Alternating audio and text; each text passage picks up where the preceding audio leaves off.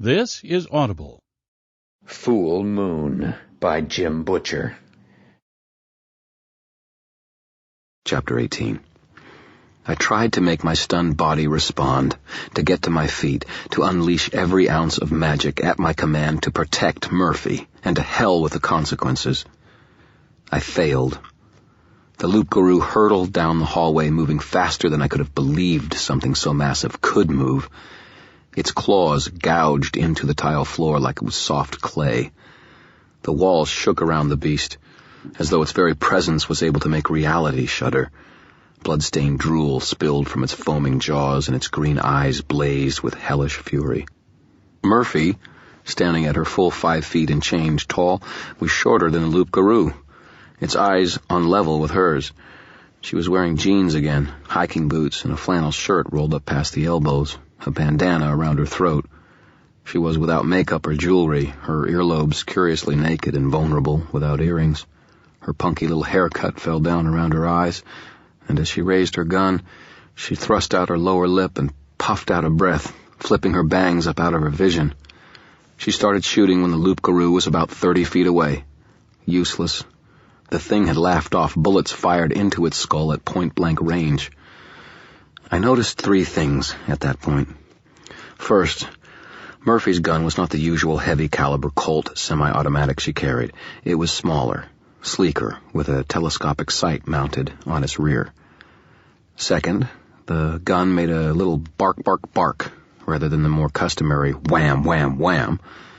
And third, when the first bullet hit the loup-garou's chest, blood flew, and the creature faltered and buckled as though surprised. When the second and third shots slammed into its front leg, the limb slipped and went out from under it. The loup-garou snarled and rolled its momentum to its side, put its head down, and simply smashed its way through the wall and into the room beyond. Murphy and I were left outside in the dusk-clouded hallway, the escape alarm whooping plaintively in the background. Murphy dropped down next to me. "And I told Aunt Edda I never get any use out of those earrings," she muttered. "Christ, Dresden, you're covered in blood. How bad is it?" I felt her slip her hand inside an enormous tear in the blue jean jumpsuit that I'd seen before and run her palm over my chest and shoulders, checking the arteries there. "You're under arrest, by the way." I'm okay, I panted, when I could breathe. "What the hell happened? How did you do that?" Murphy rose up, lifted the gun to half-raised, and stalked toward the hole the loup-garou had left in the wall. We could hear crashing sounds, heavy thumps, and furious snarling somewhere on the other side. "You have the right to remain silent. What do you think happened, you moron? I read your report. I make my loads for competition shooting, so I ran off a few silver bullets last night, but they're only .22 caliber, so I'm going to have to put one through his eyes to take him out, if that'll do it." "22? I complained, still breathless. "Couldn't you make some 38s or 44s? "Bitch and whine," Murphy snarled at me. "You have the right to an attorney. I don't make loads for work, and I didn't have the materials for it. Be happy with what you have." I scrambled to my feet and leaned against the wall by the ragged hole. There was a sound of running feet moving toward us down the hall. "I can't believe you're arresting me. What's through that wall?" "Records, archives," Murphy said, leveling the target pistol at the hole. "A bunch of big old file cabinets and computers. Everyone who works there went home hours ago. How's that thing react to tear gas?" "Send some in there and I'll tell you," I muttered, and Murphy shot me a dire look. "Just stay down, Dresden, until I get you locked up somewhere safe and get a doctor to look at you." "Murph, listen to yourself. We're stuck in a building with one of the nastiest creatures around, and you're still trying to arrest me. Get some perspective." "You made your bed, jerk. Now lie in it." Murphy then raised her voice without turning her head from the hole in the wall. "Carmichael! Down here! I want 4 on the doors going out of records and the rest with me. Rudolph, get down here and get Dresden back to the office, out of the way." She glared at my wrists, where the handcuffs she'd put on me the night before still dangled. "Christ, Dresden," she added in a mutter. "What is it with you and my handcuffs?" Police, most of them plainclothes guys from Special Investigations, came pouring into the hall. Some of them had pistols, some of them had pump-action riot guns. My vision blurred and swirled between gray tones and technicolor, and adrenaline made my nerves jangle and jerk. The potion must have been wearing off. Most potions last for only a couple of minutes anyway. I took inventory. The loup-garou's teeth had scored my foot through the boot.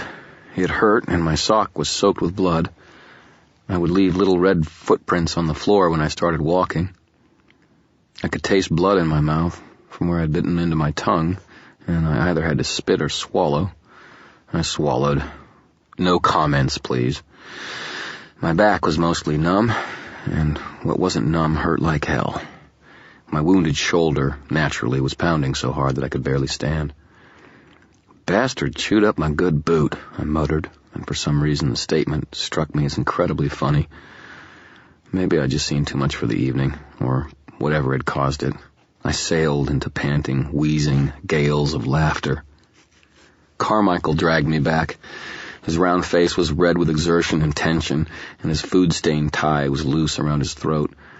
He passed me into the custody of a young, good-looking detective who I didn't recognize. He must have been a rookie with SI. I leaned against the young man and laughed helplessly. "Take him back to the office, Rudolph," Carmichael said. "Keep him there, out of the way. As soon as this is under control, we'll get him a doctor." "Jesus Christ," Rudolph said, his eyes wide, his short, dark hair coated with drifting dust. He had a tense, panicky voice, and in spite of his youth, he was panting twice as heavily as the veteran Carmichael. "You saw the security monitors, right? What that thing did to Sergeant Hampton?" Carmichael grabbed Rudolph by the front of his shirt and shook him. "Listen up, Rook," he said, his voice harsh. "It's still there, and it can do it to us just as quick as to Hampy. Shut your hole and do what I told you." "Right," Rudolph said. He straightened and started jerking me back down the hallway away from the records office. "Who is this guy, anyway?" Carmichael glared at me. "He's the guy who knows. If he comes to and says something, listen to him." Then he picked up a riot gun and stomped over to where Murphy was getting set to lead the group through the hole in the wall after the loup-garou. She was going over instructions that if she went down, one of the men was to pick up her gun and try to put out the thing's eyes with it. The rookie half dragged and half led me around the corner and down the hall to the Special Investigations office. I stared down at my feet as he did, and the trail of bloody footprints behind me, giggling. Something was nagging at me, somewhere behind the madness of the laughter, where the diffident, rational corner of my mind was waiting patiently for my consciousness to take notice of an important thought it had isolated. Something about blood. "This isn't happening," Rudolph chanted to himself along the way. "This isn't happening. Sweet Jesus, it's a trick for the new guy. A prank. It's gotta be." He stank of sour sweat and fear. He was shaking horribly. I could feel it in my biceps where he held me. I think it was his terror that let me see through my own hysteria, fight it down, and shove it under control again. He hauled me through the door into the Special Investigations office, and I stumbled to the battered, sunken old couch just inside the door. I gasped for air, while the rookie slammed the door and paced back, his eyes bulging, wheezing for air. "This isn't happening," he said. "My God, this isn't happening." "Hey," I managed, after a minute, struggling to sort out all the input raging through my body. Tears, bruises, maybe a strain or two, a little bit of chill where the shock was lurking, and aching sides from the laughter of all things. The rookie didn't hear me. "Hey, Rudy," I said, louder, and the kid snapped his eyes over to me, as though shocked that I'd spoken. "Water," I told him. "I need some water." "Water, right," Rudolph said, and he turned and all but ran to the water fountain. His hands were shaking so hard that he crushed the first 2 paper cones he took from the dispenser, but he got the third one right. "You're that guy. Fake." "Wizard," I rasped back to him. "Harry Dresden."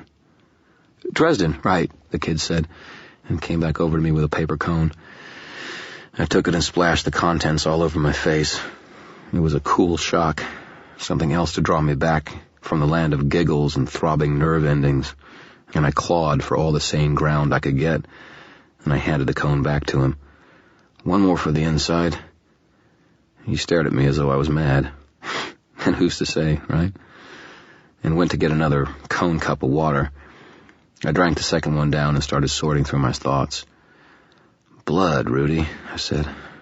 "Something about blood." "God," the rookie panted, the whites of his eyes glaring. "It was all over Hampton. Blood all over the room. Splashed on the plexiglass and the security camera. Blood. Goddamn blood everywhere. What the fuck is that thing?" "Just one more tough bad guy. But it bleeds," I said, then fastened on the idea, my brain churning to a ponderous conclusion. "It bleeds. Murphy shot it and put its blood all over the floor."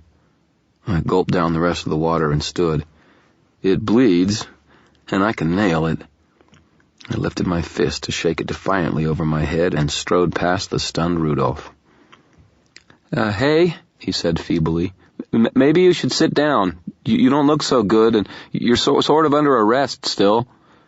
"I can't be under arrest now," I said back to him. "I don't have time."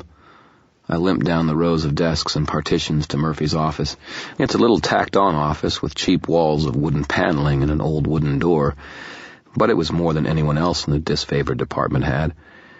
There was a paper rectangle taped neatly to the door, where a name placard would have been in any other office in the building, which read in neat block letters of black ink, "Lieutenant Karen Murphy, Special Investigations."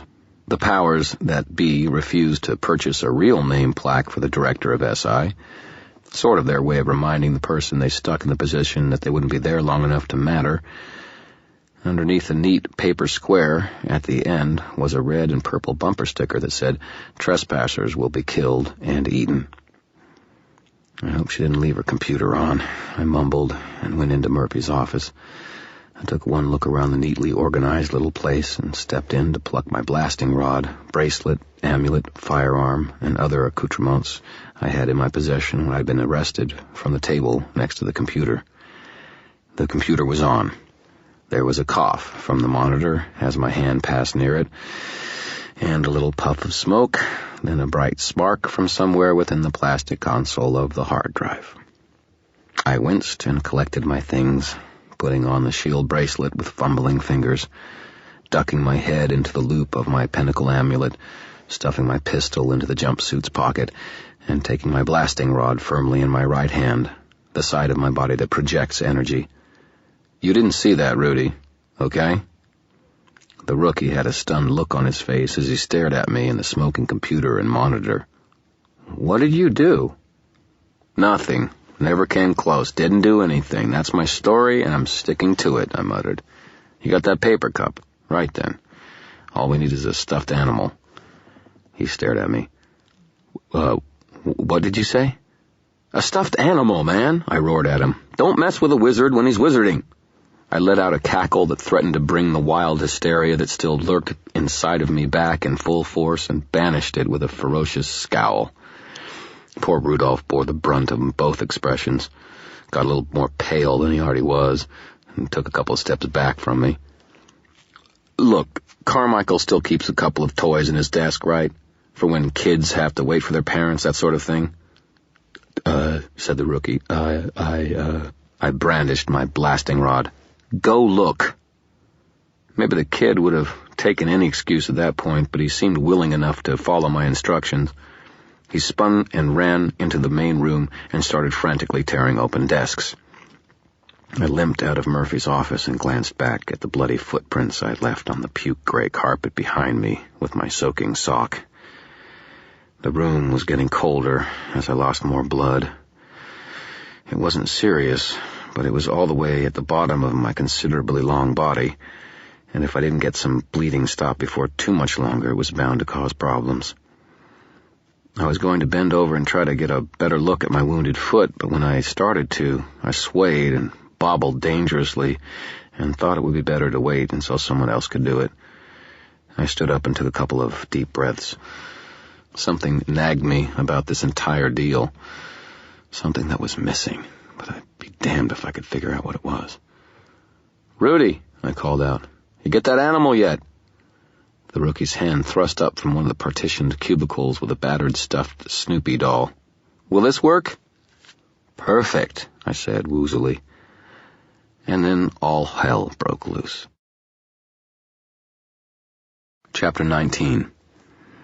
From out of the hallway there came a scream that no human throat could have made, a sound of such fury and insane anger that it made my stomach roil and my guts shake. Gunfire erupted, not in a rattling series of individual detonations, but in a roar of furious thunder. Bullets shot through the wall somewhere near me and smashed out a couple of windows in the Special Investigations office. I was on my last legs, exhausted and terrified, half crazy. I hurt all over. There was no way I was going to have the focus, the strength I need to go up against that monster. Easier to run, to plan something out, to come back when I was stronger. I could win a rematch. It's tough to beat a wizard who knows his enemy, who comes prepared to deal with it. It was a smart thing to do. But I've never been known for my rational snap judgment. I gripped the blasting rod and started sucking all the power I could reach, scooping up my terror, reaching down into the giggling madness, scraping up all the courage I had left, and pouring it into the kettle with everything else. The power came rushing into me, purity of emotion, complex energies of will, and raw hard-headedness, all combining into a field, an aura of tingling, invisible energy that I could feel enveloping my skin. Shivers ran over me, overriding the pain of my injuries, the ecstasy of power gathering my sensations into its heady embrace. I was pumped. I was charged. I was more than human. And God help anyone who got in my way, because he would need it. I drew in a deep, steadying breath. And then I simply turned to the wall, pointed my rod at it, and snarled, "Fuego!" Power lanced out through the rod in a flood of scarlet light that charred a 6-foot circle of wall into powder and ash and sent it flying. I stepped through it, wishing for my duster for a second, just for the cool effect it would have. The hallway was a scene out of hell. 2 officers were hauling a third down the hall toward me, while 3 more with shotguns fired wildly around the corner. I don't think that the rescuers had taken the time to note that the body they were dragging away from the combat had no head attached to it. One of the cops screamed as the riot gun he held ran empty, and something I could not see jerked him forward, around the corner and out of my vision. There was a horrible shriek, a splash of blood, and the 2 remaining shooters panicked and fled up the hall and toward me. The loup-garou came around the corner after them, hauling one of the men down and ripping its claws across his spine with a simple, savage motion that left the man quivering on the bloody tiles and hardly made the beast miss a step. It set its eyes on the next man, one of the plainclothes SI detectives, and hamstrung him with a slash of its jaws. The beast left him howling on the tiles and hurtled toward the retreating pair, still frantically dragging their corpse away. I stepped forward, between the fleeing men and the beast, and lifted the blasting rod towards it.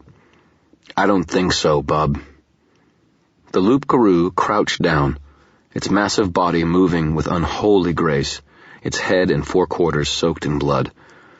I saw its eyes widen and its muscles bunch beneath its dark brown pelt.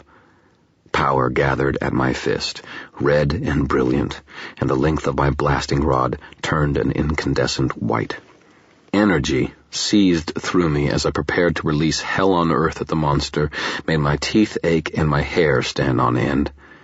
I tensed every muscle I had, holding it all back until I could put every scrap of strength I had into the strike. And then there was the bark, bark, bark of Murphy's little target pistol, and the loup-garou's rear flank twitched and threw out little bursts of blood. Its head whipped to one side, back down the short hallway, and its body followed suit, faster than a serpent. There was a surge of enormous muscles, a howl of rage, and then the thing was gone. I spat a curse and ran down the hall after it. The hamstrung officer lay on the floor screaming, and the other man, the one who had had his spine ripped out, was choking and twitching, unable to draw breath. Red anger flooded me, rage that I realized with some dim part of my mind was as much a part of the beast and its blood-maddened frenzy as it was of me. I rounded the corner in time to see Murphy, standing in front of a litter of bodies, take a last shot at the loup-garou, and then it snarled and she vanished under its bulk. "No!" I screamed, and ran forward. Carmichael beat me to it. His round belly had been ripped open. There was blood all over his cheap suit, though his food-stained tie had somehow remained untainted. His face was grave, pale, and set with a sort of intensity that only a dying man can have. He held a bent and twisted riot gun in his hands, and he hurled himself into the loup-garou's back as though he weren't 60 pounds overweight and long past his agile years. He wedged the riot gun between the loup-garou's jaws, but the beast turned and slammed Carmichael into the wall with a sickening crunch of bone and a gout of blood from the man's mouth. Murphy slithered out from between the beast's paws on her shoulder blades and buttocks, her cute little cheerleader's face set in a berserker's fury. She jammed the end of her little gun beneath the thing's chin. I saw her hands convulse on the trigger, but instead of a flash of light and a dead loup-garou, there was only a whopping of the alarm and a look of shocked surprise on Murphy's face. The gun had run empty. "Murphy!" I shouted. "Roll!" She saw me with the blasting rod, and her eyes flew wide. The loup-garou shook its shoulders free of Carmichael's corpse and bit completely through the riot gun, thrashing its head left and right. Murphy scuttled sideways across the tiles and through the hole in the wall the beast had made earlier. It took one snap at her, then whipped its head around to snarl at me. I saw the crimson light reflected in its eyes as I focused every bit of fury in the world on the tip of my rod, and shouted, "Fuego!" I saw the reflected image of the beast's eyes brighten to nuclear white in front of a tall, lean figure of black shadow. Saw the flood of energy as big around as my hips rush down the hall like a lance of red lightning and hammer into the beast. Sound rushed along with it, a mountain's roar that made the gunshots and screams of the evening seem like child's whispers in comparison.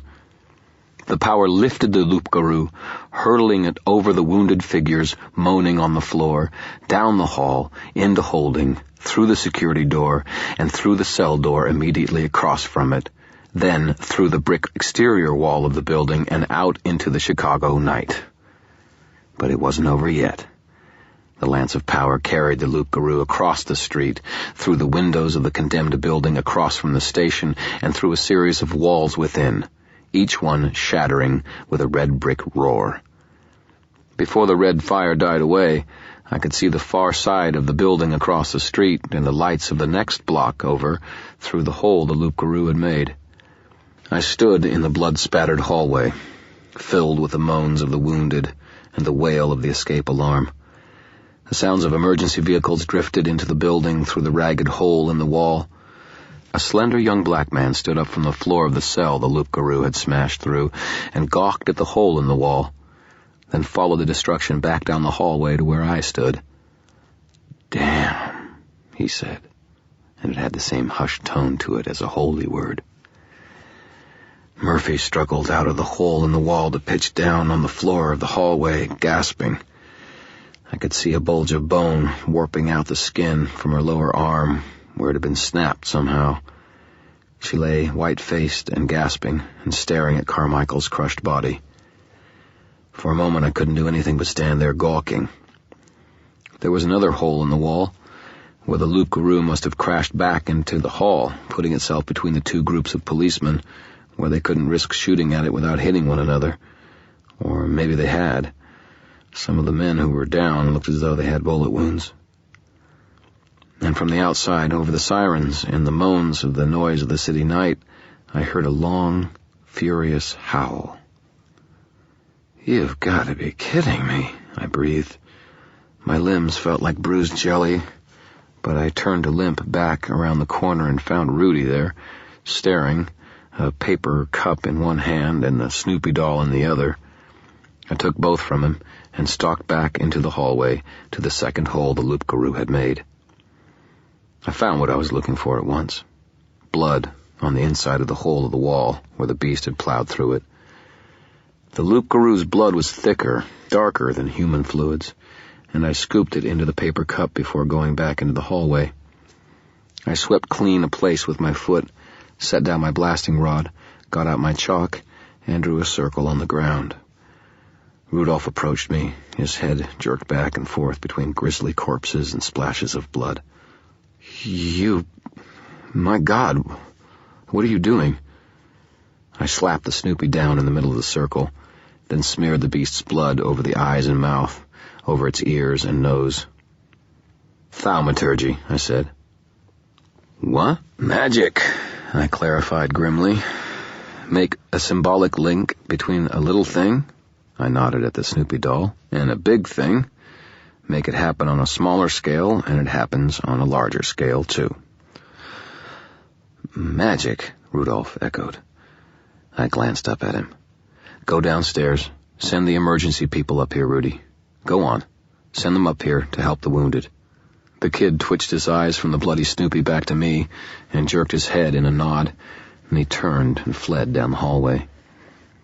I turned my attention back to the spell I was working. I had to keep the rage and anger I felt away from the working of my magic.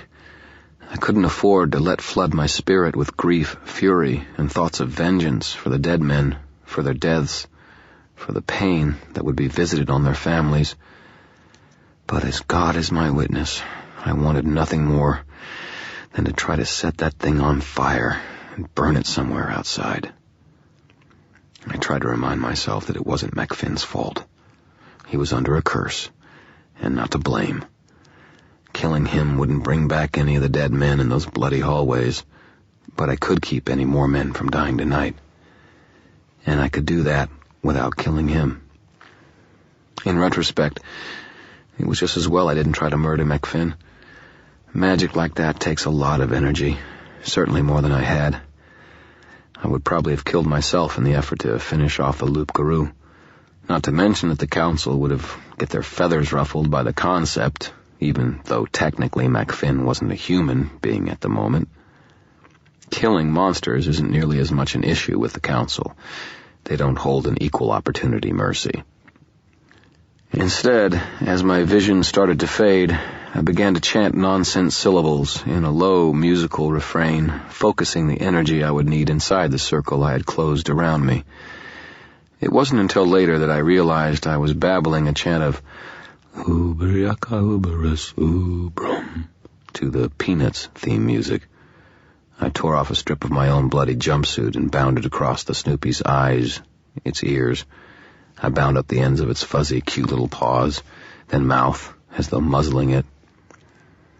I felt the spell grow, prepare itself, and when it was ready, I released the power and broke the circle, feeling it flow out into the night, following the blood back to the loup-garou, winding itself about the creature, binding its eyes, fouling its ears, lashing around its jaws and forcing them shut, crippling its taloned paws. The spell would hamper and confuse the beast, hopefully drive it to ground where no one could disturb it, keep it from venting its rage upon the people of the city. It would last until dawn. The energy flowed out of me, left me feeling empty, exhausted, dizzy. And then people were all around me. Emergency folk in uniforms, cops and paramedics and firemen, and oh my. I stood up from my circle, grabbed my blasting rod, and shambled blindly. I walked past Carmichael's corpse, stunned. Murphy was rocking back and forth over it, weeping, shaking, while a man tried to slide a blanket over her shoulders. She didn't notice me. Carmichael looked relaxed in death. I wondered for a minute if he had family, a wife who would miss him. He died saving Murphy from the beast. He died a hero. It seemed so empty to me at that moment, meaningless to be a hero. I felt burned on the inside, as though the fire I had hurled at the creature had scoured away all the gentle feelings that had been there and left a fallow ground behind where only red emotions could flourish. I stumbled past Murphy and Carmichael and turned to walk out of the building, dimly realizing that in the confusion I might actually have fair odds at making it back outside where Tara and Susan would be waiting in the car. No one tried to stop me. The stairs were tough, and for a minute I thought I might just lay down and die on the first landing. But a helpful old fireman lent me a hand down to the first floor, asking me several times if I needed a doctor. I assured him I was fine and prayed he didn't notice the handcuffs still dangling from either wrist. He didn't. He was wide around the eyes as everyone else, stunned. Outside was chaos. Police were struggling to establish some sort of order. I saw a couple of news vans rolling up the street, while other people crowded around, trying to see. I stood in the door, dismayed, trying to remember how to walk down the steps. Then someone warm and gentle was at my side, taking some of my weight. I let her have it and closed my eyes. I smelled Susan's hair when I inhaled, and it made me want to wail and hold on to her. I tried to explain what I'd seen, try to clean the stains from inside my head. All that came out was a little choking sound. I heard Susan speak to someone else, and then another person got on the other side of me, helped me down the stairs. Tara, I thought. I dimly remember them gliding me through a hectic area in front of the police station, around ambulances and shouting men, around policemen who were trying to get the bystanders to move away. I heard Susan explain to someone that I was drunk. Finally there was quiet, and then we were moving amongst the cars in the parking lot, cool light gleaming on cool metal shapes, cool rain coming down on my head, my hair. I tilted my face up to feel the rain. Everything swam crazily. "I've got you, Harry," Susan murmured against my ear. "Just relax, I've got you. Just relax." And so I did. Chapter 20. I awoke in a dark place. It was like the inside of a warehouse or a big underground garage, all black, with a smooth, even floor and a pool of bleak, sterile radiance in the middle of it that came from a source I could not see or identify. I felt like hell, and looked down to see myself covered in scratches, bruises, welts, blood, bandages, and ill-fitting clothing. I wore none of my implements or devices, and there was a curious sense of distance between me and the pain of my injuries. I was more than aware of them, but they seemed to be something that was merely noted in passing and unimportant to my life as a whole. I stood just outside the circle of light, and it seemed to me proper that I move forward into it. I did, and as I did, there appeared in the circle opposite me, myself, only better groomed, dressed in a mantled duster of black leather, not the sturdy, if styleless canvas that I had wore. My double's pants and boots and shirt were all black as well, and they fitted him as though the tailor-made, rather than off the rack. His eyes were deep-set, overshadowed by severe brows, and glittering with dark intelligence. His hair was neatly cut, and the short beard he wore emphasized the long lines of his face, the high cheekbones, the straight slash of his mouth, and the angular strength of his jaw. He stood as tall as I, as long-limbed as I, but he carried with him infinitely more confidence, raw knowledge and strength. A faint whiff of cologne drifted over to me, cutting through my own sour sweat and blood smells. My double tilted his head to one side, looked me up and down for a long minute, and then said, "Harry, you look like hell." "And you look like me," I said, and limped toward him, peering. My double rolled his eyes and shook his head. "Hell's bells, you make me sick with how thick-skulled you are sometimes." He took steps toward me, mirroring my own movements. "I don't look like you. I am you." I blinked at him for a few seconds. "You are me. How does that work?" "You're unconscious, moron," my double said to me. "We can finally talk to one another." "Oh, I get it," I said. "You're evil Harry, lurking inside good Harry, right? And you only come out at night?" "Give me a break," my double said. "If you were that simple, you'd be so insufferably boring you'd probably blow your own head off. I'm not evil Harry. I'm just subconscious Harry. I'm your inner voice, bub. Your intuition, your instinct, your basic animal reactions. I make up your dreams, and I decide which nightmares to pop in the old psychic VCR at night. I come up with a lot of good ideas and pass them along to you when you wake up." So you're saying you're wiser than me? Smarter than me? I probably am, in a lot of ways, my double said, but that's not my job, and it's not why I'm here. I see. So what are you doing here, then? You're going to tell me I'm going to meet 3 spirits of Harry past, present, and future? I asked. My double snorted. That's good. That really is the banter thing. I can't do the banter very well. Maybe that's why you're in charge. Of course, if I was in charge more often, you'd get laid a lot more. But no, that's not it either. Can we speed this thing along? I'm too tired to keep on guessing, I complained. No joke, jerk. That's why you're asleep. But we don't have time to talk, and there are some issues we need to work through. He said issues, like a British manner. Issues. Issues to work through, I said. What, am I on my own therapist now? I turned my back on my double and started stalking out of the lighted circle. I've had some weird dreams, but this has got to be the stupidest one yet. My double slipped around me and got in my way before I could leave the circle of light. Hold it. You really don't want to do this. I'm tired. I feel like shit. I'm hurt. And what I really don't want is to waste any more time dreaming about you. I narrowed my eyes at my double. Now get out of my way. I turned to my right and started walking toward the nearest edge of the circle. My double slipped in front of me again, apparently without needing to cross the intervening space. It isn't that simple, Harry. No matter where you go, there you are. Look, I've had a long night. I know, my double said. Believe me, I know. That's why it's important to get some of this out now, before it settles in, before you blow a gasket on your sanity, man. I'm not worried about that, I lied. I'm as solid as a brick wall. My double snorted. If you weren't getting pretty close to crazy, would you be talking to yourself right now? I opened my mouth, closed it again, shrugged. Okay, you've got a point. I've got more than that, my double said. Things have been happening to you so quickly that you haven't had time to think. You need to work through some of this, and then you need to do some hard thinking, fast. I sighed and rubbed my eyes. All right, then, I said. What do you want to hear? My double gestured, and there was Murphy, as she had appeared on the hallway of the police station, the flesh of her biceps tented out by the broken bone, her face pale, spotted with blood and streaked with tears and hopeless anguish.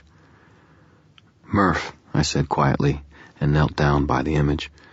Stars above, what have I done to you? The image, the memory, didn't hear me. She just wept, silent, bitter tears.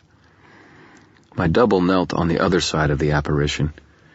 Nothing, Harry, he said. What happened at the police station wasn't your fault. Like hell it wasn't, I snarled. If I'd have been faster, gotten there sooner, or if I'd have told her the truth from the beginning. But you didn't, my double interjected. And you had some pretty damned compelling reasons not to. Ease up on yourself, man. You can't change the past. Easy for you to say, I snarled. No, it isn't, my double said quietly. Concentrate on what you will do, not what you should have done. You've been trying to protect Murphy all along, instead of making her able to protect herself.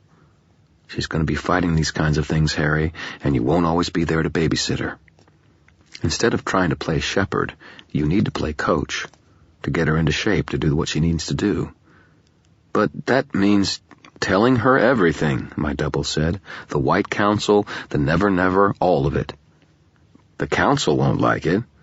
If I tell her and they hear about it, they might consider her a security risk. And if you don't make her able to understand what she's fighting, something's going to eat her face some dark night. Murphy's a big girl. The council had better be careful if they decide to go messing with her. My double considered Murphy for a moment. You should ask her out sometime, too. I should what? I said. You heard me. You're repressing big time, man. This is getting way too Freudian for me, I said, and stood up, intending to walk away again. I was confronted with the image of Susan, as she had appeared on the steps of the police station, tall in her heels and dress suit, elegant and beautiful, her face stretched with worry. Think she's going to get a good story out of this? My double asked. Oh, that's below the belt. That's not why she's seeing me. Maybe, maybe not. But you're asking yourself that question, aren't you? My double gestured to himself and to me, demonstratively. Shouldn't that make you ask a few more questions? Like what? I asked. Like, how come you don't trust anyone, my double said. Not even someone like Susan, who has been going out on a limb for you tonight. He lifted a long-fingered hand and stroked at the short beard with his fingertips. I'm thinking this has to do with Elaine. How about you? And then there she was.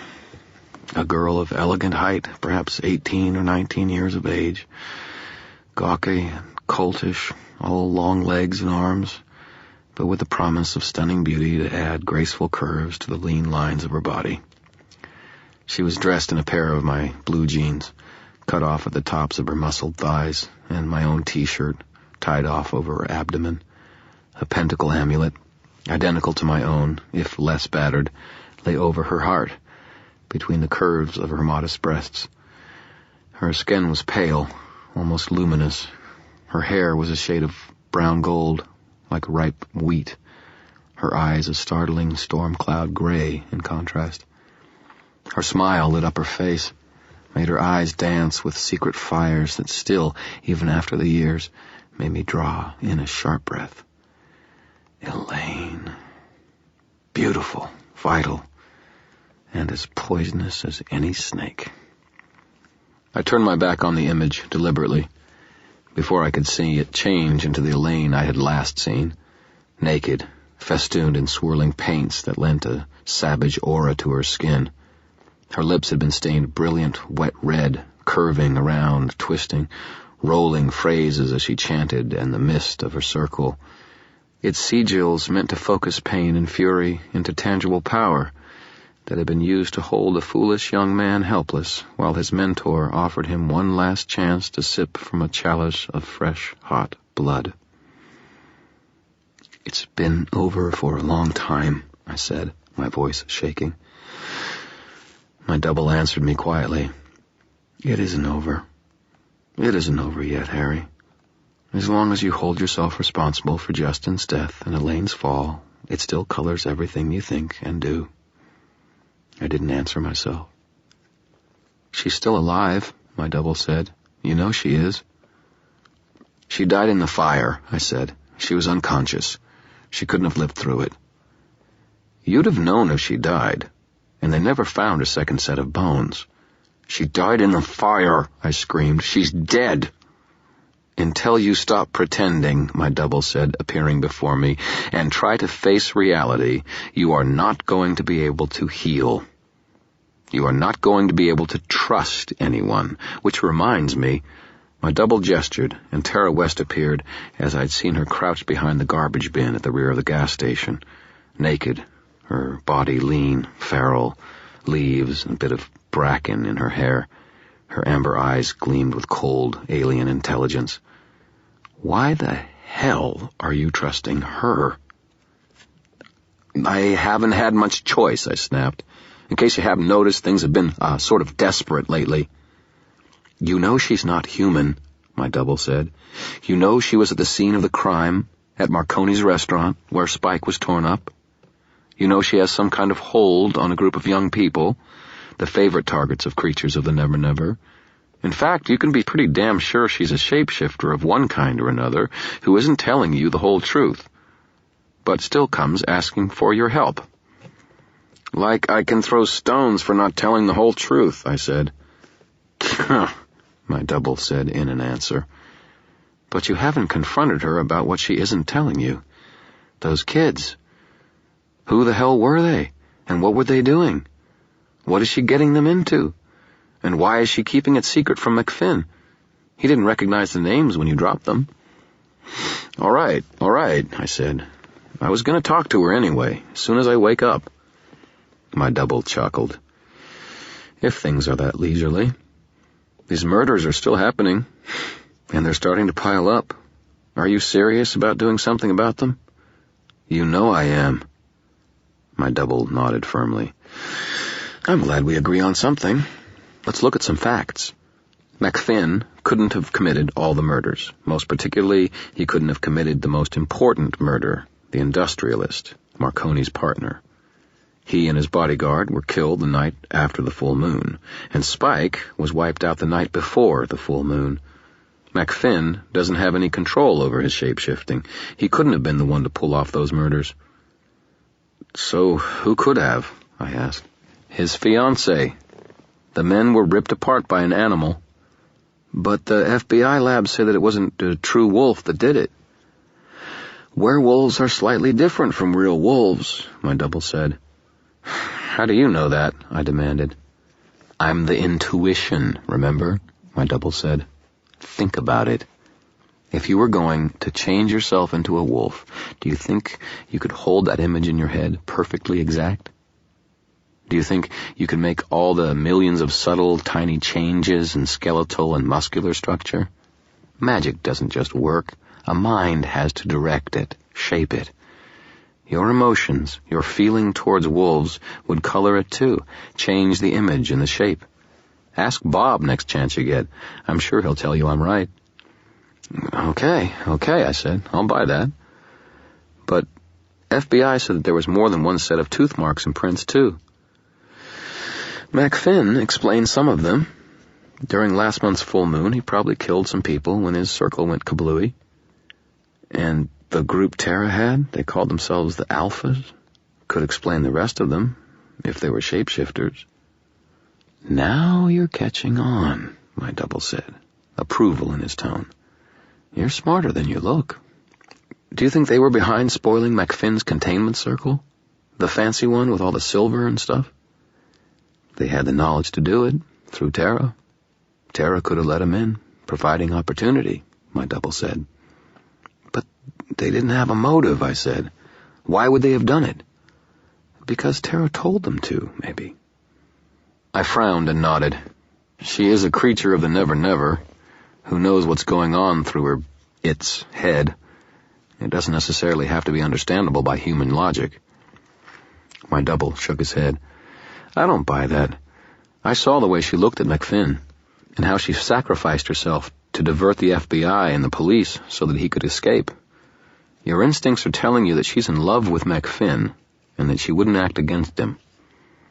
Yeah, you told me about Elaine, too, I shot back, another pang of memory going through my chest. That was a long time ago, my double said defensively. I've had time to get keener since then, and less easy to distract. All right, I sighed. So where does that leave us? I don't think we've run into the real killers yet. The ones who ruined MacFinn's circle and whacked the mob guys on the non-full moon nights. I squinted at my double. You think so? He nodded and stroked his beard again. Unless the Alphas are doing it without Tara's knowing, and they look a little too bright-eyed and bushy-tailed to be doing that. I think it's someone else entirely. Someone trying to set up MacFinn and take him out of the picture. But why? Because maybe they don't want him putting the Northwest Passage project through. Or gee, maybe because he's a freaking werewolf, Harry, and someone caught on to it and wanted him dead. You know that there are organizations who would do that. Some of the Venatori Umbrorium, members of the White Council, others who are in the know.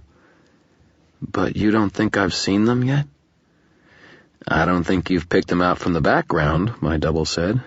Keep your eyes open, all right? Which brings us to the next topic of discussion. Does it? My double nodded. Threat assessment. You've got all kinds of things staring you right in the face, and you're not noticing them. I don't want you to get killed because you're too distracted. He glanced to one side, frowned, and said, We're almost out of time. We wouldn't be if you weren't such a wise-ass. Bite me, my double said. Don't forget, Marconi. You pissed him off by not taking the deal he offered you. He thinks the killers are coming after him next, and he might be right. He's scared, and scared people do stupid things, like trying to off the only man in town who has a chance of stopping what's going on. Well, let me worry about Marconi, I said. I am you, and I'm worried. Next thing is the cops. Some of Murphy's people are dead. There's going to be hell to pay once she gets that arm fixed. And someone is going to remember that you were around, and with your luck, they won't remember that you kept even more people from dying. You see Murphy and the police again, you better be careful or you're going to get shot to death resisting arrest. I'll be careful, I said. One more thing, my double said. You have forgotten about Parker and the street wolves entirely. Parker needs you dead if he's going to remain in control of his people. Yeah, you'd have thought he'd been more on the ball than this. Exactly, my double said.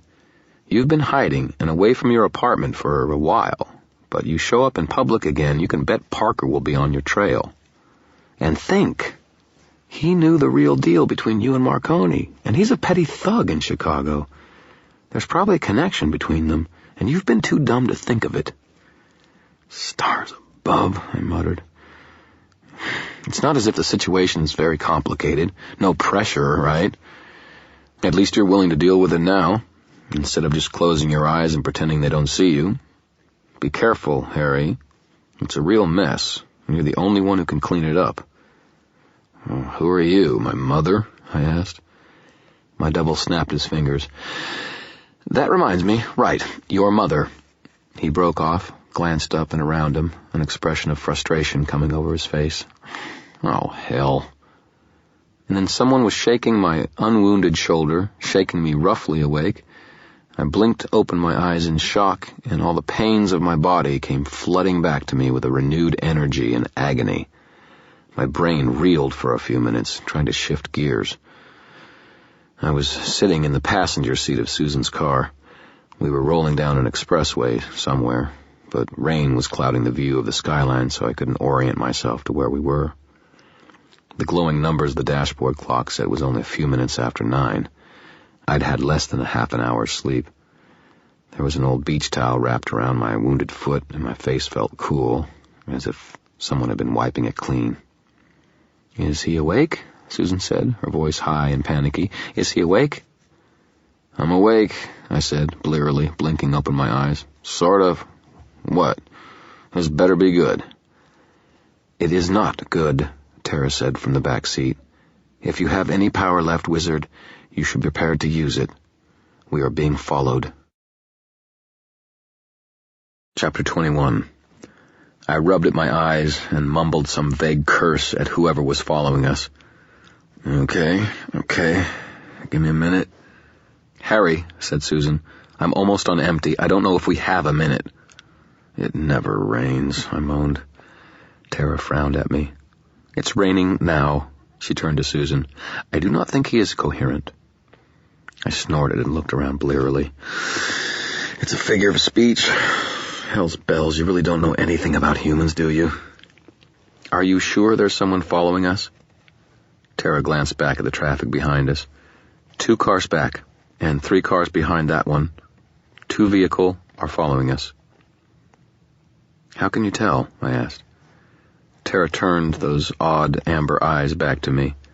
They move like predators. They move well, and I feel them. I narrowed my eyes. Feel them? On an instinctual level? Tara shrugged. I feel them, she repeated. They are dangerous. The taste of blood was still in my mouth, annoying input like static on a phone. Of all the people who might be chasing me in cars, I could only think of a few who would trigger supernatural senses of an inhuman being. I thought that it might be a pretty good idea to listen to what my dapper double had to say.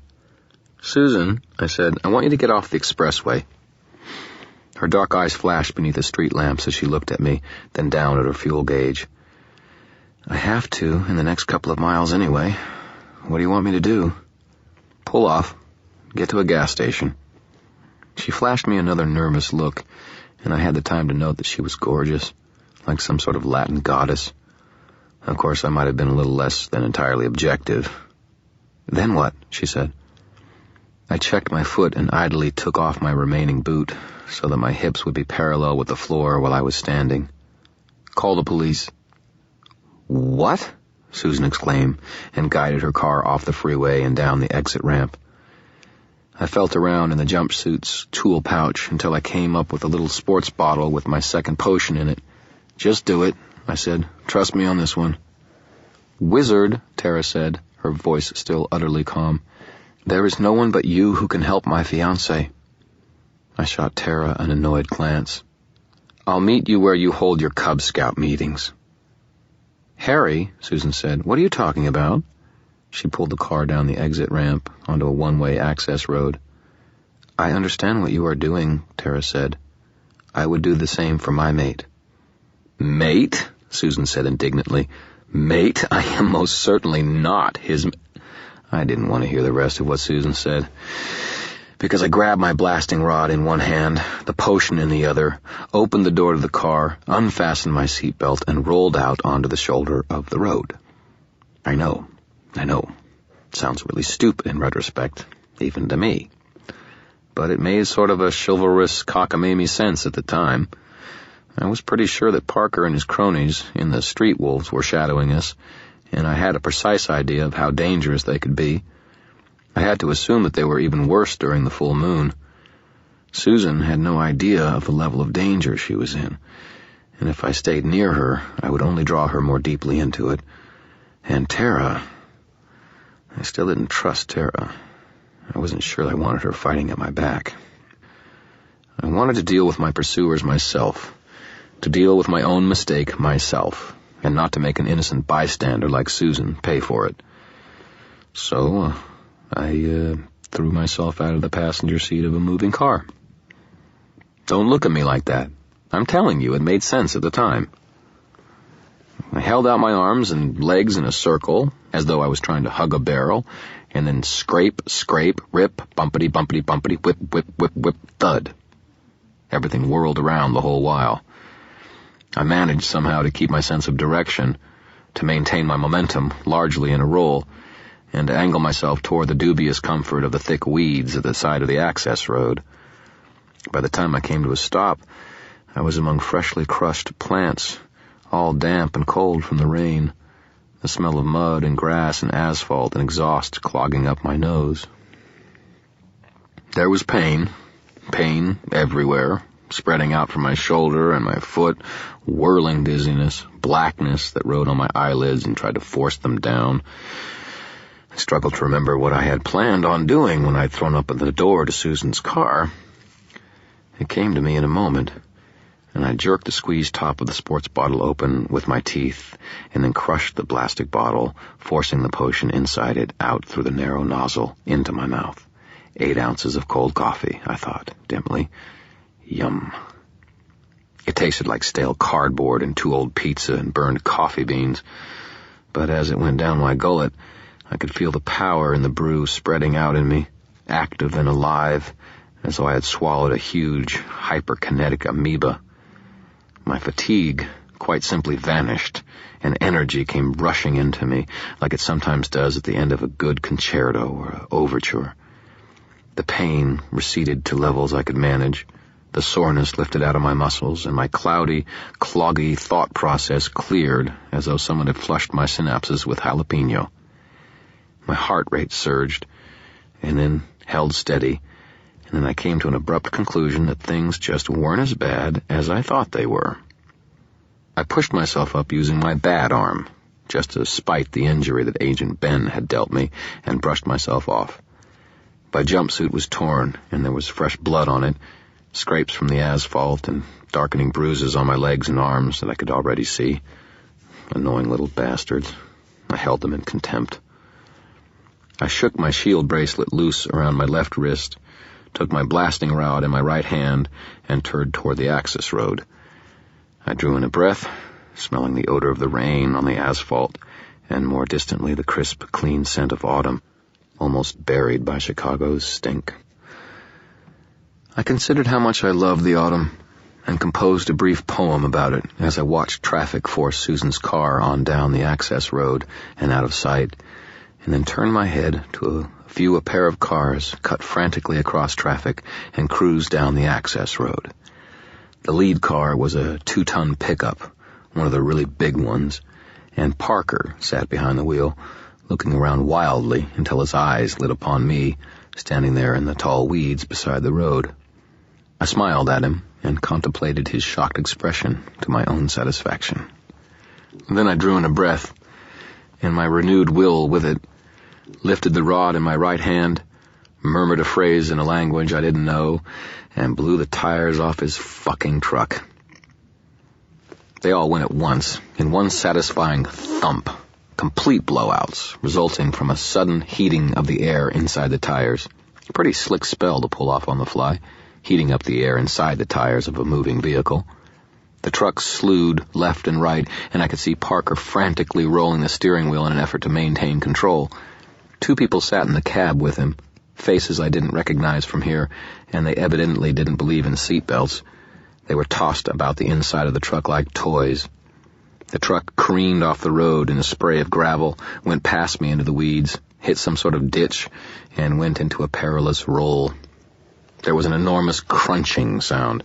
Car wrecks, when they happen for real and not on television, are surprisingly noisy.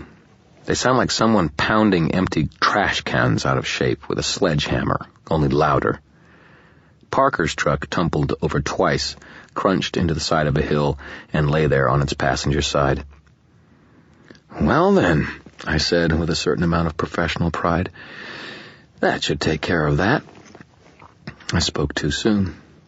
There was a brittle grinding sound, and the windshield of the truck exploded into a hectic spiderweb pattern. The sound repeated itself, and the safety glass shattered outwards, followed by a foot wearing a heavy black combat boot. More glass flew outward, and then people started crawling out of the pickup, battered and bloodied. Beside Parker, there was a lantern-jawed lout whose nose I had flattened a few days ago, his nose now swollen and grotesque, and the bloodthirsty woman who had led the group in their berserk fit of lust. They were all dressed in the same variations of denim and leather, and cuts and bruises from the tossing they'd had were much in evidence. Parker led them out of the truck, looked back at it, stunned. Then he looked at me. I saw fear flicker in his eyes, and it brought out a satisfied surge within my own pounding heart. Served him right, the jerk. I spun my rod around once in my fingers, started whistling a bit from the overture to Carmen, and walked toward them through the grass, annoyed that I was limping, and that I was dressed in a ridiculous blue jumpsuit that left inches of my arms and legs bare. Flatnose saw me, and grunted out some sort of Neanderthal noise of surprise. He drew a handgun from inside his jacket, and it looked tiny in his hands. Without preamble, he started squeezing off shots at me. I lifted my left hand, forced more of my boundless energy through the shield bracelet, and sang a few phrases in what I suppose could have been taken for Italian to verbally encase the spell. I continued walking forward as the bullets bounced off the shield before my hand in cascades of sparks, and I even had enough breath left over to keep whistling Carmen. Parker snarled and slashed at Flatnose's wrists with the edge of his hand in a martial arts style movement. I heard a bone break, very clearly, but Flatnose only jerked his hand back toward his body and flashed Parker a scowl. "Remember why we're here," the shorter man said. "He's mine." "Hello there, Mr. Parker," I called cheerfully. I suppose that the image I presented as I walked toward them would have been comic, except for all the blood and the big smile I felt spreading all over my face. It seemed to have a somewhat intimidating effect on the street wolves at any rate. The woman snarled at me, and for a second I could feel the wild, savage energy, the same that surrounded the frenzied lycanthropes at the Full Moon Garage, starting to build in the air around me. I gave the bitch an annoying look and slashed my hand in the air, drawling "Dispodoras." I forced out an effort of will I might have found daunting on any other night, one when I was feeling a little less all-powerful, and the woman jerked back as though I had slapped her in the mouth. The energy she had been gathering fractured and flew apart as though it had never been. She stared at me, growing tense and nervous, and reached a hand toward a knife in a case at her hip. "Let's not have that nonsense. As I was saying," I continued, "hello there, Mr. Parker. I know why you're here. Heard about the ruckus on the police scanner and came by the station looking for me, right? I hate to disappoint you, but I'm not going to allow you to kill me." Flatnose scowled and said, "How did you know that?" "Parker," shoved the heel of his hand across Flatnose's mouth in a sharp blow, and the big man shut up. "Mr. Dresden," Parker growled. He eyed me up and down. "What exactly makes you think you can stop me from killing you?" I had to smile at the man. I mean, you have to smile at idiots and children. "Oh, I don't know," I chuckled. "Maybe because the second you step out of line, I'm going to wreck you a whole hell of a lot worse than that truck. And because in just a couple of minutes the police are going to arrive and sort you out." There was a momentary flash of dimness where the streetlight seemed to fade, the rain to grow very cold, and then it was gone again. I blinked a little blood out of my eyes and renewed my smile. Mustn't let the children see weakness. Parker snarled his thin lips into a smile. He had bad teeth. "The cops are after your ass, too, Dresden," he said. "I don't believe you." "Once they're here, I'm going to mysteriously disappear," I said. "Just like, well, gosh, magic. But you guys are—" I forgot what I was going to say for a moment. There was something nagging at the back of my mind, a detail I had forgotten. "I can smell your blood, wizard," Parker said, very quietly. "God, you got no idea what it smells like." Parker didn't move, but the woman let out a mewling sound and pressed against Flatnose's side. Her eyes were focused intently on me. "Get a good whiff," I managed to say. "It's the last time you'll smell it." But my smile was gone. The creeping vine of uncertainty was beginning to crack the wall of confidence I had been enjoying. The rain was getting colder, the lights dimmer. My extended left arm began to ache, starting at the wounded shoulder, and my hand shook visibly. Pain started leaking in again from every part of my battered body. Sanity returned in a rush. The potion was giving out on me.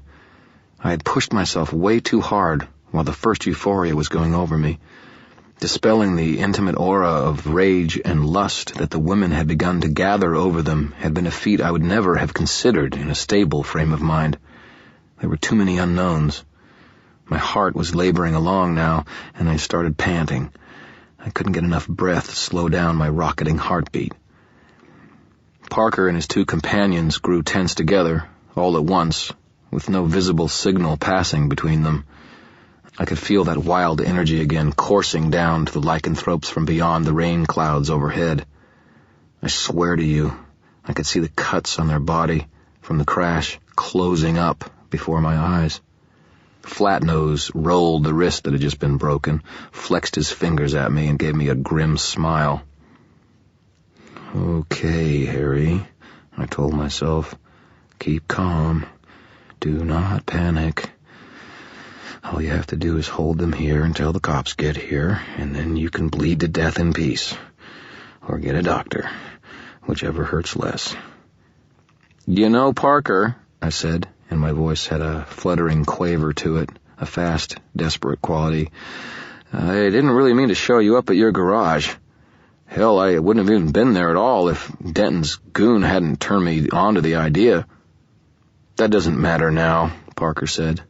His voice had a quiet, certain tone to it, and he had visibly relaxed. He smiled at me and showed me more of his teeth. "That's all part of the past." Then Parker took a step forward, and I panicked. I jammed the rod at him and snarled, "Fuego!" I funneled my will through it, and to hell with what the council thought of me killing someone with magic. Nothing happened. I stared in disbelief, first at Parker, then at the blasting rod. My fingers went numb as I looked at them, and the rune-engraved ash rod fell to the ground, though I tried a clumsy grab to catch it. Instead, my weight came down on my torn foot, and the ripped muscles went into a sudden cramp that sent fresh agony up through my leg. It buckled and pitched me forward into the weeds and the mud. The last wisps of my shield vanished as I fell. My magic had failed me altogether. Parker laughed, a low and nasty sound. "Nice trick. Got another?" "One more," I rasped, and fumbled at my jumpsuit's tool pouch. Parker walked slowly toward me, confident, relaxed, and moving like a man 30 years younger than he. My fingers were aching with cold, torn from the asphalt, numb from all the pain and scrapes and bruises, but the handle of my chief special was easy enough to find. I drew it out, thumbed the back of the hammer, and pointed at Parker. His eyes widened and his weight settled back on his heels, not quite retreating, but not coming any closer either. From 3 feet away, even down in the mud, it would be tough to miss him, and he knew it. "I didn't pick you for the kind to carry a gun," he said. The rain was plastering his greasy hair down over his eyes. "Only on special occasions," I said back. I had to delay him. If I could only hold him in place just for a few minutes, the cops would show up. I had to believe they would, because if they didn't, I was dead meat. Maybe literally. "Stop where you are." He didn't. He took a step toward me. So I shot him. The gun roared, and the bullet smacked into his right kneecap. It exploded in a burst of blood and flying chips of bone, and the leg went out from under him, hurling him into the muddy ground.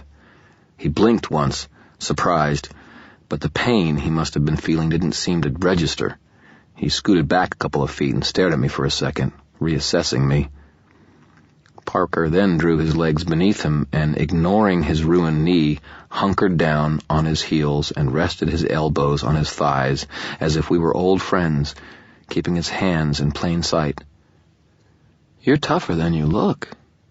We tried to catch you at your apartment, you know," he said, as though I hadn't just shot him.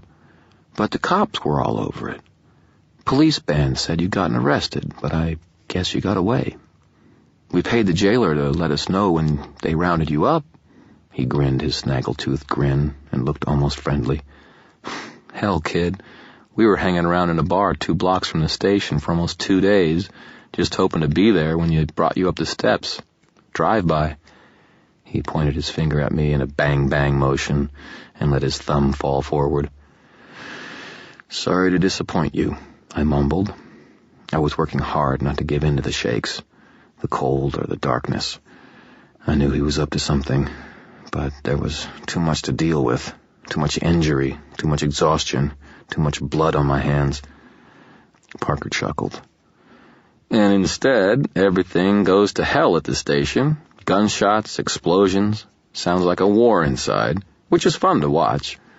And then we see you stumbling out of the middle of it, right there in front of the cop station, with a cute little piece on either side of you helping you down the stairs. We just rolled out right after your ass." "I hope you're insured." Parker shrugged. "Truck wasn't mine." He plucked up a long blade of grass and traced it over the ruin of his knee, painting it red with his blood before crushing it up in his fingers. "Most of my people are out by the lake tonight. They gotta let off some steam during the full moon. Damn, but I want to take you right out there, in front of all of them. You got a real badass reputation, kid." "Can't have everything you want," I said. I blinked rain or blood from my eyes. Parker's smile widened. "You know, kid, I think there's something you don't know." In the distance, I could hear the sounds of sirens speeding down the freeway toward me. "Ah, damn," I thought. I finally did something right. "Oh, yeah?" I asked, daring to feel a satisfied thrill of victory. Parker nodded and looked off to one side. "There were 2 cars behind you." And something smashed down on my right hand, making it go numb and sending the gun to earth. I looked up and had the time to see another of the lycanthropes from the garage lift a lead pipe wrapped in an electrical tape and bring it down hard on me. The woman screamed and rushed toward me. She had steel-toed boots. Flat-Nose lumbered after her and was content to use the barrel of his pistol as a dumb club. Parker just sat there, squatting on his heels, and watched them. I could see his eyes. My blood spattered onto his cheek. I don't like thinking about what they did. They didn't want to kill me. They wanted to hurt me. And they were good at it. I couldn't fight. I couldn't even curl up into a ball. There wasn't that much spirit left in me. I could hear myself making choking sounds, gagging on my own blood. sobbing and retching in a pathetic agony. I would have screamed if I could have. You hear stories about men who keep silent through all the torture and agony that everyone inflicts on them, but I'm just not that strong. They broke me. At some point the mind says, no more, and it gets the hell away from the pain. I started going there, to that away place, and I wasn't sorry to do it at all. I could dimly hear Parker's shoving people off me once I stopped moving. He broke a few more of their bones, and they backed off with snarls of rage. He was walking on the leg again, already, though my shot must have torn the joint to pieces. At his orders, they picked me up and carried me to another car, just lugged me like a sack of broken parts. Duct tape went around my wrists and ankles and knees and elbows and mouth. Then they threw me into the trunk. Parker reached up to close the lid. I didn't have enough energy to move my eyes. I just stared out, letting them focus wherever they would. I saw a face behind the wheel of a car going past on the access road, just a sedan, something that would blend in with all the other cars in the city. The face was young, strained, sprinkled with freckles, and hair red, the ears big. Roger Harris, FBI, Denton's red-headed lackey. The sedan rolled by without even slowing, and Harris didn't look over at me, didn't break his surveillance. I wasn't the only one, it seemed, who was being followed that night. Parker slammed shut the trunk, leaving me in darkness. The car started going just as the sirens began to arrive at the access road. My captor's car bounced along and made a casual getaway, leaving me in an agony more thorough, sickening, and acute than any I'd felt before. And behind the gag, I started laughing. I couldn't help it. I laughed, and it sounded like I was choking on raw sewage. The pieces had fallen into place.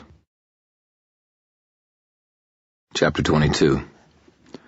There's a point after which one cannot possibly continue doing complicated things like thinking and keeping one's eyes open. Blackness ensues, and everything stops until the body or the mind is ready to function again. The blackness came for me, and I welcomed it. When I started to wake up, I smelled motor oil. That in itself boded ill. I was seated upright, with an upright metal beam pressed into my back. I felt something constricting my wrists and my ankles. Duct tape, still, perhaps. There was a cold concrete floor beneath me. I was aching everywhere and stiff, but there was something soft over me. A blanket, maybe. I wasn't as cold as I might have been. My first emotion was a vague surprise that I was still alive. The second was a cold, nasty little shiver. I was a prisoner. And as long as I was, survival was by no means certain. First things first, then. Make it certain. Find out where I was, devise a plan, and get my skinny wizard ass out of there. After all, it would have been a real pity to die when I finally put the tabs on who had gotten me into this mess, as well as who was responsible for the recent killings that couldn't be attributed to McFinn, and probably who had set him up as well. To that end, I opened my eyes and tried to get a look at my surroundings. I was in the enemy's stronghold, the Full Moon Garage. It was dim inside, and from what I could see, it was still raining without. There was a dirty but warm blanket over me, which came as something of a surprise. There was also a little stand with a mostly empty plastic bag of what I took to be blood, dripping down a plastic tube that vanished behind me, out of my sight, and presumably ended at my arm. I wiggled my feet out from beneath the blanket. My legs had been duct taped together, above and below the knee and at the ankle. My bitten foot had been wrapped in clean bandages and then covered with my bloody sock. In fact, I found a number of clean bandages on various cuts and scrapes, and I could smell, faintly, as though my nose had been given a while to get used to it, the sharp medical smell of disinfectant. I couldn't feel Murphy's sawed-through handcuffs on my wrists, and found myself vaguely missing them. At least they'd been familiar, if not comfortable. So, not only was I alive, but I was in considerably better shape after presumably several hours of sleep and medical attention. But that didn't explain who had done this to me, or why. I looked around the dimness of the garage. My eyes were just now adjusting to it, but even so, there were pockets of shadows too deep to see into. An L-shaped ribbon of yellow light showed beneath the door to the manager's office, and the sound of rain on the corrugated roof was a low, soothing roar. I closed my eyes, trying to orient myself, to determine what time it was from the feel of the air and the sound of the rain. Late afternoon, early evening, I couldn't tell for sure. I coughed and found my throat dry but functional. My hands were bound, and I didn't have any way of making a circle. Without a circle, I couldn't use any delicate magic to free myself. All I had access to was the kaboom sort of power, which, while great against nasty loup-garous and other monsters, isn't much good for getting rid of several layers of duct tape resting within a half an inch of my own tender skin. Magic was out. Did I ever tell you about my dad? He was a magician. Not a wizard, mind you, but a magician, the kind you see in old-fashioned magic shows. He had a black top hat, white rabbit, basket of swords and everything. He used to travel around the country, performing for the kids and the old folks, barely making enough to scrape by. After Mom died in childbirth, Dad had the job of raising me all by himself. I guess he did the best he could. He meant well. I was real young when he died. I refused to believe Sean Zagaroth's insinuations until I had looked into them further, of a brain aneurysm. But I learned a thing or three about what he did before then.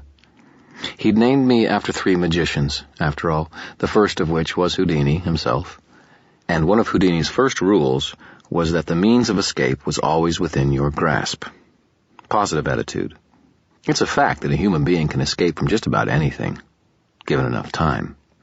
The only thing was, how much time did I have left? The duct tape was strong, and it was fastened tightly, but it was cheap, easy to transport, and simple to apply. Even though it was wound about me in layers and layers, it wasn't the best thing for holding people, or else the cops would use duct tape and not handcuffs or manacles. It could be beaten. So I started looking for ways to beat it. A little writhing showed me that my hands weren't fastened as tightly as they could have been. I could feel a sharp little pain in my forearm and guessed that was from an IV. They had to loosen the tape on my arms to get the needle into my forearm. I wiggled my shoulders, which set the wounded one to aching fiercely. The tape put pressure on my wrists and tore the hair from my arm with an audible ripping sound. I clenched my teeth over this particular torment. It hurt, and it took me the best part of 10 minutes, but I got my wrists and hands free. I ditched the IV needle while I was at it, imagining some deadly fluid flowing down from the tube into my veins. Then I flexed my arms repeatedly and got them free. My fingers were numb, stiff, not really responding, but I started fumbling at the tape on my legs as best I could, trying to get tears started so I could just flex my legs and get the whole thing to go at once. It took more effort than I thought it would, but I finally flexed my legs, thankful that the jumpsuit kept me from losing strips of hair from my thighs and calves, if not from my ankles. My legs were much stronger than my arms, so snapping the layers of duct tape on them was a lot simpler and quicker. Just not simple or quick enough. Before I'd gotten out of the last loop of duct tape, there was a click-clack, and the office door swung open, accompanied by the murmur of low voices and the tinny din of old-time rock and roll music. I panicked. I couldn't run. My ankles were still bound. By the time I got free and struggled to my feet, they'd be on me, so I did the next best thing. I whipped the blanket up and over me, snaked my hands behind the pole, grabbed the IV needle as I went, and concealed it in my hand, and bent my head forward as though I were asleep. "I still don't see why we just don't put a bullet in him and dump him," said the harsh voice with no nasal tone at all, flat nose. "Stupid," Parker growled, his voice like sandpaper. 1, we don't do it without having the others here to see, and 2, we don't do it until Marconi's had a chance to see him. "Marcone," Flatnose said, with a sneer in his voice. "What's he want with him?" Good question, I thought. I kept my head down, my body relaxed, and tried to think sleepy thoughts. Marconi was coming here? Who cares? Parker answered. I made sure he'd live through the day. Either way, I want him here tonight. No skin off my teeth. Flatnose grunted. Chicago sees a lot of mobsters. Marconi's just one more. But one call from him and this wizard character gets to reprieve. Who is this guy, huh? The freaking governor? Always thinking with your balls, Parker said, his voice calm. Marconi isn't just a mobster. Running Chicago is just his sideline, see? He's got business all over the country, and he owns people from here to the governor's mansion to Washington and back. He's got more money than God. He can set us up, take us out, have the police on our ass anytime he wants. You don't screw with someone like that lightly. There was a pause, and then Flatnose said, Maybe. Or maybe Lana's right. Maybe you're getting soft. Marconi isn't one of us. He doesn't give us orders.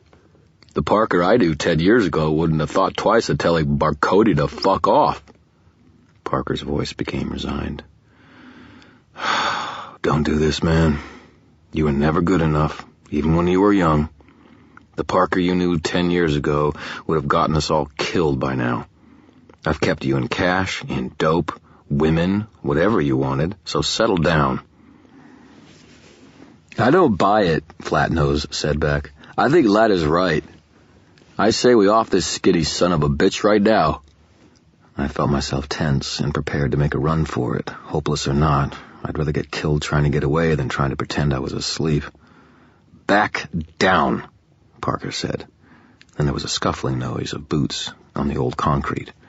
I heard a couple of grunts and an abrupt yelp, and smelled sour sweat and stale beer as Flatnose was forced to his knees less than a foot away.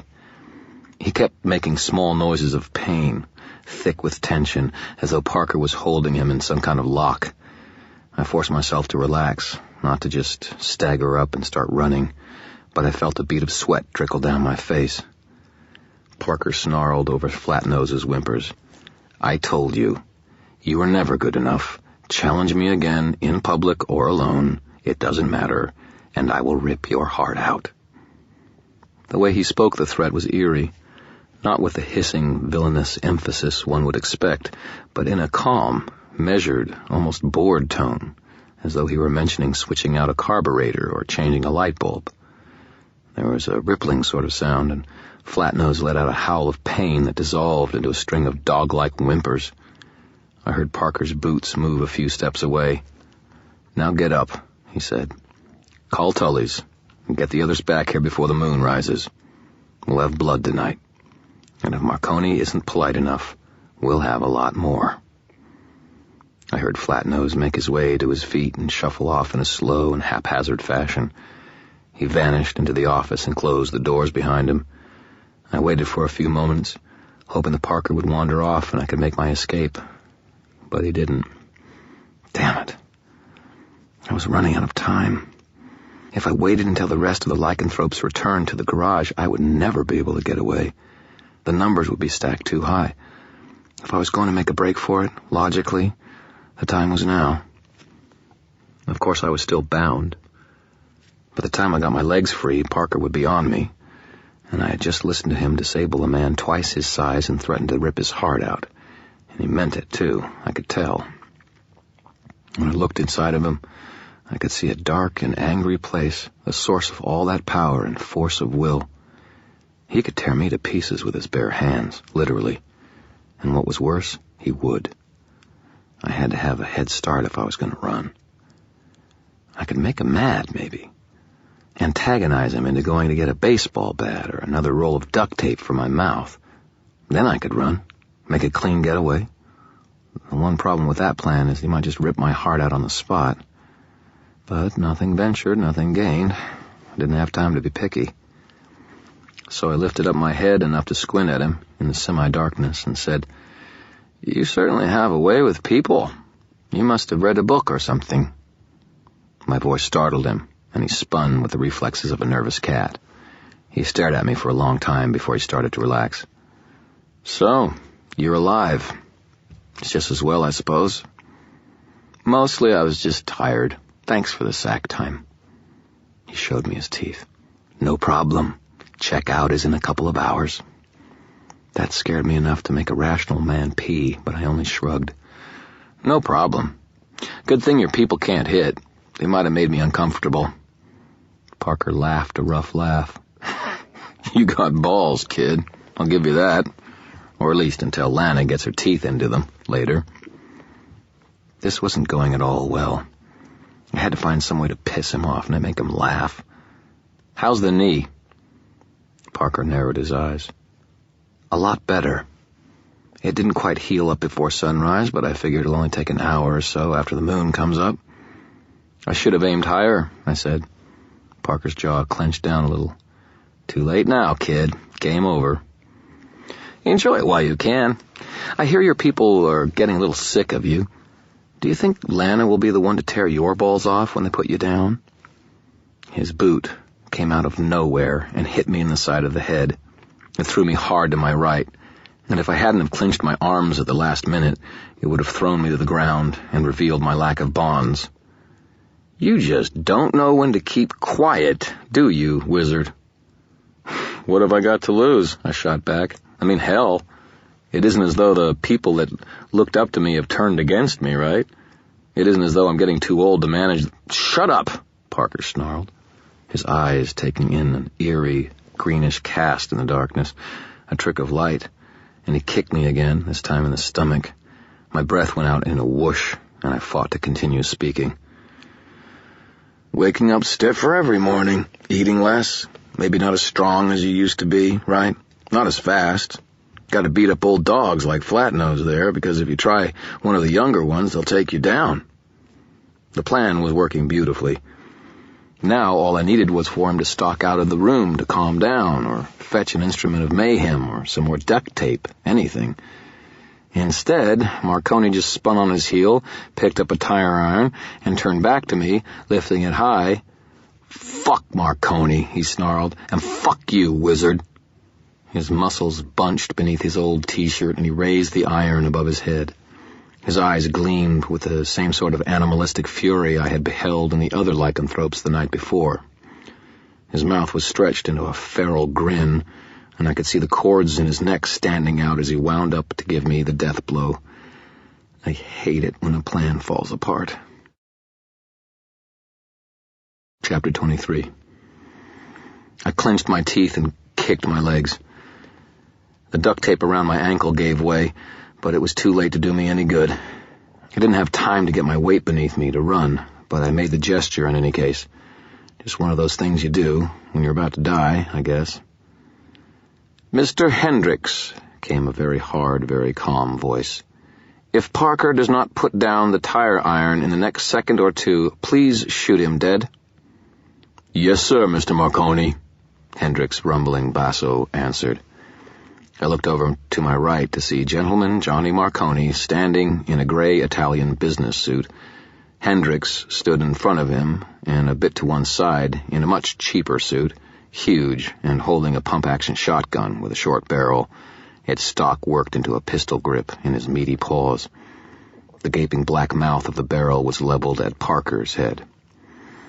Parker's face snapped around to focus on Marconi at the same time as mine did.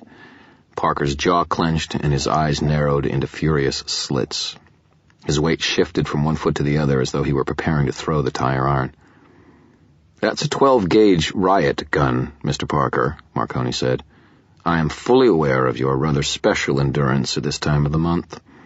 Mr. Hendricks' weapon is loaded with a solid slug ammunition, and after several rounds have torn literal pounds of flesh from your body and ruptured the majority of your internal organs, I am reasonably certain that even you would perish."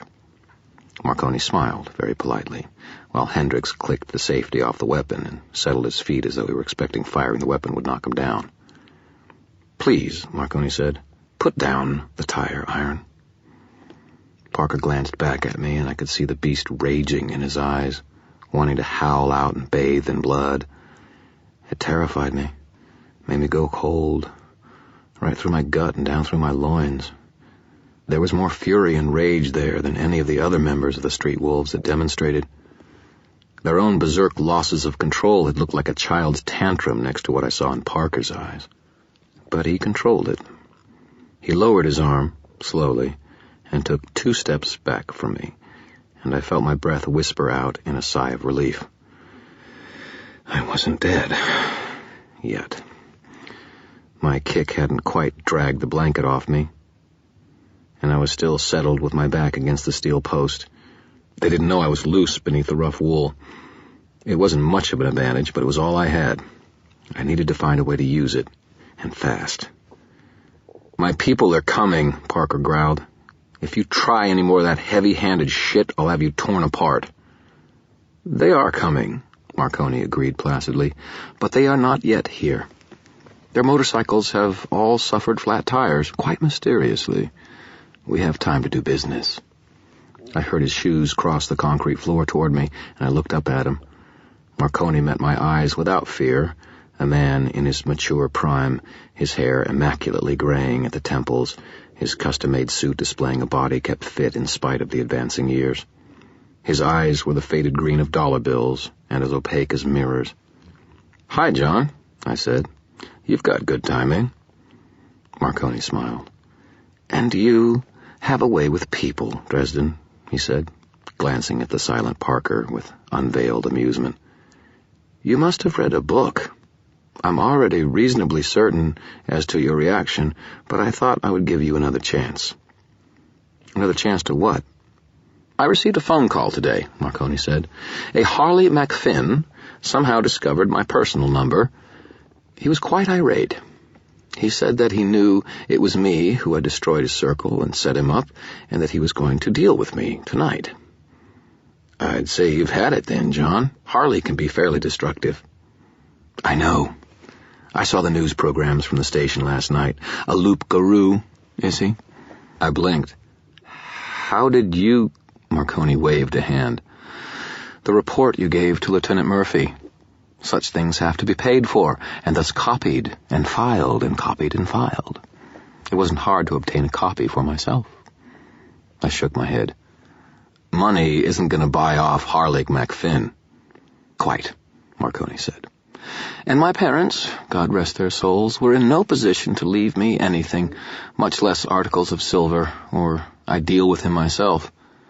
I have no idea who told him that I had wronged him, or why, but it seems perfectly clear that he believes it. Which brings us to you, Mr. Dresden." He reached into that expensive Italian jacket and drew out a folded sheaf of papers, the contract I'd seen before. "I want to make a deal with you." I stared at him in silence. "The same stipulations as before," Marconi continued. "In addition, I promise you, give you my personal oath, that I will see to it that the pressure is taken off of Lieutenant Murphy. I do have some friends at the mayor's office, and I'm certain something could be worked out."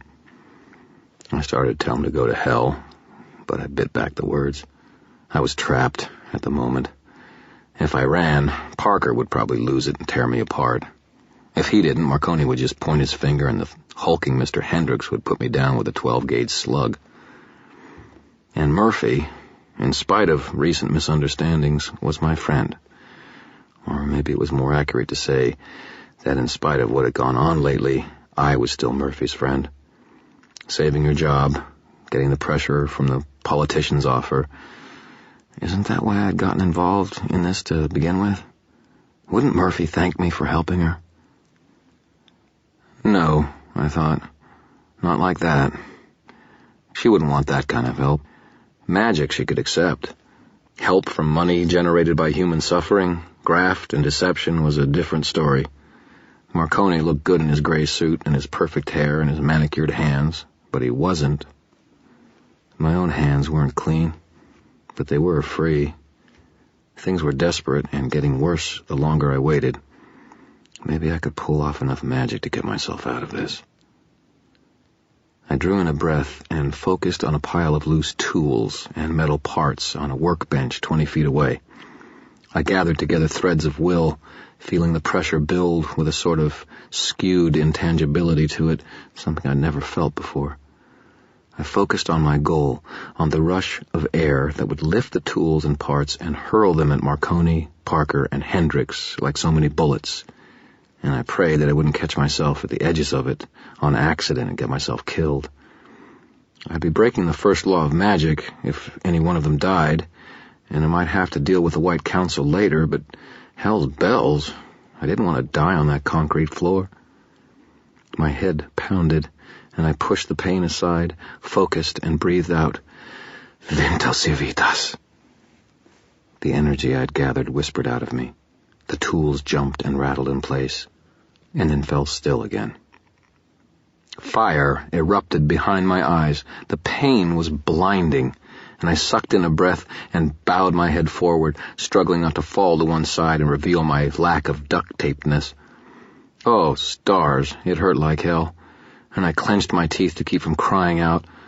My chest heaved and strained to give me enough breath. I blinked tears out of my eyes and straightened again, facing Marconi. I didn't want him to see the weakness. I didn't want him to know my magic had failed. Interesting, Marconi said, glancing at the workbench and then back to me. Perhaps you've been working too hard, he suggested. But I'm still willing to make the offer, Mr. Dresden. Otherwise, you understand, I have no interest in your well-being, and I will be forced to leave you here with Mr. Parker and his associates. If you do not come to work for me, you'll die.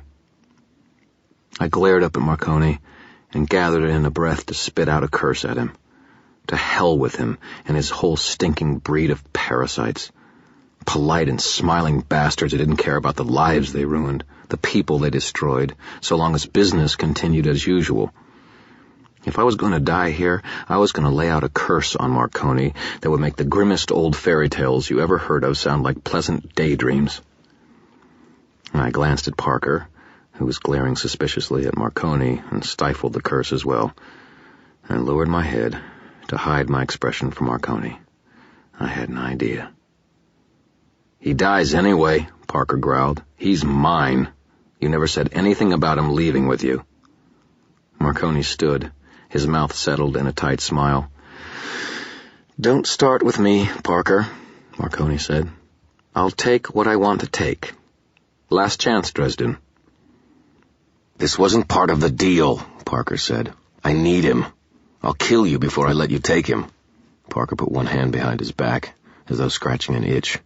I glanced over toward the office door behind him and saw Flatnose crouched there in the doorway, mostly shielded by the door and unnoticed. Perfect. You needn't worry, Parker, Marconi said, his tone satisfied. He won't accept my offer. He'd rather die. I lifted up my head and kept my expression as blank as I could. Give me a pen, I said. Marconi's mouth dropped open. It was an intense pleasure to see the surprise on his face. What? He said. I enunciated each word carefully. Give me a pen. I'll sign your contract. I glanced aside at Parker and said more loudly, Anything to get away from these animals. Marconi stared at me for a moment, then reached toward his pocket. I could see his eyes, see him searching my expression. The gears were spinning in his head as he tried to work out what I was doing. Parker let out a sudden scream of rage and hurled the tire iron at Hendricks, who dodged to one side, too quickly for a man his size, and lifted his weapon. The office door exploded open, and Flatnose threw himself onto the big man. They both went down to the concrete, struggling for possession of the shotgun. The wizard's mine, Parker howled and threw himself at Marconi. Marconi moved like a snake in his zillion-dollar business suit and made a curved knife appear in his hands. He swept it in an arc that was followed by a spray of blood from Parker's wrist, and the lycanthrope howled. I got up and ran like hell toward the door. My legs were shaky, my balance wasn't great, but I was moving, and I thought I had a fair chance of getting away. Over to my left there was a roar of the shotgun going off, and a wet red spray that went all over one wall and the ceiling. I didn't stop to see who had been killed, just jerked open the door. Agent Philip Denton stood 5 feet away from me in the cold mist of the autumn rain. The veins in his forehead were throbbing, and his short hair was frosted by mist. He was flanked by the pot-bellied Agent Wilson in his rumpled suit, his mostly bald head shining, and by the lean, savage-looking woman, Ben, her dark skin even darker in the evening's gloom and the glow of the streetlights, her sensuous mouth peeled back into a startled snarl. Denton blinked in surprise, then narrowed his intensely gray eyes. "The wizard mustn't escape," he said, his voice calm and precise. "Kill him." Ben's eyes gleamed, and she hissed something under her breath while reaching a hand into her jacket. Wilson did the same. I brought my forward momentum to a sudden halt, fell, and started scrabbling back into the building. But instead of drawing guns out of their jackets, they changed. It happened fast, nothing like you see in the movies. One moment there were two human beings standing there, and the next there was a flicker of shadow, and in a pair of enormous gaunt wolves, one the gray of Ben's mane, one the same brown as Wilson's receding hairline. They were huge, 6 feet long, including the tail, and as high as my belly at the shoulders. Their entirely human eyes shone, as did their bared fangs. Denton stood between them, his eyes gleamed with some dark breed of joy, and then he hissed, throwing his hands toward me. As though thrown by the motion, both wolves hurled forward. I flung myself through the door and slammed it closed. There were heavy thuds as the wolves hit the door behind me. I saw a motion to my right and threw myself down just before Hendricks pulled the trigger. The riot gun belched forth flame and huge sound and blew a hole the size of my face in the door behind me. I could still hear Parker's furious snarling somewhere in the dark, and I scrambled forward behind the bulk of the car and then ran toward the back of the cavernous garage, staying low. Outside, there was the thunder of a dozen engines and the sharp, heavy sounds of gunfire. Evidently the street wolves had returned. I stumbled through the darkness and tried not to make enough sound to give someone a chance to shoot me. The door flew open at the front of the garage, letting in a flood of dim light that didn't help me much. I reached the back corner and sank down into it, then grabbed at something that turned out to be a toolbox. I came out with a heavy wrench and gripped it tightly. I was alone. I hurt myself using too much of my magic while on the go-go potion, and I didn't have anything left to throw now. Except for the wrench in my hands, I was unarmed. All around me, in the garage, there were sounds of gunshots and screams and thuds of flesh. As the animals fought for control of the jungle, and it was only a matter of time before one of them stumbled across a weakened and exhausted wizard named Harry Dresden. Talk about frying pans and fires. Chapter 24. It couldn't possibly get any worse than this, I thought. I cowered in the corner, clutching my captured wrench like a child's teddy bear, with no way out, and full of the knowledge that my magic had failed me. Oddly, that thought troubled me more than probable death. A lot more. Death was something that happened to everyone, only the timing was different for each of us. I knew that I would eventually die. Hell, I even knew I might die horribly. But I never thought that the magic would fail me. More accurately, I never guessed that I would fail it. I had pushed too hard, and my body wouldn't conduct the power I needed to utilize the forces I was accustomed to commanding. Granted, maybe I should have started with something smaller than a large and violent telekinesis, but the indication was there that I had burned out some internal circuitry. It might not ever come back. It was a loss of identity. I was a wizard. It was more than just a job, more than just a title. Wizardry was at the core of my being. It was my relationship with my magic, the way I used it, the things it let me do that defined me, shaped me, gave me purpose. I dwelled on these things while death danced over the concrete floor, clutching them like a sailor clinging onto the wreckage of his ship, trying to ignore the storm that had blasted it to pieces. I noted peripheral details of my pathetic hiding place. Marconi made a break for one of the garage doors, only to be pinned down behind the rusted truck by gunfire from some of the street wolves. Hendricks joined him, and a moment later the truck roared to life and crashed out through the garage door and into the gravel parking lot. Hendricks, in the rear of the truck, fired several blasts from the big shotgun back into the building, while the street wolves sent rounds skewing off after the truck. The real battle, though, took place between the street wolves and the FBI. It was largely a gunfight. Denton was armed with his FBI-issue automatic and what looked like an Uzi submachine gun. He cut down 3 of the lycanthropes with a swath of fire from the automatic weapon as he came through the door, and the 2 great wolves with him hurled into the darkness. Screams and savage snarling erupted from the shadows, and I could hear more of the lycanthropes dying, being torn apart by the enormous wolves that had once been Agents Ben and Wilson. Parker screamed orders, somewhere in the dark, half incoherent with rage. Denton reached into his jacket for a fresh clip for the Uzi, and I saw something across his belly that I noticed for future reference, should I have any future. I watched the killing, and I hid, and I prayed that there would be an opportunity to flee toward the open doors of the garage before Denton or Parker noticed me. It went on forever. Oh, I knew in some rational part of my brain that only seconds were going by, but it felt like days. I was terrified, and my head and my body hurt, and I couldn't use magic to protect myself. There was a sound near my ankle, and my heart leapt up out of my throat.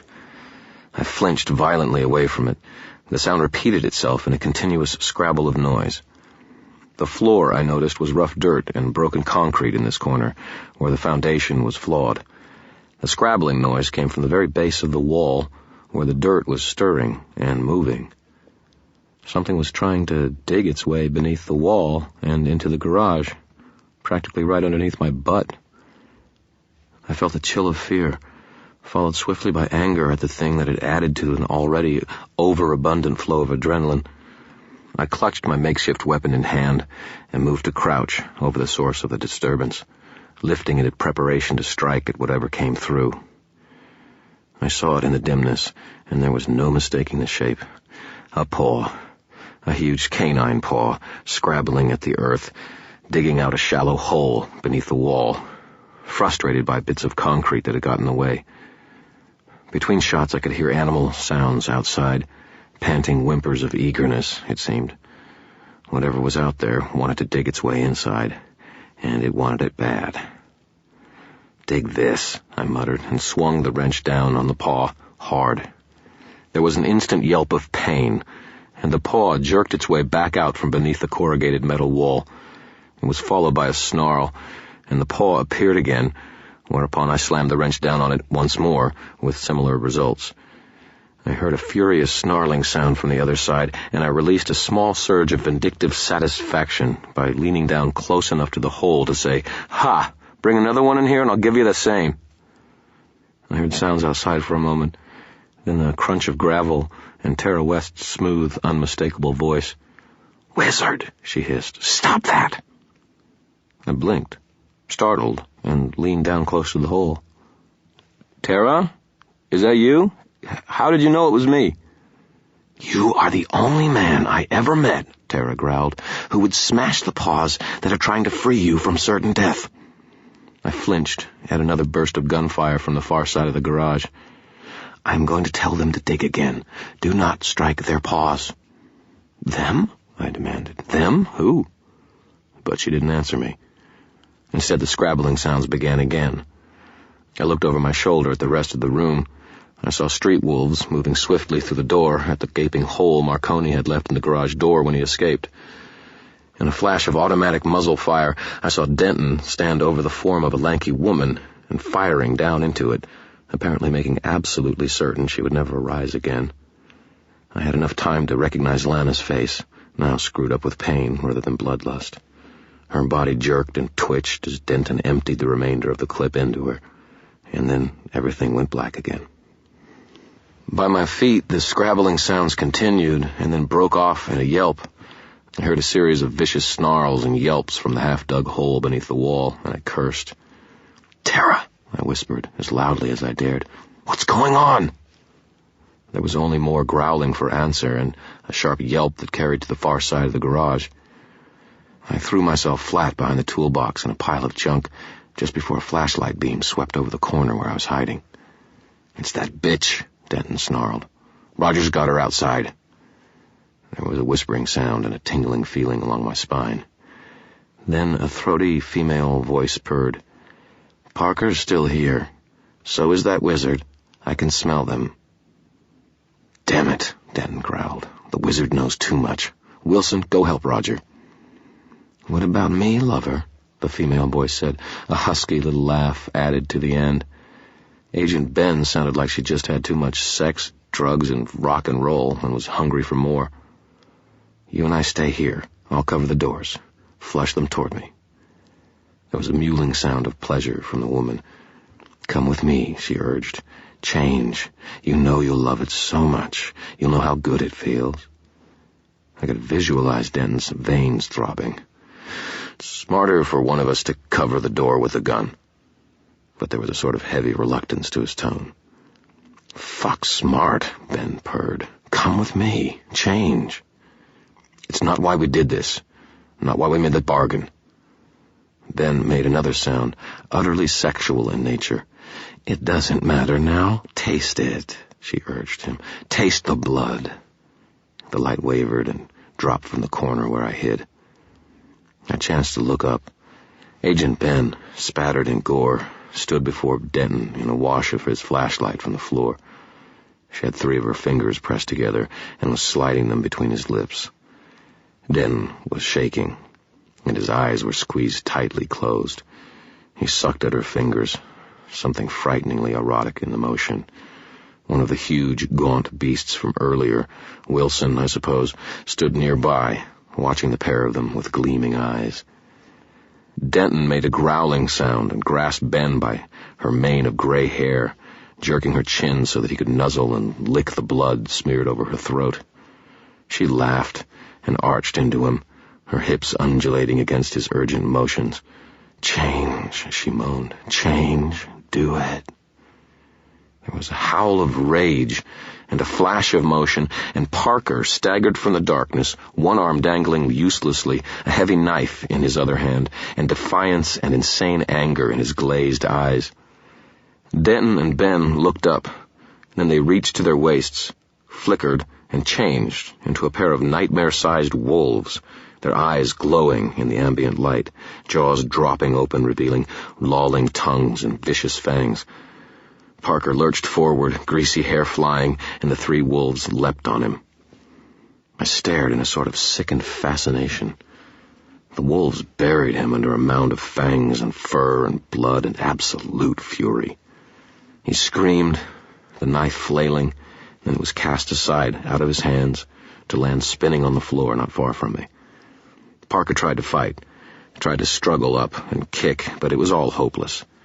There were flashes of blood, and he screamed again, and it went still. And then the wolves started to eat him. They bit off chunks of muscle and gulped them down, ripping aside clothing to get at more meat. They snarled and snapped at one another, and one of the males mounted the female, even as she continued to tear at the body, burrowing her muzzle down through the layers of stomach muscle to get at the vitals. My gorge rose, and if I'd had anything into my stomach, I would have emptied it onto the concrete floor. Instead, I turned back to the half-finished hole in the floor and started digging at it with my wrench, frantic. I didn't want to be the next thing on the menu. There were more yelps from outside, more growls, and I opened the hole up enough that I thought I might be able to get out. I flattened myself down and wormed my way into the dirt, the corrugated metal scraping at my back, my wounded shoulder paining me again. I jerked my way out into the open air, to find myself in an alley behind a garage, dimly lit by a distant street lamp. There were wolves everywhere. 3 wolves, smaller than the ones I'd seen before, were spread in a loose ring about a great russet-furred beast with bat-like ears. The great wolf's coat was spattered with blood, and 2 of the smaller wolves lay nearby, yelping in pain still, stirring weakly, blood matted to their coats. Tara was part of the ring, around the great beast as well, naked and lean, a length of pipe held in either hand. When the great wolf turned toward one of the others, the rest would begin to close in on him, and he would spin again, jaws flashing, trying to pin down one of those who encircled him. "You took your time, wizard," Tara snarled, without looking back at me. I got to my feet, wrench in hand, and shook my head to clear it of cold sweat. "Tara," I said, "we've got to get out of here. Denton and the others will be coming." "Go," she responded. "Help MacFinn. We will hold them." The great russet wolf lunged at her, and she skittered back, coolly staying a hair's breadth from his fangs. She fetched him a sharp blow across the nose with more speed than I could have believed, and a contemptuous snort. The 3 smaller wolves rushed the great beast, and he spun to drive them back and away from him, drawing a yelp from one that wasn't swift enough to entirely evade his jaws. "You can't stop them all," I said. "There's 3 more like this one." "They are a pack on the ground," she snarled, and jerked her head toward the wounded wolves. "We do not abandon our own." I let out an acid curse. I needed Tara. She could confirm everything, help me sort out all the facts, make sure I could understand what was going on. She was offering to give her life for me, to stay and occupy Denton and the others for as long as she could, and her compatriots could, but I had seen enough of people dying already tonight. I wasn't going to accept another loss on my behalf. And I was abruptly more furious than afraid. I've been run around and treated like a piece of baggage or a choice item on the menu for long enough. I flailed around in the dark and been helpless and ineffective for way too long. Too many people had been hurt, too much suffering caused by creatures of magic and the night, things that I should have been handling. It didn't matter to me at that moment that I couldn't work out any of my spells against them. I might not have magic available to me, but that didn't make me any less of a wizard. One of the magi, the wise. That's the true power of a wizard. I know things. Knowledge is power. With power comes responsibility. That made the entire thing pretty simple. I clutched the wrench in my hand, took a deep breath, and threw myself forward at the great wolf's back. The huge wolf sensed me coming, spun with abrupt speed, and met me in the air. It slammed me down on the concrete and bent its jaws toward my throat. I heard Tara cry out, and she and the other wolves moved forward, but they would never have been able to get the thing before it killed me. That wasn't the point. I jammed the wrench into the wolf's jaws, feeling some teeth tear at one of my fingers as I did. The wolf snarled and jerked the wrench out of my hands. It spun end over end away from me, and the great beast turned back toward me, its eyes glowing. I had time to watch it all in great detail. The wolf's power, its speed, simply shocked me. It was huge, quick, and I didn't have a prayer against it. The distant streetlight gleamed off its reddened fangs, and its muzzle sped toward my throat. Chapter 25. The wolf's fur was speckled with drops of blood that had beaded on it like rain. The gravel in the alley shone in a half-light from the distant street lamps. The wolf's muzzle, a little shorter and broader than I'd seen on Wild Kingdom, was drawn back, black lips from fangs striped white and red like peppermints. Its eyes were blue, rather than any proper lupine shade, and gleamed with a sort of demented awareness.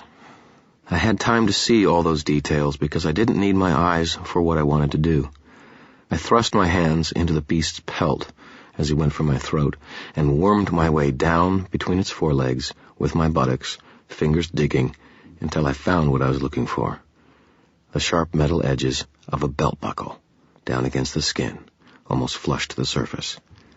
As the wolf's jaws came toward my throat, I furiously worked the buckle, feeling skin rip and tear from the wolf's hide as I jerked it open, and threw my arm to one side, clutching hard at the trailing strap. And abruptly, a wolf pelt belt was sliding out from beneath the gray suit jacket of Roger Harris, the forensic specialist for the local FBI office, the kid with the red hair and the big ears. He crouched over me for a second, blinking in stunned amazement at me, blood on his mouth and lips. "Hexenwolf, jerk off," I snarled, and slammed my knee up into his groin. It hit home hard. Harris gasped and rolled off me, reaching into his jacket, but I didn't let him get his gun. I stayed with him, keeping too close to him to let him move his arms freely, grabbing him by those big ears, and started slamming his head repeatedly against the gravel.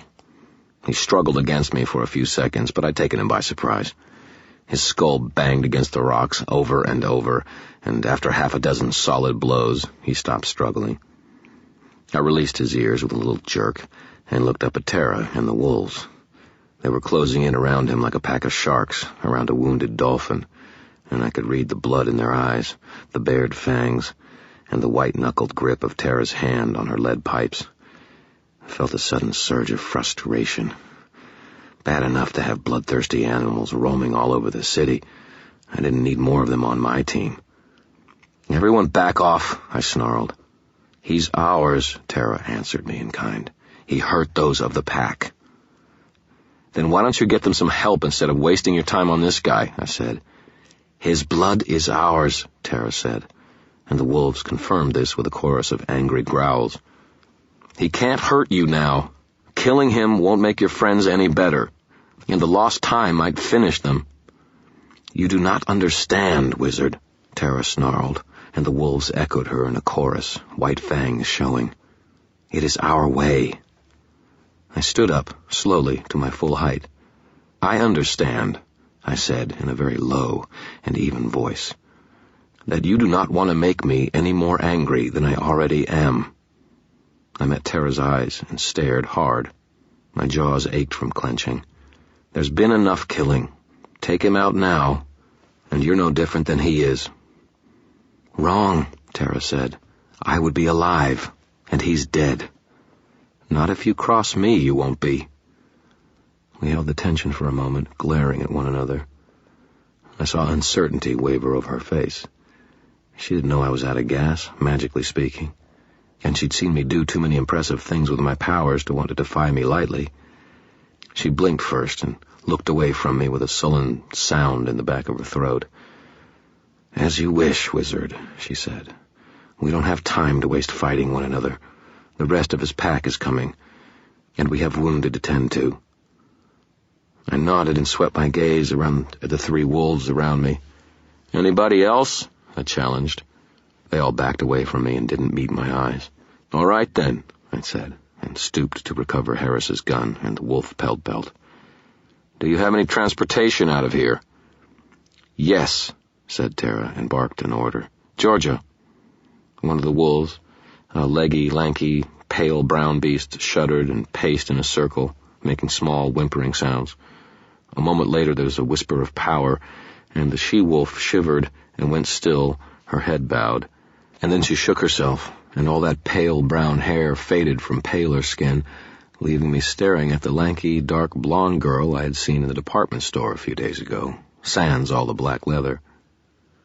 Georgia rose to her feet and said, "I'll have her bring the van around on the next street. Can you get them into it?"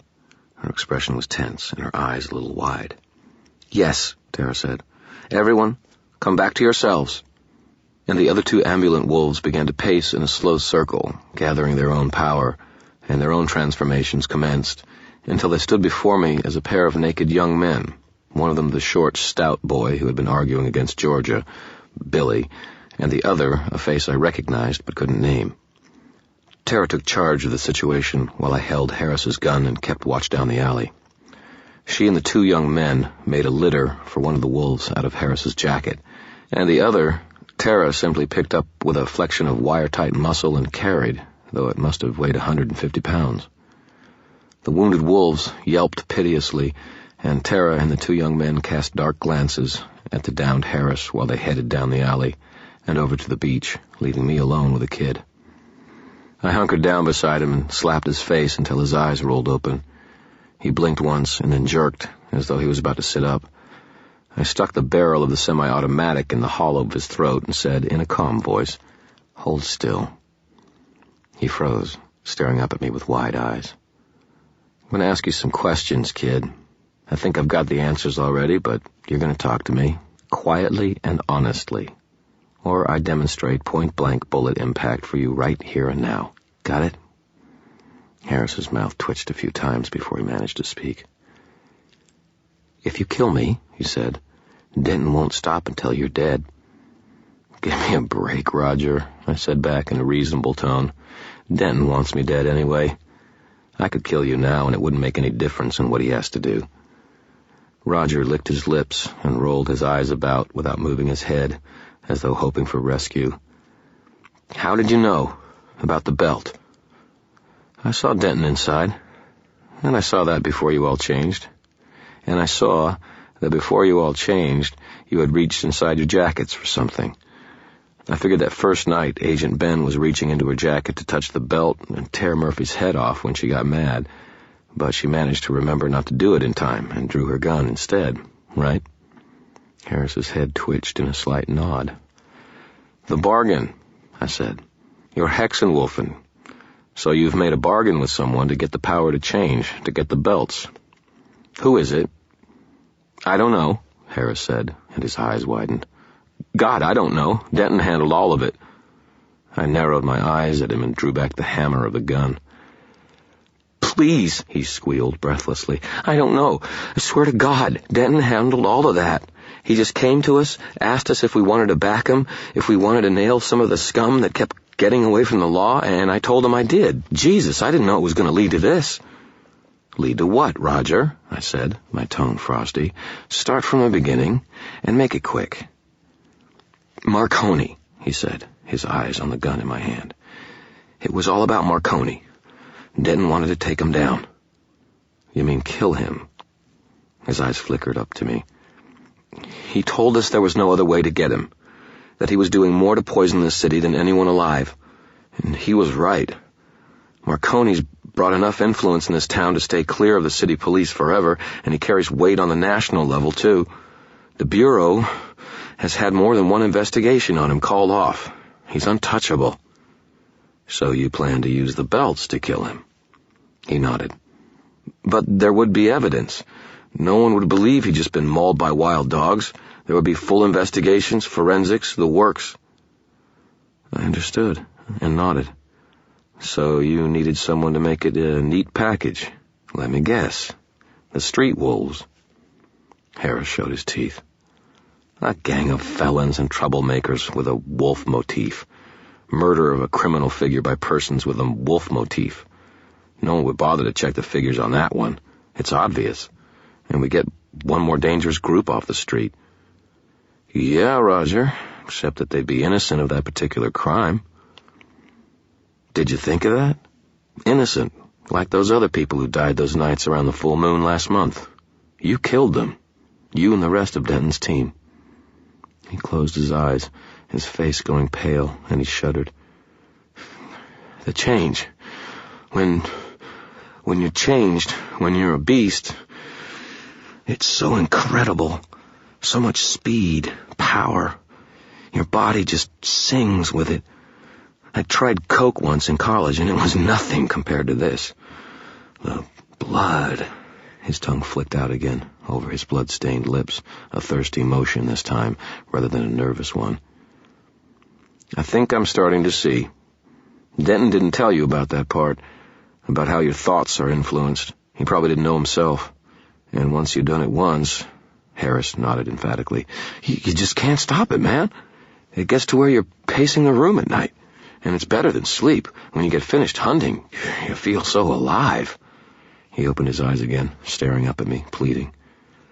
I didn't mean to kill those people. We started off with criminals, some gangsters dealing drugs. We were just going to scare them, but it was too much. They screamed and ran, and we ran after them, and we killed them. And, my God, Dresden, it was beautiful. And it happened again, I said, a couple of times. Innocent people, just poor schmucks in the wrong place at the wrong time. Harris turned his head away from me and nodded. Denton said that we could salvage it. He said that we could pin those killings on the street wolves as well, make everyone think that they had done it, and we just went along with them. I shook my head. That doesn't explain why you dragged McFinn into this. Denton, he said. It was all him. He said there was someone else who we could also set up to take the blame, to be certain we'd be in the clear, that he had a man for it. He broke into McFinn's house, and there was all this occult stuff. We messed up some of it and left, and the next night more people were dead. And more the next night. That's why we went after that slime Marconi's business partner and wasted the bastard and his goon. And then you laid low for a month. Harris swallowed and nodded. Denton took the belts. He hid them from us. He'd held out better than anyone. And my God, poor Ben was gone so far. It was like she wasn't even human anymore. Wilson wasn't much better, but we lasted out the month. And then you killed Marconi's bodyguard at the Varsity. Harris's eyes flared. Yes. You should see his record. The things we know he did, but we couldn't get through to court.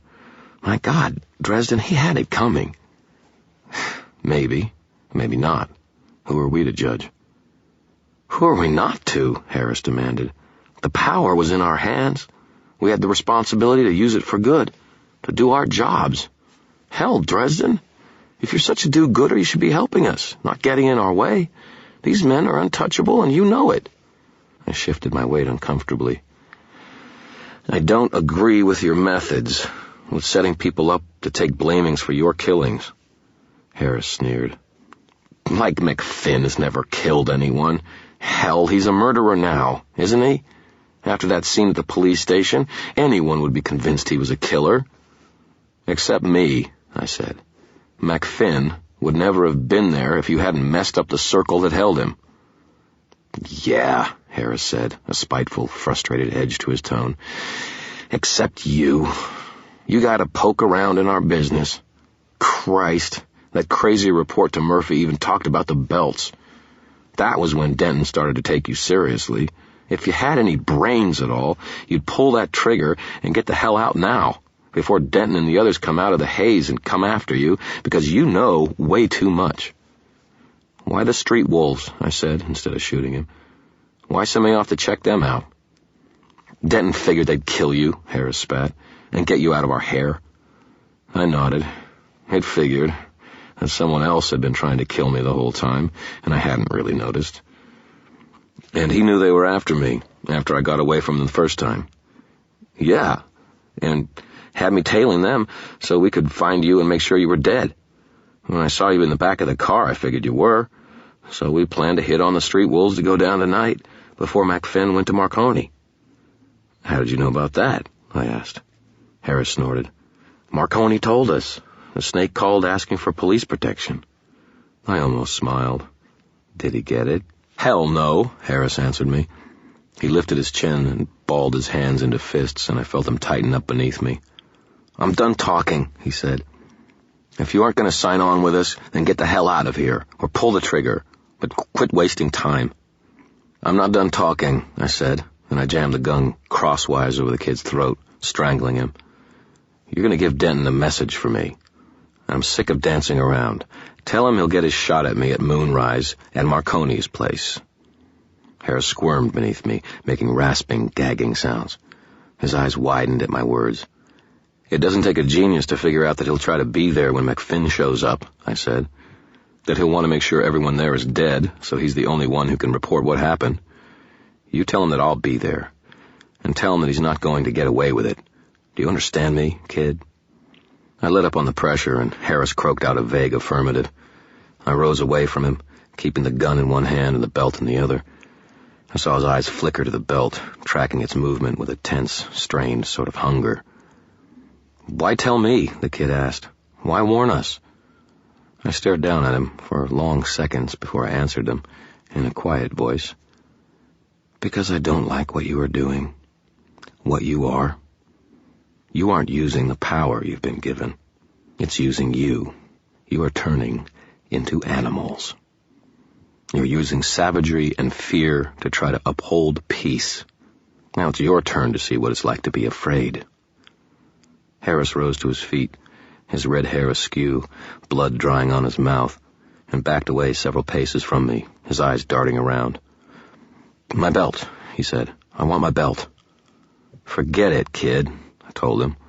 The smartest thing you can do is go lock yourself in a room and stay there until all of this is over. Because one way or another, you aren't using this belt again. His face widened, and he took a step toward me. I pointed the gun at him, and he froze, his hands balling into fists. You won't get away with this, he said, his voice thick with tension. Moonrise, I told him, then turned on my heel and walked quickly from the alley, although my sock feet on the gravel, combined with my limp, probably spoiled the badass image.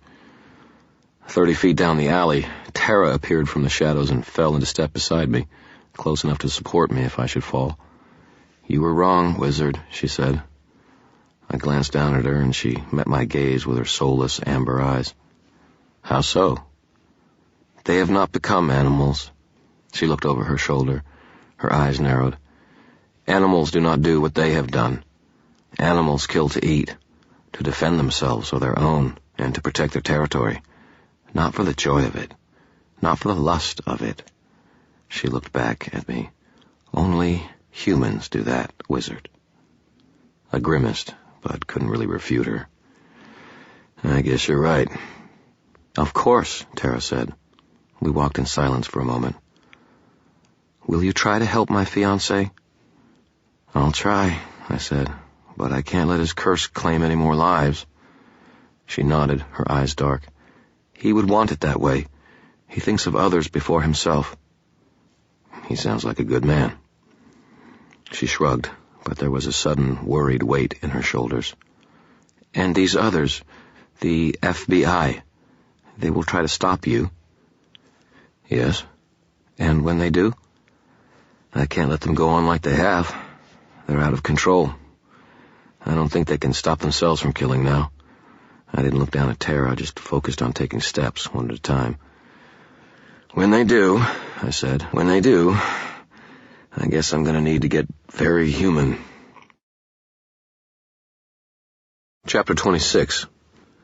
Tara and I walked toward the shores of Lake Michigan. There, along 49th Street, idled a big old van, its engine rattling. Its headlights came on as we approached, and the driver came out and rolled open the side door for us. Harry, she said. Oh, God! What did they do to you? She hurried over to me, and I felt Susan's warmth against me as she slid one of my arms over her shoulder and pressed up against my side.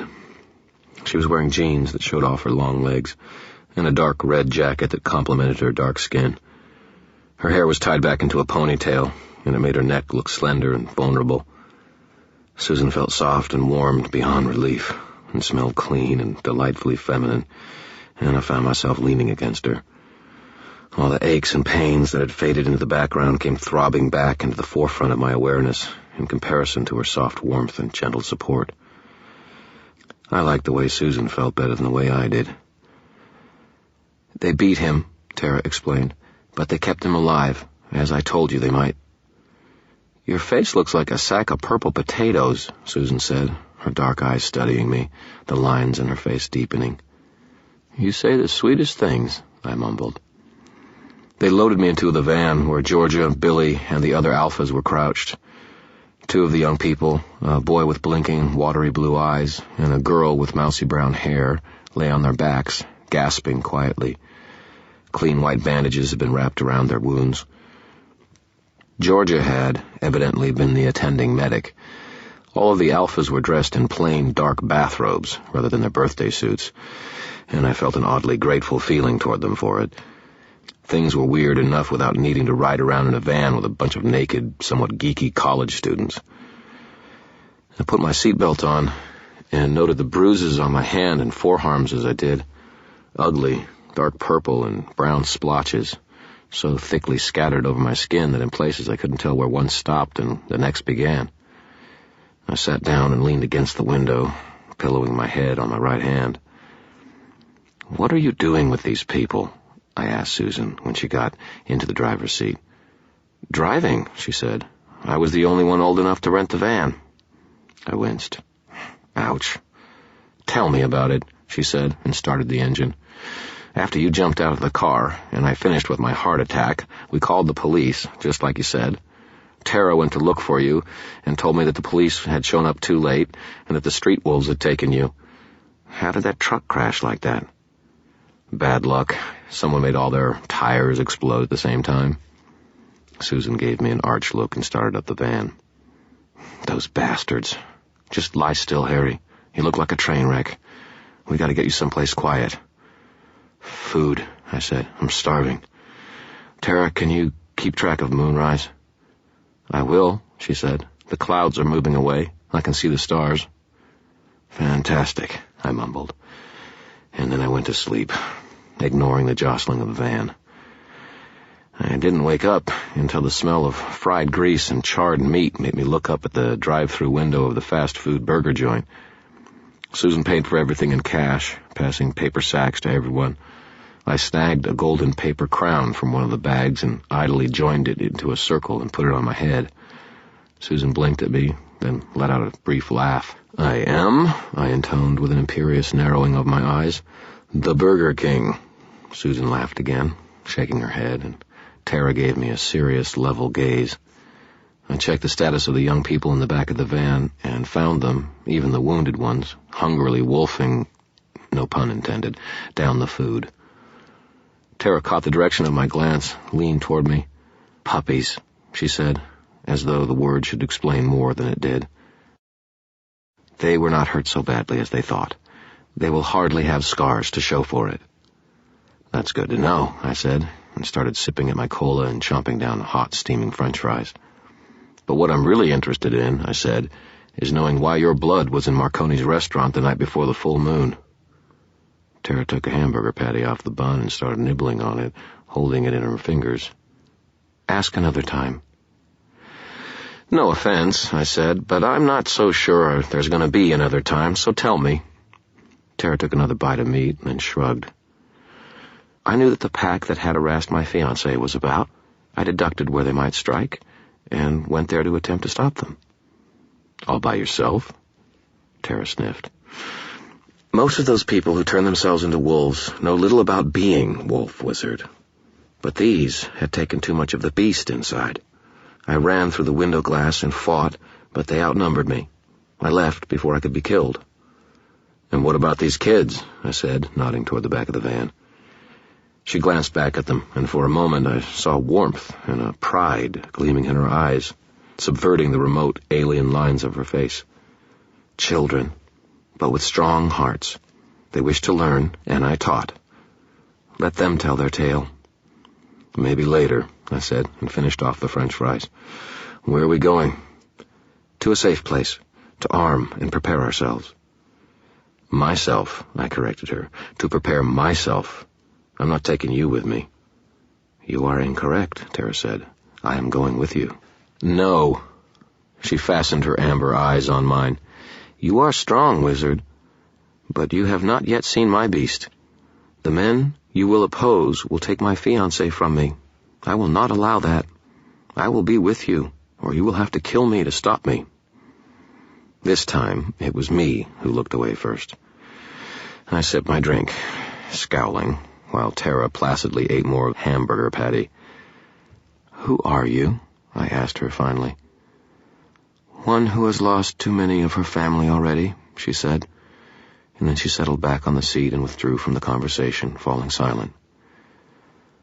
"One who has lost too many," I grumbled, frustrated, mocking her beneath my breath. I turned back to the front of the van and hunched my shoulders over my burger. "Put some clothes on, you weird, yellow-eyed, table-dancing, werewolf-training cryptic. Stare me right in the eyes and don't even blink, wench." There was a hissing sound from the back seat, and I flicked a scowl over my shoulder. Tara was chewing on her meat. Her eyes were shining, her mouth was curved at the corners, and her breath was puffing out of her nostrils in near-silent laughter. The safe place we were going to turned out to be a big house up near the Gold Coast, not far from Marconi's own mini-palace. The house wasn't large, but by the neighborhood standards, that was like saying that a bale of hay isn't much to eat, by elephant standards. Susan drove the van up through a break in the high hedge, up a long driveway of white concrete, and into the 6-car garage, whose doors rolled majestically up before us. I got out of the van, in the garage, and stared at the Mercedes and the Suburban also parked there. "Where are we?" I said. Tara opened the door of the van, and Georgia, Billy, and the other young men emerged, assisting the 2 wounded werewolves out. Georgia stretched, which did interesting things to the dark bathrobe, and drew her mane of tawny hair back from her lean face with one hand. "It's my parents' place. They're in Italy for another week." I rubbed a hand over my face. "They aren't going to mind you having a party, are they?" She flashed me an annoyed little look and said, "Not as long as we clean up all the blood. Come on, Billy. Let's get these 2 inside and into bed." "You go on," he said, fastening his eyes on me. "I'll be along in a minute." Georgia looked like she wanted to give him an argument, but shook her head, and with the help of the other young man, helped the two invalids inside. Tara, still naked and supremely unconcerned about it, followed them, glancing back over her shoulder at me before she disappeared. Susan promptly stepped in front of me, somewhat obstructing the view, and said, "5 minutes, Dresden. Come and find me then." Was my rapier reply, and then Susan went into the house, too. I stood there in the dark with Billy, the stout, short kid in thick glasses. He had his hands stuffed into his bathrobe pockets, and he was peering at me. "Do all wizards," he said, "get kitty crowns and wear them around, or is it only for special occasions?" "Do all werewolves," I shot back, snatching the crown from my head, "wear glasses and too much Old Spice, or is that only for full moons?" He grinned at me, rather than taking umbrage. "You're quick," he said. "I always wanted to be that way." He stuck out his hand toward me. "Billy Borden." I traded grips with him wearily, and he tried to crush my hand in his. "Harry Dresden," I told him. "You look pretty beat up, Mr. Dresden," he said. "Are you sure you can handle going out again tonight?" "No," I answered, in a spurt of brutal honesty. Billy nodded and pushed his glasses up higher onto his nose. "Then you need our help." Oh, good grief. The Mickey Mouse Club of Werewolves wanted to throw in on my side. Werewolf taker roll call. Billy, Georgia, Tommy, Cindy. Sheesh. "No way," I said. "Absolutely not." "Why not?" he said. "Look, kid, you don't even know what these Hexenwolfen can be like. You don't know what Marconi can be like, and you sure as hell have never seen anything like McFinn outside of a movie theater. And even if you had the skills to deal with it, what makes you think you have the right to be going along?" Billy considered the question seriously. "The same thing that makes you think you do, Mr. Dresden," he said. I opened my mouth and closed it again. "I know I don't know a lot compared to you," Billy said, "but I'm not stupid. I've got eyes. I see some things everyone else tries to pretend aren't there. This vampire craze sweeping the nation. Why the hell shouldn't there be some genuine vampires in it? Did you know that violent crimes have increased nearly 40% in the last 3 years, Mr. Dresden? Murder alone has doubled, particularly in heavy urban areas and isolated rural areas. Abductions and disappearances have gone up nearly 300%. I blinked at the kid. I hadn't really read the numbers. I knew that Murphy and some of the other cops said that the streets were getting worse, and I knew myself, on some deep level, that the world was getting darker. Hell, it was one of the reasons I did idiotic things like I was doing tonight, my own effort to lift up the torch. I'm sort of a pessimist, Mr. Dresden. I think that people are almost too incompetent to hurt themselves too badly. I mean, if criminals were trying, they couldn't increase their production by 300%. And I hear stories, read the tabloids sometimes. So what if the supernatural world is making a comeback? What if that accounts for some of what is going on? What if it does? I asked him. Billy regarded me steadily, without looking me in the eyes. Someone has to do something. I can, so I should. That's why we're here, the Alphas. Tara offered us a chance to do something when she met us through the Northwest Passage Project, and we took it. I stared at the kid. I could have argued with him, but there wouldn't be much point to it. I knew his argument, backward and forward. I worked it out myself. If I was 10 years younger, a foot shorter, and a couple of pounds heavier, that could have been me talking. And I had to admit the kid did have power. I mean, turning yourself into a wolf is no cheap parlor trick. But I did have one angle to play, and I took it. I didn't want this kid's blood on my hands. "I don't think you're ready for the big leagues yet, Billy." "Could be," he said, "but there's no one else in the bullpen." I had to give the kid credit. He had resolve. "Maybe you should sit this one out and live to fight another day. It could all go bad, and if it does, those Hexenwolfen we took on down by the beach are going to be coming for you. Someone will need to stay with your wounded people and protect them." More likely, if they go through you, they're going to go through us, too. It would be smarter to pile on everything we've got in one place, with you. I chuckled. All your eggs in one basket? He shook his head. All the money on the most likely winner. I studied him in a silence for a long minute. I was confident of his sincerity. It just oozed out of him in a way that only the really inexperienced and idealistic can manage. It was comforting, and at the same time it was the most frightening thing about him. His ignorance. No, not ignorance, really. Innocence. He didn't know what he was going out to face. If I let him go along, I'd be dragging him down with me. Despite what he'd seen tonight, I'd be exposing him to a whole new, violent, bloody, and dangerous world. One way or another, if I let Billy Borden and his buddies go with me, these innocent children wouldn't live to see the sunrise. But God help me, he was right about one thing. I needed the help. Everyone who's going takes orders from me, I said, and he drew in a sharp breath, his eyes gleaming.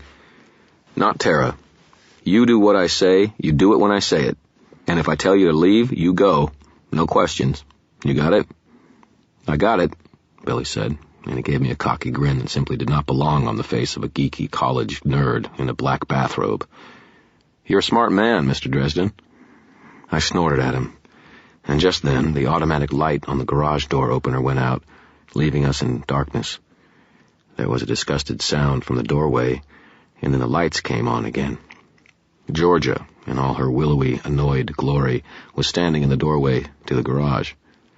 Billy Borden, she said, don't you have any better sense than to stay here in the dark? She stalked out toward him, scowling. He looked up at her calmly and said, Tell everyone we're going along. Dresden's in charge. If they can handle that, they're in. And if not, they're staying here to guard Cindy and Alice. George's eyes widened and she gave a little whoop of excitement. She turned toward me and threw her arms around me for a moment, making my shoulders scream in pain, and then whirled to Billy and bent down to do the same thing. He winced when she did, and she stood up and jerked back his black bathrobe, clearing it off to one side of his pale chest. To give the kid credit, his stoutness was the result of what looked like quite a bit of solid muscle, and along the line of his chest there was a thickly clotted wound, still trickling blood in a few places. What's this? Georgia said. You idiot! You didn't tell me you'd gotten hurt. Billy shrugged and pulled his robe straight again. It closed, and you can't bandage it and keep it on me when I change, anyway. Georgia clucked her teeth, annoyed. You shouldn't have gone for the hamstring on that wolf. He was too fast. Billy flashed her a grin. I almost got him, though. You almost got yourself killed, she said, but her voice had softened a few shades. I noticed that she hadn't moved her hand from the side of Billy's chest, and he was looking up at her with an expectant expression. She fell silent, and they stared at one another for a minute. I saw her swallow. Please help me. Young werewolves in love. I turned to walk into the house, moving carefully. I never much believed in God. Well, that's not quite true. I believed that there was a God, or something close enough to warrant the name. If there were demons, there had to be angels, right? If there was a devil, somewhere there had to be God. But he and I had never really seen things in quite the same terms. All the same, I flashed up a look at the ceiling. I didn't say any words, not even inside. But if God was listening, I hope he got the message nonetheless. I didn't want any of these children getting themselves killed. Chapter 27. Susan's perfume led me to her. She was waiting for me in a bedroom on the first floor. She stood in the simply furnished room, her jeans and the white T-shirt blazoned with the words, "Eat it? I wouldn't sit on it." It was one of mine. She lifted her chin up high as she saw me, as though trying to keep the tears in her eyes from falling. Our gazes met and held. We had looked into one another before, more than a year ago. She'd fainted when she saw what was inside of me through the soul gaze. I don't know what it was she saw. I don't look too hard into mirrors. Inside of her, though, I'd seen passion. like I'd rarely known in people other than myself. The motivation to go, to do, to act. It was what drove her forward, digging up stories of the supernatural for a half-comic rag like the arcane. She had a gift for it, for digging down into the muck that people tried to ignore, and coming up with facts that weren't always easily explained. She made people think. It was something personal for her. I knew that much, but not why. Susan was determined to make people see the truth. I shut the door behind me and limped toward her. "They'll kill you," she said. "Don't go." As I reached her, she put her hands against my chest, then her cheek. "I've got to. Den can't afford to let me live now. I need to finish this business before it gets any more out of hand. Before more people die. If I don't go tonight, Denton will be able to kill Marconi and McFinn and set McFinn up for all the killings. He'll get away clean, and then he'll be able to focus on me. And maybe you, too." "We can go somewhere," she said quietly. "We could hide." I blinked, my eyes closed. She'd said we. She hadn't really done that much before. I hadn't really thought in those terms either. I hadn't much thought in those terms for a lot of years. Not since the last time. I should have said something about it, acknowledged the implication. I knew it was there, and she knew that I'd noticed it. She held still, waiting. Instead, I said, "I'm not much good at hiding. Neither are you." Her breath went out a little whisper, and I felt her tighten a little against me. There would be tears on my shirt, I knew, but I didn't look down at her. "You're right," she said a moment later. Her voice was shaking. "And I know you are, but I'm afraid, Harry. I know we haven't been really close friends and lovers, but—" "Work," I said. I closed my eyes. She nodded. "Work." Her fingers tightened on my shirt, and she looked up at me, dark eyes swimming with tears, still more on the smooth lines of her cheek. "I don't want to lose you now. I don't want the work to be all that's left." I tried to think of something smart to say, something that would reassure her, calm her, help her feel better, to understand what I felt for her, but I wasn't even sure what it was that I felt. I found myself kissing her, the rough growth on my mouth and chin brushing her soft skin.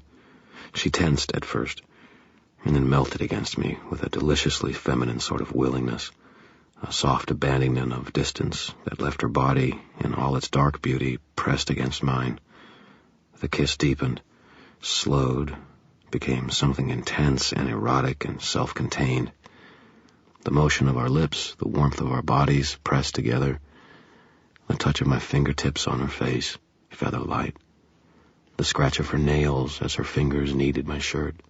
My heart was pounding, and I could feel hers, too, racing. She broke the kiss first, and I swayed on my feet, my breath gone. Without speaking, she guided me down to the edge of the bed and sat me there. Then she vanished into the bathroom, reappearing with a basin of warm water, some soap, and a washcloth. She undressed me, slowly, delicately. She changed the bandages, murmuring softly to me when it hurt, kissing my eyes and forehead to soothe me. She bathed me with the water, its warmth washing away the dried sweat, the blood, and some of the pain.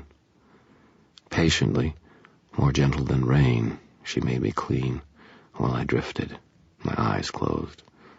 I could hear myself make a soft sound now and then in response to her touches. I felt her come to me, felt her bare skin against mine, hot and smooth. I opened my eyes and saw the silver haze of the moon on the far horizon across the lake.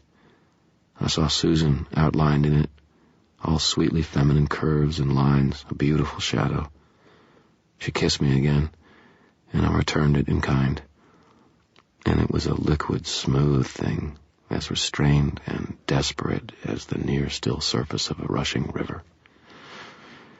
Her lips passed from my mouth and roamed over the skin she had just cleaned, and when I tried to touch her, she gently pressed my hands back down, telling me without words, to be still.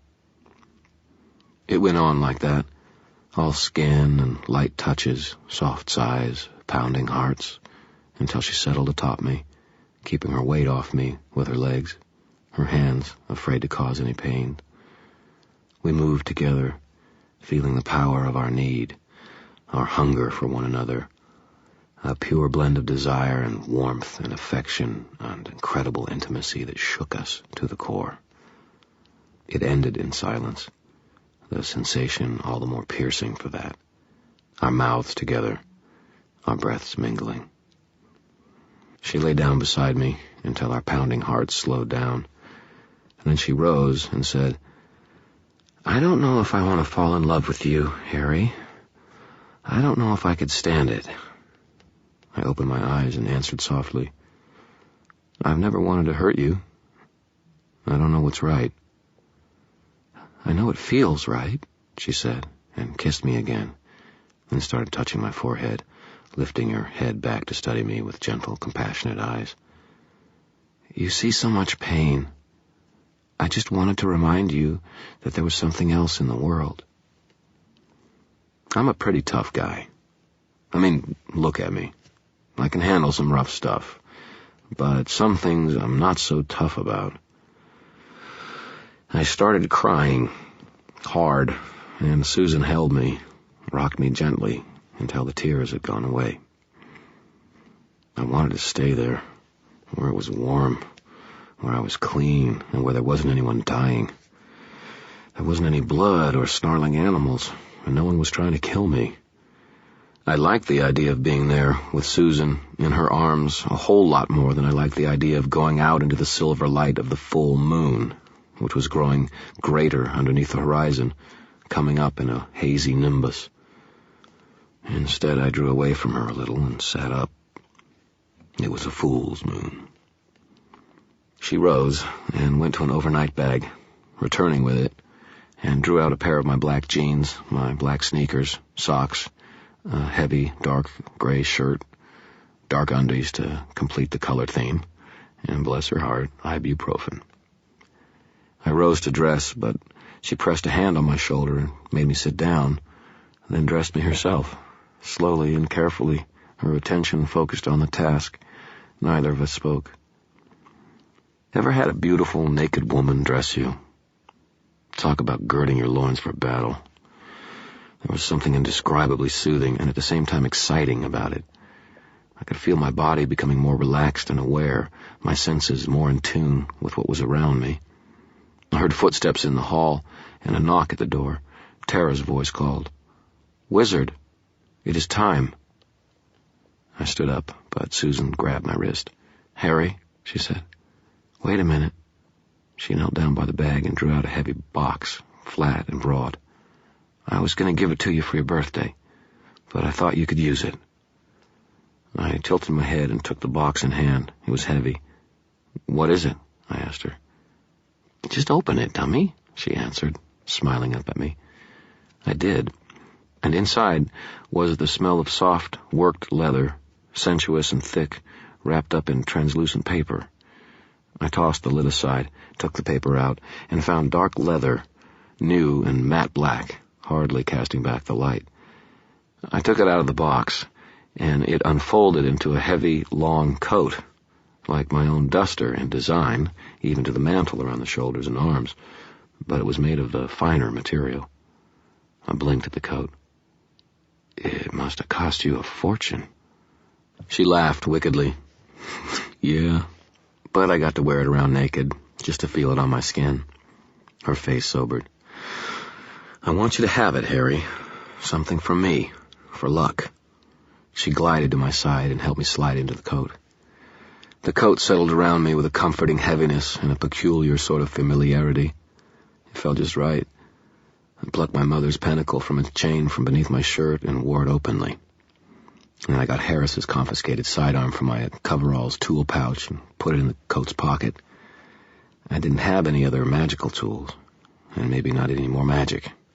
The gun, all things considered, seemed to be an uncertain weapon at best, but I was as ready as I was going to be. I turned to say goodbye to Susan, to find her hurriedly stepping into her clothes. "What are you doing?" I asked. "Getting dressed," she said. "Why?" "Someone's got to drive the van, Dresden." She tugged on her T-shirt, slung her jacket over her shoulder, and walked past me, pausing to give me a narrow glance. "Besides, this could be the biggest paranormal event I've ever had a chance to cover. Did you expect me to stay behind?" She pushed the door open and gave me an expectant look. Damn, I thought, and double damn. One more person to worry about, one more person to protect. Susan wasn't a werewolf. She wasn't a wizard. She didn't even have a gun. It was crazy to let her even think about going along. But I found myself wanting to make sure she was somewhere close. "All right," I said, "but the same rules I gave the kids. I'm in charge. You do what I say, when I say, or you stay here." Susan pursed her lips and narrowed her eyes. "I kind of like the sound of that," she said, teasing me. "I like that look on you, too. Have you ever thought about growing a beard?" Then she smiled and vanished into the hallway. I scowled after her. She'd stay away from the worst of it. I'd make sure of that, if I had to tie her to the van myself. I muttered something grouchy, bent my head to one side, and inhaled, smelling the smell of new leather, of fresh clothes and soap, and of eau de Susan still lingering on my skin. I liked it. The jacket creaked as I started forward, and I caught sight of myself in the dresser mirror. My double, the one from the dream, stared back out at me. Only the roughness of the 3-day growth of dark whiskers and the bruises were at contrast with the subconscious me's neatly trimmed beard. Everything else was precisely the same. I turned my face away rather quickly and paced out of the room, out to the van, where the others were waiting. Showtime. Chapter 28. The moon rose in silver splendor into an October sky, strewn with pale clouds and brilliant stars. The clouds churned, a white sea-foam sea, and the moon was a vast, graceful clipper ship, its sails full of spectral light as it ran before the strength of the cold autumn winds. Pale light bleached each of the uncut stones on the 9-foot wall around Gentleman Johnny Marconi's Gold Coast estate, making edges sharper, shadows blacker, until it looked like a barrier made of gaping white skulls. Trees grew up thick on the other side of the wall, blocking the view of the interior, though no branches extended far enough to provide a way to climb over it. "We've got to get over the wall," I said to the enormous dark wolf beside me, keeping my voice low as we all crouched in the shadows of the bushes across the street from Marconi's estate. "There'll be security on it. Maybe cameras. Maybe infrared beams. Maybe something else. I want you to find a way past it."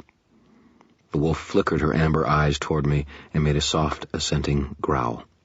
Then she simply turned and faded into the darkness, leaving 5 more furry, crouching shapes grouped around me. The alphas didn't exactly inspire confidence, but they'd all managed to master enough rudimentary magic to transform themselves into very, very close approximations of wolves, at least. It was something. Susan had parked the van on a hill leading up to Marconi's estate and remained in it in case we needed a quick getaway. When we arrived, nude Tara West and 5 young people, 3 female and 2 male, had leapt out of the van, and the alphas hurriedly tumbled out of their robes. "Hell's bells," I complained. "We're on a public street. Can't you be something besides naked here, people?" Tara had smirked, and in a liquid shimmer become a gaunt, dark wolf, a beast fully as large as Denton and his cronies had been, but with a narrower muzzle and cleaner proportions. Like Denton and his crew of Hexenwolfen, she kept the exact same shade and color of her eyes, even in wolfish form. "Well," I demanded of the others, "let's hurry it up." Georgia had slipped her lean body from her dark robe and melted in a few seconds into her wolf shape, then had quickly slipped past me to go to Tara. Billy growled something under his breath as he shrugged out of his robe, catching one sleeve on his arm as he began to change. Billy Wolf had stumbled over the robe, still hanging on his forepaw, tripped and tumbled into the street with a woof of expelled breath and a little whimper. I rolled my eyes. Billy the wolf had snarled and struggled out of his robe, picked it up carefully in his teeth like a large and particularly grumpy-looking Benji, and put it back in the van. One of the other girls had said, a red-haired lass who filled out her robe a little too generously. "We're still a little new at this." She covered herself with her arms awkwardly and let her robe fall from her shoulders as she whispered a little chant, and had become a rather round, hefty-looking she-wolf with dark auburn fur. She moved daintily to the edge of the cargo van and had minced, despite her weight, down the street. The other two young people, a lanky, dark-haired boy and a scrawny girl with mouse-brown hair, had made the change and loped up the hill after Tara, and then we all had moved as quickly as we could to the rear of Marconi's estate. Surrounded by a high stone wall, the property occupied an entire block, bounded on all four sides by individual streets. None of us had known the layout to Marconi's place, so we had chosen to approach from the rear on general principle of sneakiness. I hadn't thought it would be wise to walk up to the front door, so I had dispatched Tara to find us a way in, while I remained behind with the alphas. I found myself tapping my fingers on my thighs as I crouched, restless. I soon realized that if I was tense, the would-be werewolves were twice as keyed up. The darkest furred one, Billy, I thought, rose to his paws and started away, in the opposite direction from which Tara had gone. Georgia growled at him, Billy growled back, and the other males rose to follow him. Great, I thought. I can't afford to let the alphas wander off now, no matter how restless they are. "Hey," I said quietly, "you can't go herring off now. If there's a way inside, Tara will find it." The wolves all turned their heads and their very human eyes toward me. Billy planted his paws stubbornly and growled. "Oh, don't give me that," I snapped, glaring at him without meeting his eyes. "You promised you'd play this my way, Billy. This isn't time to be messing around." Billy's stance became less certain, and I beckoned all of them toward me. If I could keep them listening until Tara got back, at least I could be sure that they'd be around when I needed them. "Huddle up, everyone," I said. I wanted to go over some things before we go in. There was a brief silence, and then a crowding of furry, heavy bodies and a snuffling of wet noses. 10 ears pricked up and rotated toward me, and 10 bright, human eyes fastened on me from lupine faces. I suppressed a sudden urge to say, "Good evening, class. I'm your teacher, Mr. Dresden," and instead put on my most serious expression. "You all know what's at stake tonight," I said. "That we could all get killed. We're going to be confronting a bunch of law enforcement people who have gotten hold of some magic that's as black as anything I've ever seen, and are using it to turn themselves into wolves. They've lost control of the power they've grabbed. They're killing people, and if we don't stop them, they're going to kill a lot more, especially me, because I know too much. I'm a danger to them. But I don't want that. I don't want anyone to get killed. Not us, and not them. Maybe they deserve it, maybe not. The power they grabbed has turned into a drug for them, and they're not really in control of themselves anymore. I just don't think we'd be much different than them if we went out there planning to wipe them out. It isn't enough to stand up and fight darkness. You have to stand apart from it, too. You've got to be different from it." I cleared my throat. "Hell, I'm not good at this. Go for their belts, if you can, just like I did in the alley. Once their belts are off, they're not going to be as crazy, and maybe we'll be able to talk to them." I glanced up at the wall and back down. "Just don't get killed, guys. Do what you have to do to stay alive. That's your first priority. And if you got to kill them to do it, then don't hesitate." There was a great chorus of growls from around me, led by the wolf Billy, but that was a great thing about being the only human being there. I was the only one who could talk. There wouldn't have been any arguments, even if they had disagreed. Their enthusiasm was a little intimidating. "If you are any louder, wizard," Tara's soft voice came from behind me, "we might as well walk through the front gate." I jumped and looked to see Tara, naked and human, crouched down a few feet away. "I wish you wouldn't do that," I hissed at her. "Did you find a way in?" "Yes," she said. "A place where the wall has crumbled. But it is far for you to walk, around along the eastern wall, toward the front of the property. We must run if we are to get inside in time." I grimaced. I'm not in any shape to run anywhere. "It would seem you have little choice." I also saw many streaks of light across the front gate. There are black boxes with glass eyes every 70 or 80 paces. They do not see the crumbling place. It is a fortunate position. Cameras, I muttered. Hell. Come, wizard, Tara said, crouching down on all fours. We have no time to waste if you are to join us. The pack can cover the distance in moments, but you must hurry. Tara, I've had a rough couple of days. I'd fall over in about 2 minutes if I tried to run somewhere. The woman blinked passionless amber eyes up at me. Your point? I'm going over the wall right here, I said. Tara looked up at the wall and shook her head. I cannot bring the pack over that wall. They are not strong enough to keep changing back and forth. They have no hands in their wolf form. Just me, then. I guess you all can find me? Tara snorted. Of course, but it is foolish for you to go over the wall alone. And what if the cameras see you? Let me worry about the cameras, I said. Help me up to the top. Then you and the Alpha circle around and rendezvous with me. Tara scowled, the expression dark. I think this is foolish, wizard. If you are too wounded to run, then you are too wounded to go in alone. We don't have time, I said, with a glance up at the moon, to argue about this. Do you want my help or don't you? Tara let out a sound somewhere between a snort and a snarl, and for a moment tension in her muscles made them stand out hard against her skin. One of the Alphas let out a little whimper and stepped from us. Very well, wizard, Tara said. I will show you the nearest camera and help you over the wall. Do not move from where you land. We do not know who is on the other side of the wall or where. Don't worry about me, I said. Worry about yourself. If there's a good way through the wall, Den might show up there, too, to go in. Or MacFinn might. MacFinn, Tara said, traces of pride in her voice and fear in her eyes, will not even notice that the wall got in his way. I grimaced. Just show me the camera. Tara led me forward through the dark, silent and naked, and looking as though she didn't mind the cold evening at all. The grass was damp, plush, and deep. Tara pointed out the small, silent square of the video camera settled into the wall across the street, and almost entirely hidden by the shadows of the trees.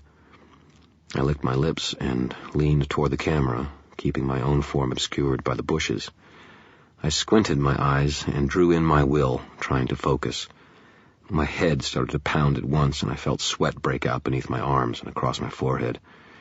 Hexing up anything mechanical is usually fairly simple. The field of magic that surrounds practitioners of the art plays havoc with the implements of technology. A passing thought on the right kind of day can blow out a cellular phone or kill a photocopier. This was the wrong kind of day. That field of energy around me was severely depleted from its usual levels, and the metaphysical muscles I would normally use to manipulate that energy were screaming in agony, reflected in pain throughout my body. But I needed to get inside, and I really did think that I wouldn't be able to make it all the way around the property. I was running on empty already, and too much more would leave me gasping like a fish out of water and wishing I was home in bed. I forced calm on my thoughts and focused all the energy I had, and it hurt me, starting in my head and spreading out into weary aches in my knees and elbows. But the energy built, and with it pain, until I could hold it together no longer. Malevaso, I whispered, and pushed my hand out at the square shape, like a grade school girl throwing a baseball wrong-handed. The power I'd gathered, though it felt like it was about to split me at the seams, rushed out in an almost impotent little hiccup of magic and swirled drunkenly toward the security camera. For a long time, nothing happened. And then there was a flash of light and a tiny shower of sparks from the rear of the box. Smoke drizzled up from the camera in a quavering plume, and I felt a small surge of triumph. At least I had something left in me, even if it was aneurysm causing labor to perform the mildest of tasks. All right, then, I said a second later, my voice somewhat thready. Let's go. We looked around and made sure no cars were about. Then Tara, the Alphas, and I rushed across the road, through some decorative leafy bushes, to the high stone wall. Tara laced her fingers together to form a stirrup. I put my good foot in it and pushed up hard. She heaved me up and threw me over the wall. I caught myself at the top, saw the car's headlights coming, and swiftly rolled down the other side, falling heavily into damp, muddy earth. It was dark. It was really dark. I was crouched at the base of the wall, underneath a spreading canopy of bare tree branches and stubborn sycamore leaves. Moonlight filtered through in random places, but it only served to make the dark spots all the more gloomy. My own black leather duster was utterly invisible, and I remembered reading somewhere that the gleam of my eyes and teeth would be the most likely to give me away. But since I didn't feel like sitting in the dark with my eyes closed, I didn't. Instead, I crouched and got my confiscated gun ready in one pocket and took my ace in the hole out of the other, getting that ready as well. I shivered and worked hard to remind myself not to be afraid. Then I waited in the darkness for my allies, and waited, and waited. Time passed, and I knew that a minute would feel like an hour, so I began counting, one number for every deliberate breath. The wind blew through the trees, brisk and cool. Leaves rustled, and droplets of rainwater fell from the trees around me, making little pattering sounds as they struck my new coat. They clung to the leather in tight beads and caught pieces of moonlight in them, brilliant against the black. The smell of rich earth and damp stone rose with the wind, and for a moment it did almost feel as though I was in a forest, rather than on a crime lord's private estate in the north end of Chicago. I took deep breaths, a little comforted by the illusion, and kept on counting, and waited. Nothing happened. No wolves, no sounds, nothing.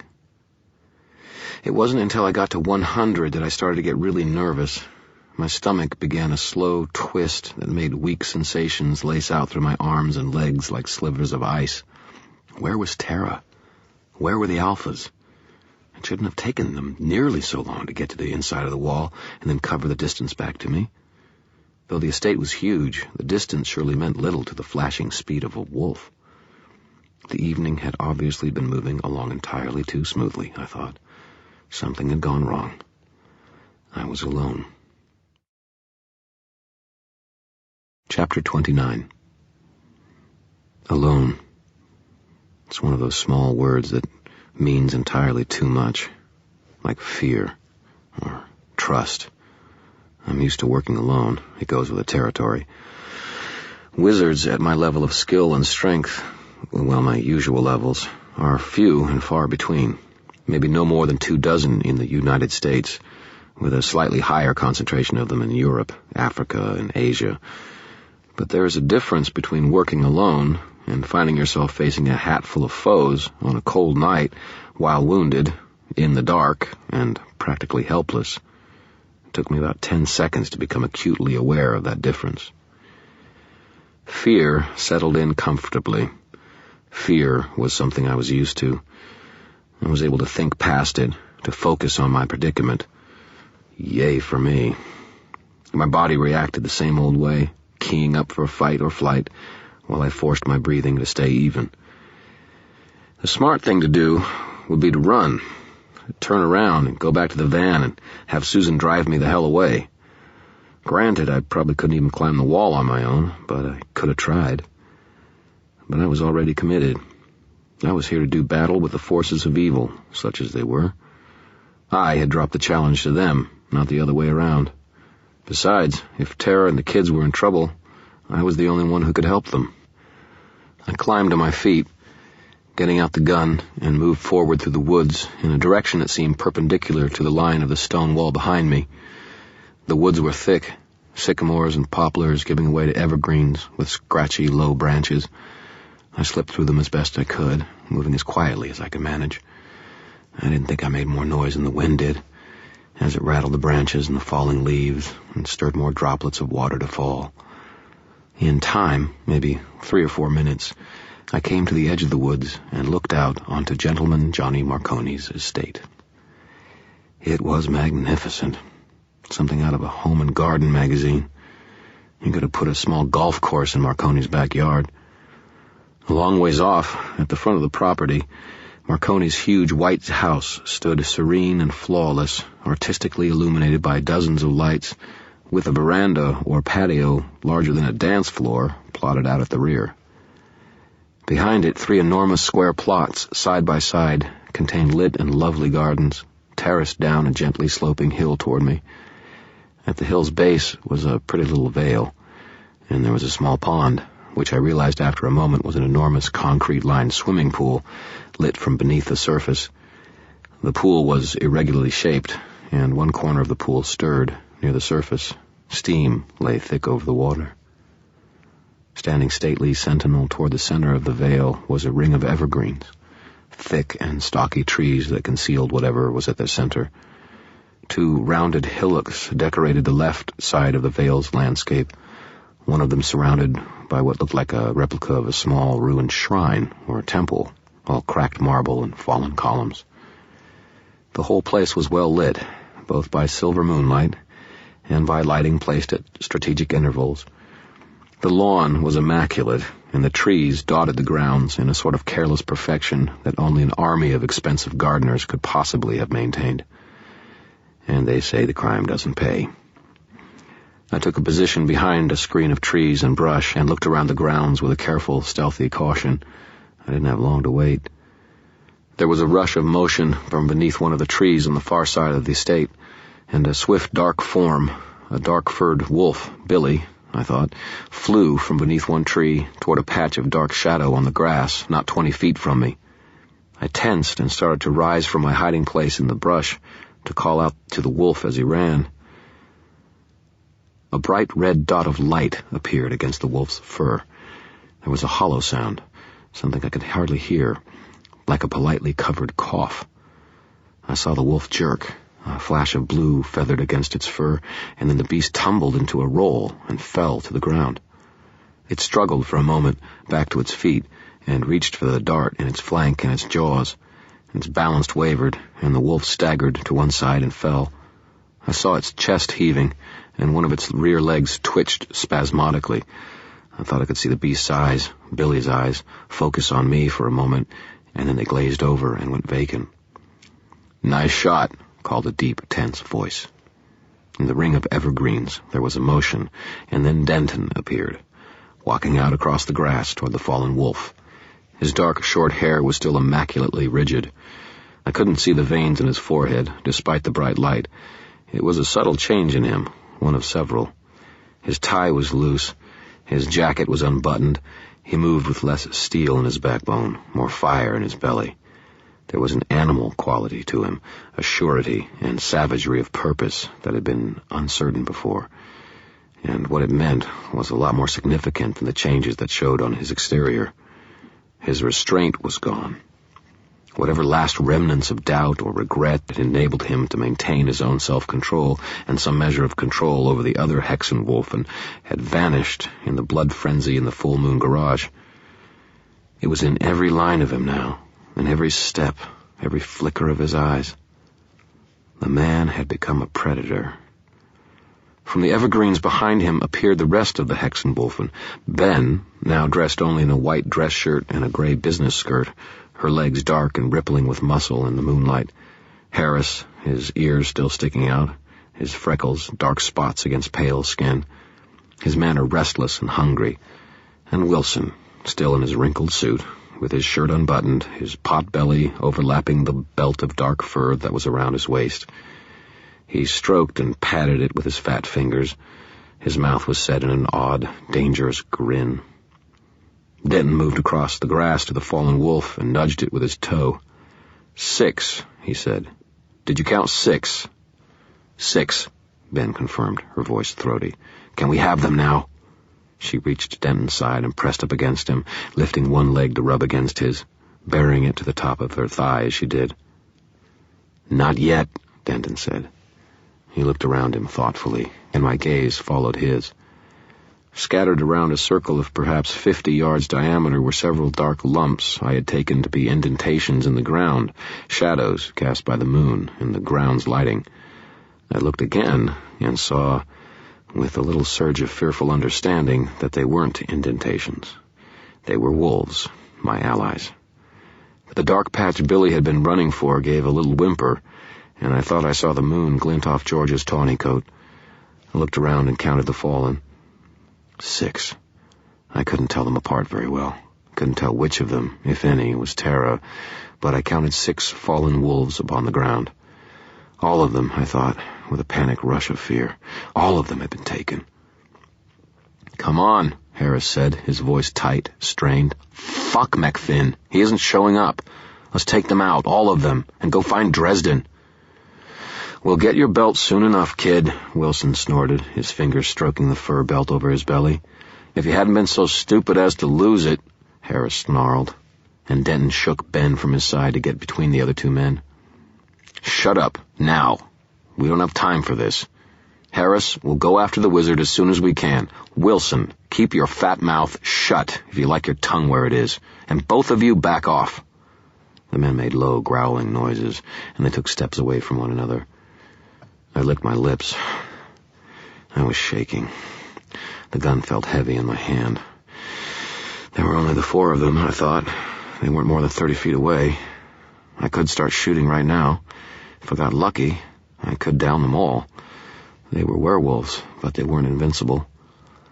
I slipped the safety off the pistol and drew a steadying breath.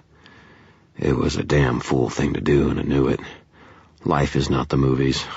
It wasn't likely I'd be able to shoot them all before they could draw and shoot back, but I didn't have much choice. Denton turned toward the first hillock with its artfully ruined temple and waved. "All right," he called. "That's all of them." A pair of shapes appeared from the lights that shone from the temple and then came down the hill toward Denton and the Hexenwolfen. Marconi was dressed in a flannel shirt, jeans, and a hunter's vest, and he wore a gleaming rifle, an enormous scope mounted on it in one hand. Hendricks, hulking beside him in muscle-bound silence, was dressed in what looked like black military fatigues, bearing the gun I'd seen earlier, a knife, and various other gear.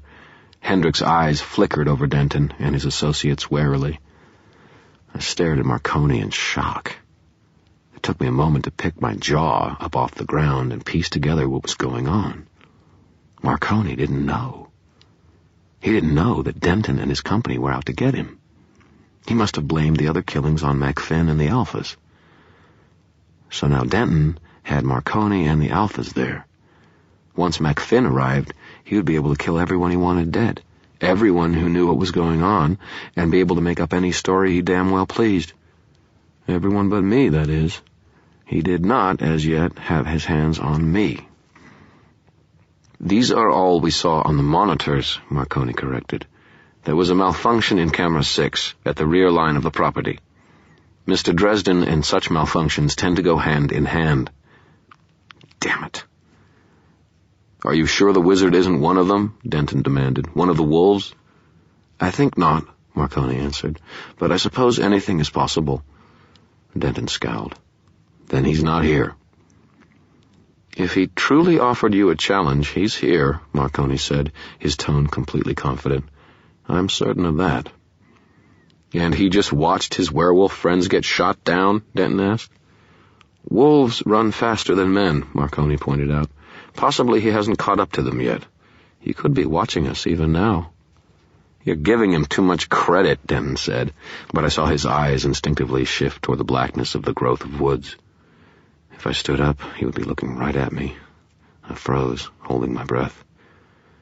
"Am I?" Marconi smiled and leaned down to pluck the feathered dart from Billy's furry flank.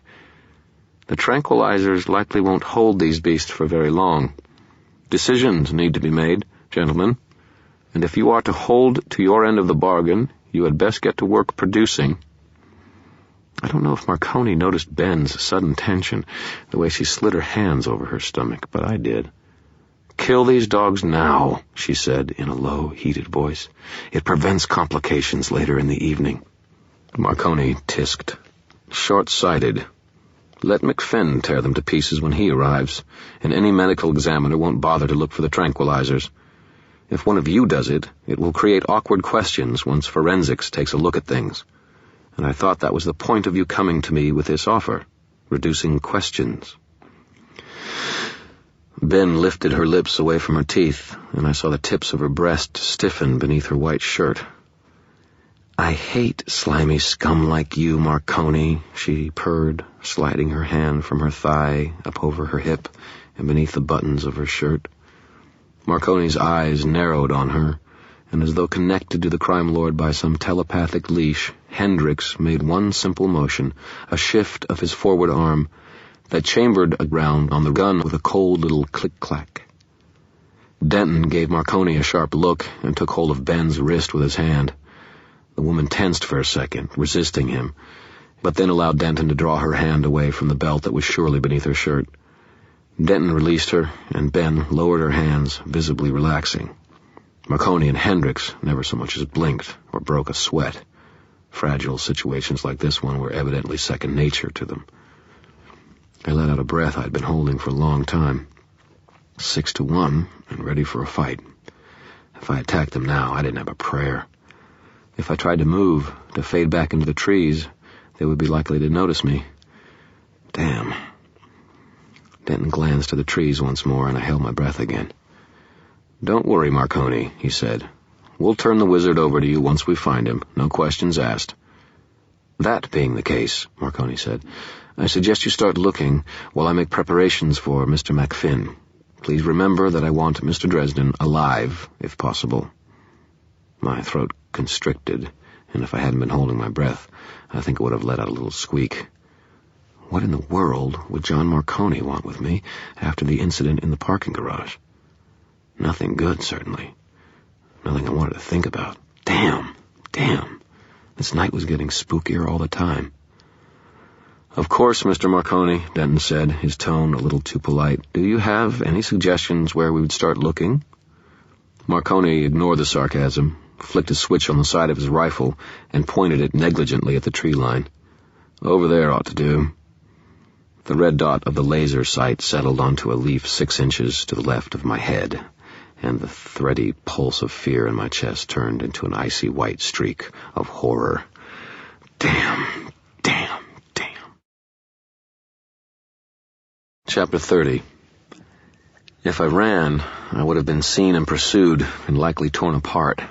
If I remained where I was hidden, I would be found and then torn apart, or shot, or tranquilized and given to Johnny Marconi. A poor set of choices, but I wasn't going to get any better ones by sitting on my ass. So I got my feet underneath me and started easing back into the woods, the confiscated semi-automatic still in my hand.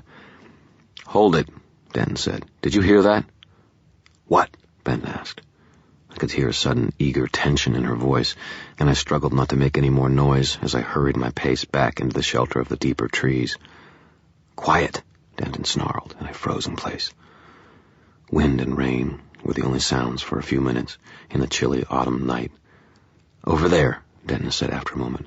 "I think I heard it over that way." "Could be a raccoon, squirrel, or cat," Wilson suggested. "Don't be naive," came Marconi's voice, laced with scorn. "It's him." There was an immediate sound of a slide being worked on a handgun, a round being chambered into place. "Move forward," said Denton. "That way. Fan out and we'll take him. Watch yourself. We don't know what he can do. Don't take any chances." His voice came closer as he spoke, and I nearly bolted. There was a couple of assenting sounds and another couple of weapons being readied. Footsteps came toward me through the grass. After that, I did bolt, just stood up and ran, bent over as low as I could. There was a shout from behind me and the bark of a gun being fired. I pointed the semi-automatic above me, afraid to fire back at them for fearing hitting Tara or one of the alphas by mistake, and pulled the trigger twice. The gunshots must have surprised them because Denton and the others scattered for cover behind the nearest trees. I ran deeper into the woods, marshalling my thoughts. I had gained a little time, but time to do what? Running would only put me up against a stone wall, and I doubted I'd be able to climb it with a bum foot and a wounded shoulder. And I could only play the rabbit in the woods for so long before I was found. Damn it, I thought. I'm no rabbit. It was about time the hunters became the hunted around here. I moved ahead, silent and intent now, and scanned around me, searching for the sort of place I would need. I found it almost at once, an inward curved hollow at the base of a large tree, and slid into it, nestling into the wood's embrace. I put my head down, hiding the paleness of my face and the gleam of the whites of my eyes, and listened. They came forward quietly, and without any lights flickering around the edges of my vision. Maybe Denton and his cronies were getting used to the darkness. They were moving forward in a ragged line, 20 or 30 paces apart, and somehow keeping mostly parallel. They were all still on 2 feet by the sound of the steps. Thank my lucky stars. If they'd gone to wolf form, they might have had me. Of course, on 2 legs, they still had their hands free to hold guns of their own. There are pros and cons to everything, I suppose. I held my breath when footsteps approached me. They came within 10 feet, then 5. I felt the brush stir when someone walked past no more than a foot away, making the leaves brush up against me. They stopped right there, and I heard a little woofling sound, sniffling. I thought of the aroma of my brand-new leather coat and clenched my jaws down slightly, tension thrumming through me and making my legs shake. About 10 billion years went by, and then whoever it was began walking again, forward and past me. I would have let out a sigh of relief if the most dangerous part of my plan wasn't still to come. I got up from my hiding place, stepped forward, and jammed the barrel of the semi-automatic against the back of the neck of the person before me. It was Denton. His back arched, and he sucked in a stunned breath. "Quiet," I whispered. "Don't move." Denton hissed, but froze in place. "Dresden, I should kill you now." "Try it," I said, and thumbed back the hammer of the gun. "But after the loud noise, remember to keep going down the tunnel and toward the light." Denton's shoulders shifted a fraction, and I said, "Don't move your arms at all. Reach for that belt, and I'll kill you before you're halfway to furry, Denton. Drop the gun." Denton moved his fingers enough to close the safety on his gun and let it fall. "Not bad, Dresden," he said, "but this isn't going to do you any good. Put the gun down, and we'll talk about this." "Smooth, polite, nice delivery," I said. "They teach you that at the FBI?" "Don't make this any harder on yourself than it has to be," Denton said, his voice toneless. "You can't get out of this." "They always say that," I said, and used my free arm, though it made my shoulder twitch, to take him by the collar and hold him steady. "My arm's feeling a little weak," I said. "Don't do anything to make me slip." I felt his body tense at my words. "What are you doing, Dresden?" "You and me, we're going to turn around," I said, with a little shove of the gun against his neck to emphasize the point. "And then we're going to order all of your people out of the trees and back into the light. They'll each call to you from there, so that I know they're in front of me, and then we are going to go see them." "What do you hope to accomplish here, Dresden?" Denton said. I let go of his neck, pressed close, and reached around him to remove the wolf pelt belt from around his middle. I saw his jawline shift as I took the belt away, but he remained still and quiet, his hands in the air. "I was just going to ask you the same thing, Denton," I said. "Now, call your buddies out of the trees." Denton might have been a cool customer, maybe a treacherous sneak, maybe a murderer, but one thing he wasn't was a fool. He called out to the other 3 agents and told them to get out of the trees. "Dent," Wilson called. "Are you okay?" "Just do it," Denton answered. "It will all be clear in a minute." They did it. I heard them move out of the woods and call to him from the cut, level grass of Marconi's estate. "Now," I said, "walk. Don't trip, because I swear to God I'd rather blow your head off over a misunderstanding than get suckered by a trick and killed." "Maybe you should put the safety on," Denton said, "because if you kill me, you'll never get out of here alive." I hate it when the bad guys have a point. But I chose to err on the side of Denton getting blown apart and left the safety where it was. I slung the wolf belt over my shoulder, took Denton's collar again, and said, "Walk." He did. We walked out of the deep darkness of the woods and into the light. I kept at the edge of the darkness and put a tree's trunk to my back, keeping Denton between me and the bad guys. They were spread out, the 3 of them in a little half-circle about 30 feet away, and they all had guns. It would have been one hell of a marksman who could get at me with Denton's broad, solid form in front of me and the shadows veiling me, but I didn't take chances. I crouched down behind him some, leaving nothing but the corner of my head and one eye showing. At least that way, I thought, if they shot me, I'd never feel it. Hi, guys," I said, a bit lamely. "I got your boss. Put the guns down. Take your belts off and walk away from them nice and slow, or I'll kill him." A part of me, probably the smarter part, groaned at my course of action and started cataloging the number of federal and state crime codes I was breaking into tiny pieces by taking a member of the Federal Bureau of Investigations hostage and threatening to kill him and attempting to take hostage 3 more.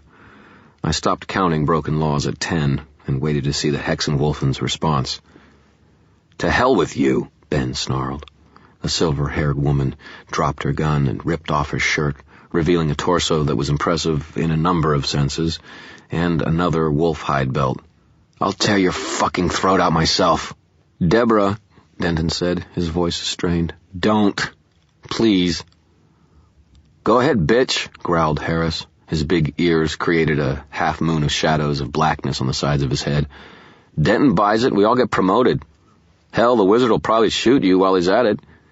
Ben whirled toward Harris, lifting her hands as though she were strangle him, fingers clenching like talons. "Shut up," I said. "Both of you. Put your guns down. Now." Harris sneered at me. "You won't, Dresden. You don't have the guts." "Roger," Denton said very quietly. "You're an idiot. The man's in a corner. Now put down your gun." I blinked, surprised at the unexpected support. It made me instantly suspicious. That Marconi was out of sight did not mean he was out of mind either. Where was he? Crouched somewhere, aiming that rifle at me? I kept an eye out for bright red dots. "That's right," I appended to Denton's statement. "You are an idiot. Drop the gun. You too, Wilson," I added, glancing at the overweight agent. "And you and Ben, take your belts off, too. Leave them on the ground." "Do it," Denton confirmed, and I got a little more nervous. The man was relaxed now, not resisting me. His voice was solid, confident, unimpressed. That was bad. Denton's pack obeyed him, if reluctantly. Ben dropped the belt to the ground in the same way Scrooge might have let fall a string of diamonds, a visible ache in the motion. Wilson grunted as his belt came unfastened and his belly flopped out a little as the catch released. He left it on the ground by his gun. Harris glanced at me, but he lowered his gun too. "Now, step back, all of you." "Yes," Denton said. "Harris, Wilson, step back to the trees and bring out what we left there." "Hey," I said, "what the hell are you talking about? Don't move, any of you." Harris and Wilson smirked at me and began walking toward the trees. "Get your asses back here." "Shoot at them, Mr. Dresden," Denton said, "and you will have to take your gun off me. I think I can reach it, if you do that, and turn this into a fight. You are resourceful and intelligent, but you are also wounded. I don't think you could overcome me hand-to-hand." I glanced between the two men and Denton. "Damn it," I said. "What are you up to, Denton? You try anything funny, anything at all, and you're not going to live to regret it.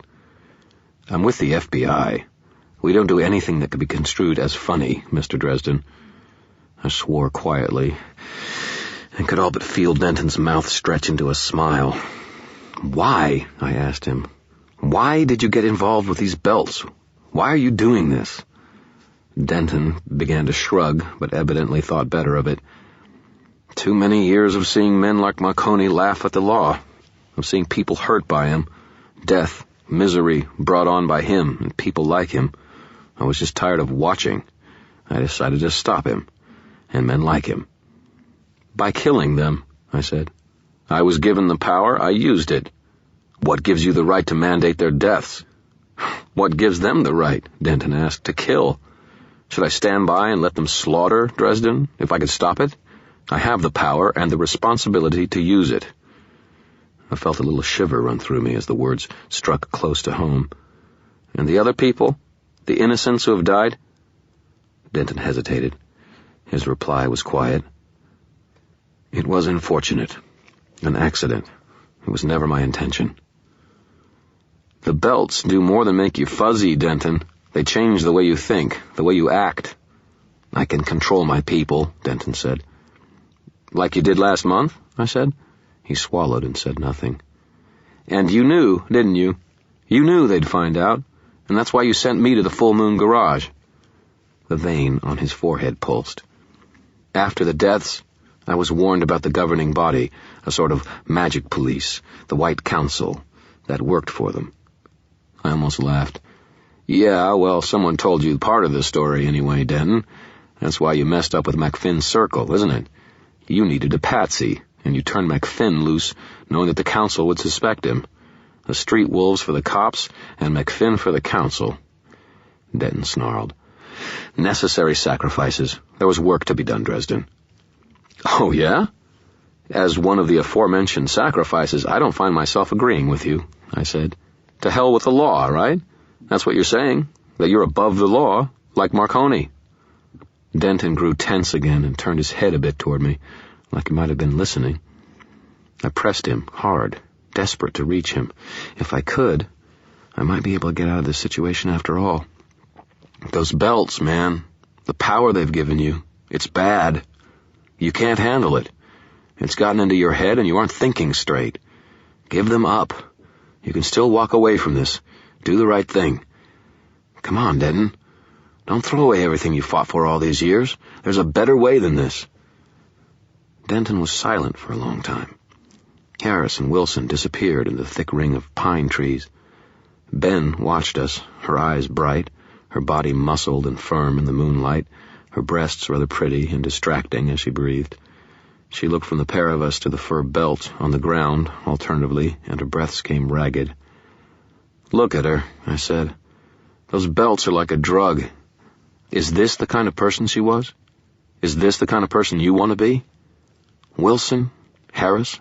Were they always like they are now? You're turning into monsters, man. You've got to get out of this, before you're all the way gone. Denton closed his eyes, then shook his head. You're a decent man, Mr. Dresden, but you've got no idea of how the world works. I'm sorry you've gotten in the way. He opened his eyes again. Necessary sacrifices. Damn it, I said. Don't you see that this won't do you any good?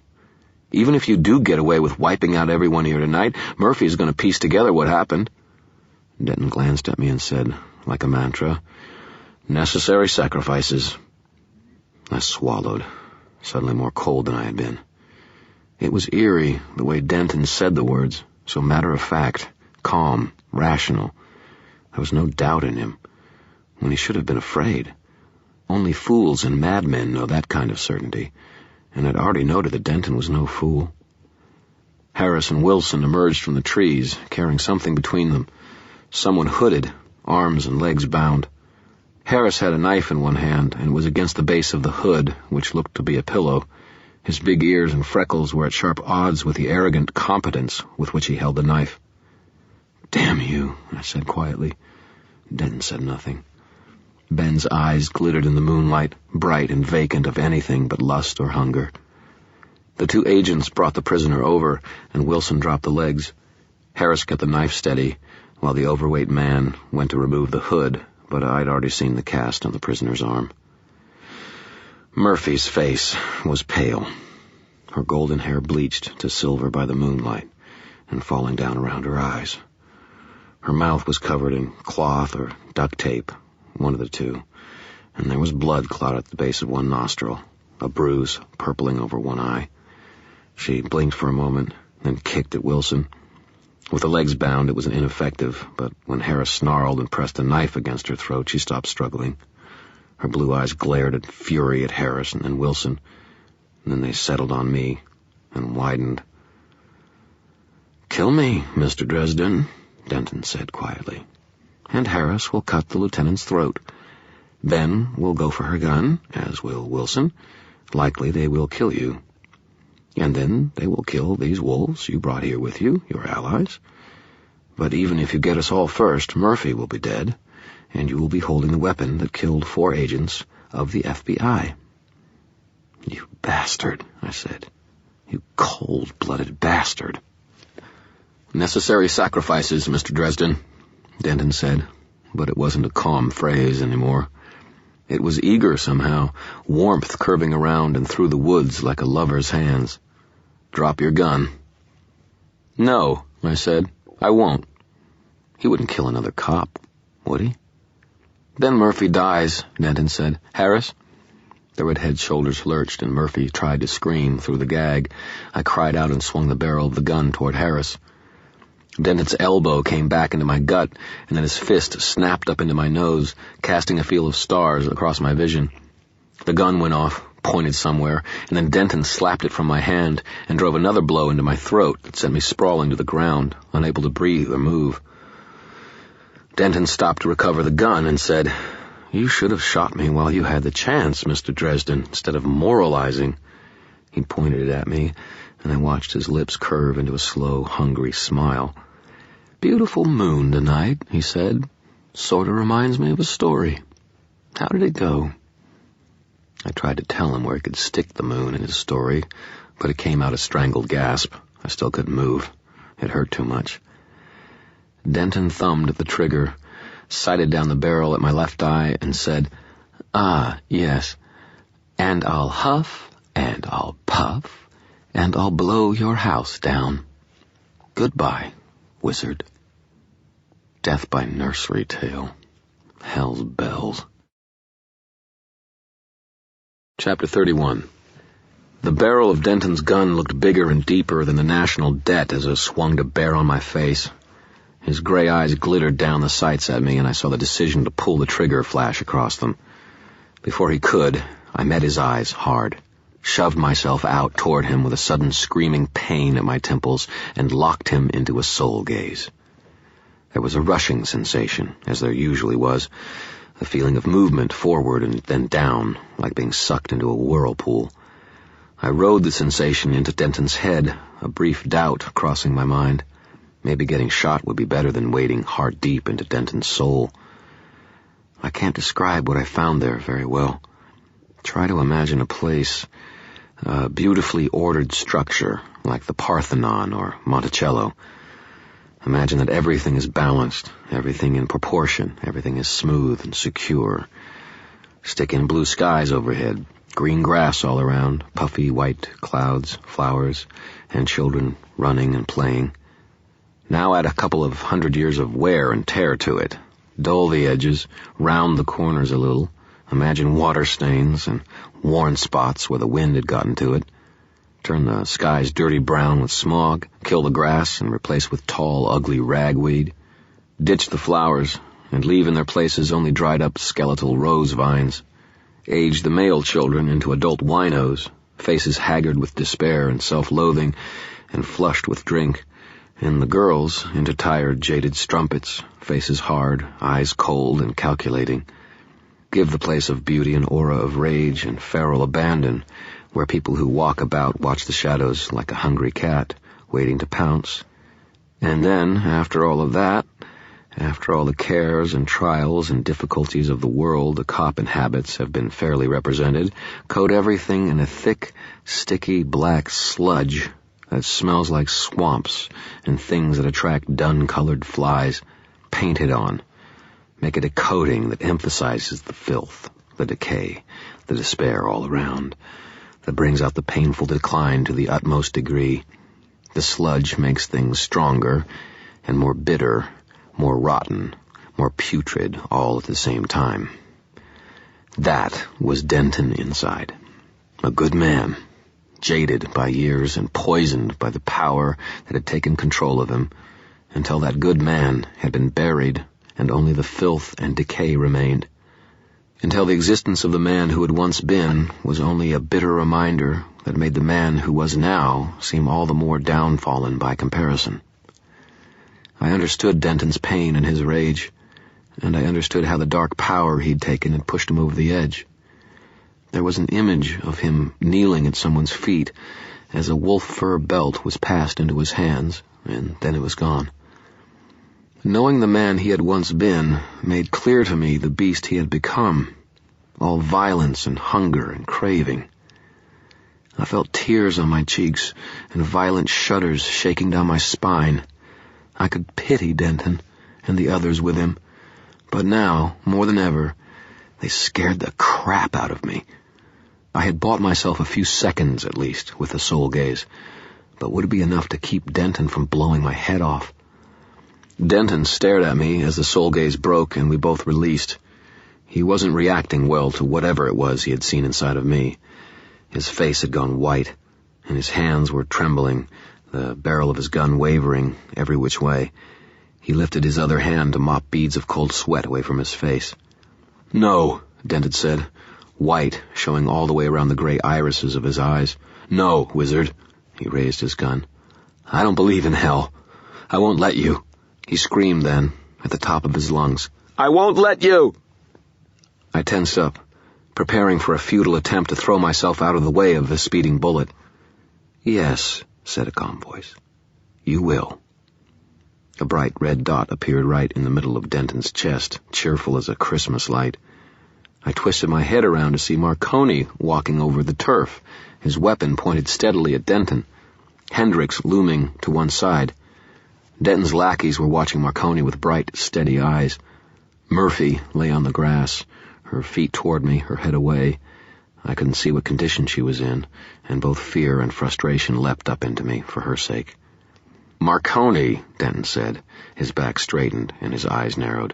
"You treacherous scum." Marconi clucked with his teeth. "Our bargain was that you would bring him to me alive, not execute him. Additionally, you may want to rethink the wisdom of using your own weapons. Let MacFinn kill him when he arrives." "If he arrives," Denton snarled. "My spotters," Marconi said, "tell me that the animals I sent out with them went mad with fear about 2 minutes ago, 3 miles west of here. I think it will not take him much longer to show up, Mr. Denton." His smile widened, but his money-colored eyes grew harder. "Now, shall we cease antagonizing one another and finish our business?" Marconi lowered the rifle and flicked the laser sight off. Denton looked from me to Marconi, and I saw the blackness rise up in his eyes, gather behind them, and get ready to come rolling out. "Marconi," I said, "just shoot him now." "I think we've both had enough of your attempts to divide and conquer, Mr. Dresden," Marconi said, his voice bored. "You're beaten. Acknowledge it with grace." I watched a slow smile spread over Denton's face as he kept the gun pointed at my head. My voice rose by a couple of notes of alarm. "I mean it, John. I really do. I shit you not. This entire thing is about them killing you." "What a vulgar reassurance," Marconi said. "Agent Denton, we have a few details to attend to. Lower your gun and let us be about them." "I don't think so," Denton said, and he pointed at Hendricks and started pulling the trigger. The gun roared so many times, so quickly, that I couldn't tell how often Denton fired. Hendricks snapped back onto his heels and then was driven flat onto his back by the force of the bullets slamming into him. He didn't have time to twitch, much less scream, and he dropped like a felled tree. I felt it in the earth when his massive body hit the ground. Marconi started to raise his gun, but Wilson and Harris hurled at his back and dragged him to the ground, pounding on him with their fists. Marconi wreathed like an eel and slipped away from them, but Denton stepped into his path and thrust a gun into Marconi's face. "That's enough," he said, his voice grown coarse. "Get them all and take them to the pit. MacFinn will be there any moment." I took a moment to roll to my hands and knees and attempt to slip away unnoticed, but was brought up short by a pair of bare, muscular, feminine legs.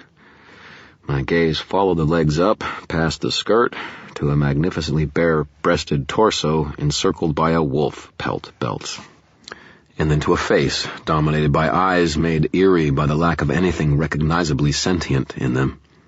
Ben smiled at me, set her foot against my wounded shoulder, and with a sadistic twist of her ankle and a shove of her muscled leg, sent searing pain screaming through my body, making me crumple to the ground in agony.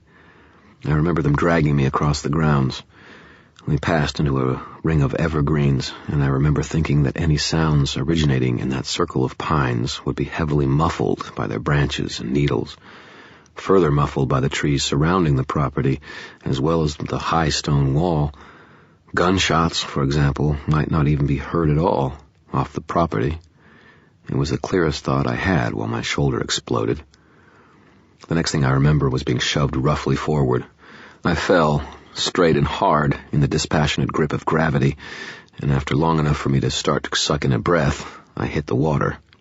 It was only about 6 or 7 inches deep, and beneath it was swirling soft mud. I had a brief pang for my leather duster, and then I sank down into the water, my hands slipping into the mud and getting stuck there.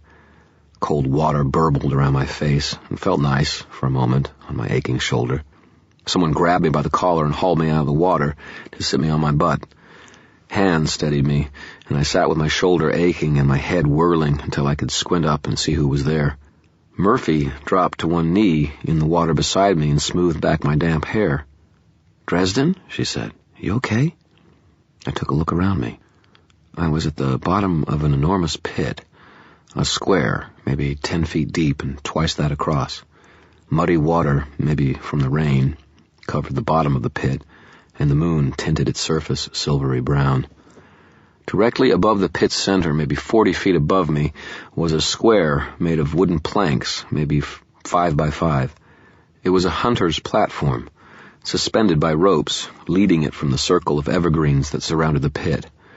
I could see the tops of the trees against the moon and the clouds. "Dresden," Murphy said again. "Are you all right?" "I'm alive," I said. I blinked at her for a second and then said, "I thought they killed you." Her blue eyes sparkled briefly. Her hair was a mess, and her jeans and flannel shirt were rumpled and soaked with muddy water. She was shivering from the cold. "I thought they had too, but they stopped as soon as Denton took you out and tossed me down here. I can't figure why they didn't do the deed themselves instead of leaving it to McFinn." I grimaced. "Trying to cover their tracks from the White Council," I said. "Denton wants McFinn to take the fall for all the deaths. I think he's lost it. I always wind up in the nicest places when I hang out with you, Dresden." "You were tied up," I said. "How'd you get loose?" "She had help," someone said in a slurred, heavy voice. "For all the good it will do her." I turned my head to see a naked and dirty Tara West sitting with her back against the wall of the mud. There were 5 soggy, motionless forms lying around her, the alphas in their wolf shapes.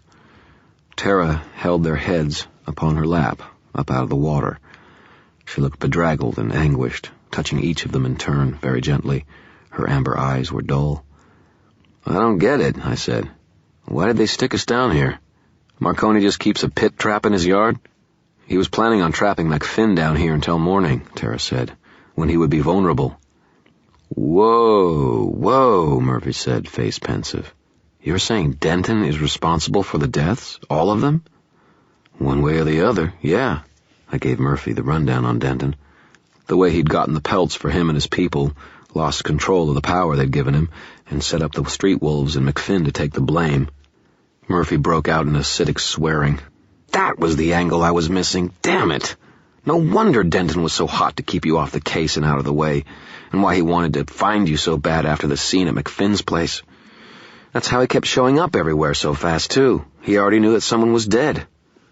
There were shouts from above, and we looked up to see Marconi swing out from the edge of the pit.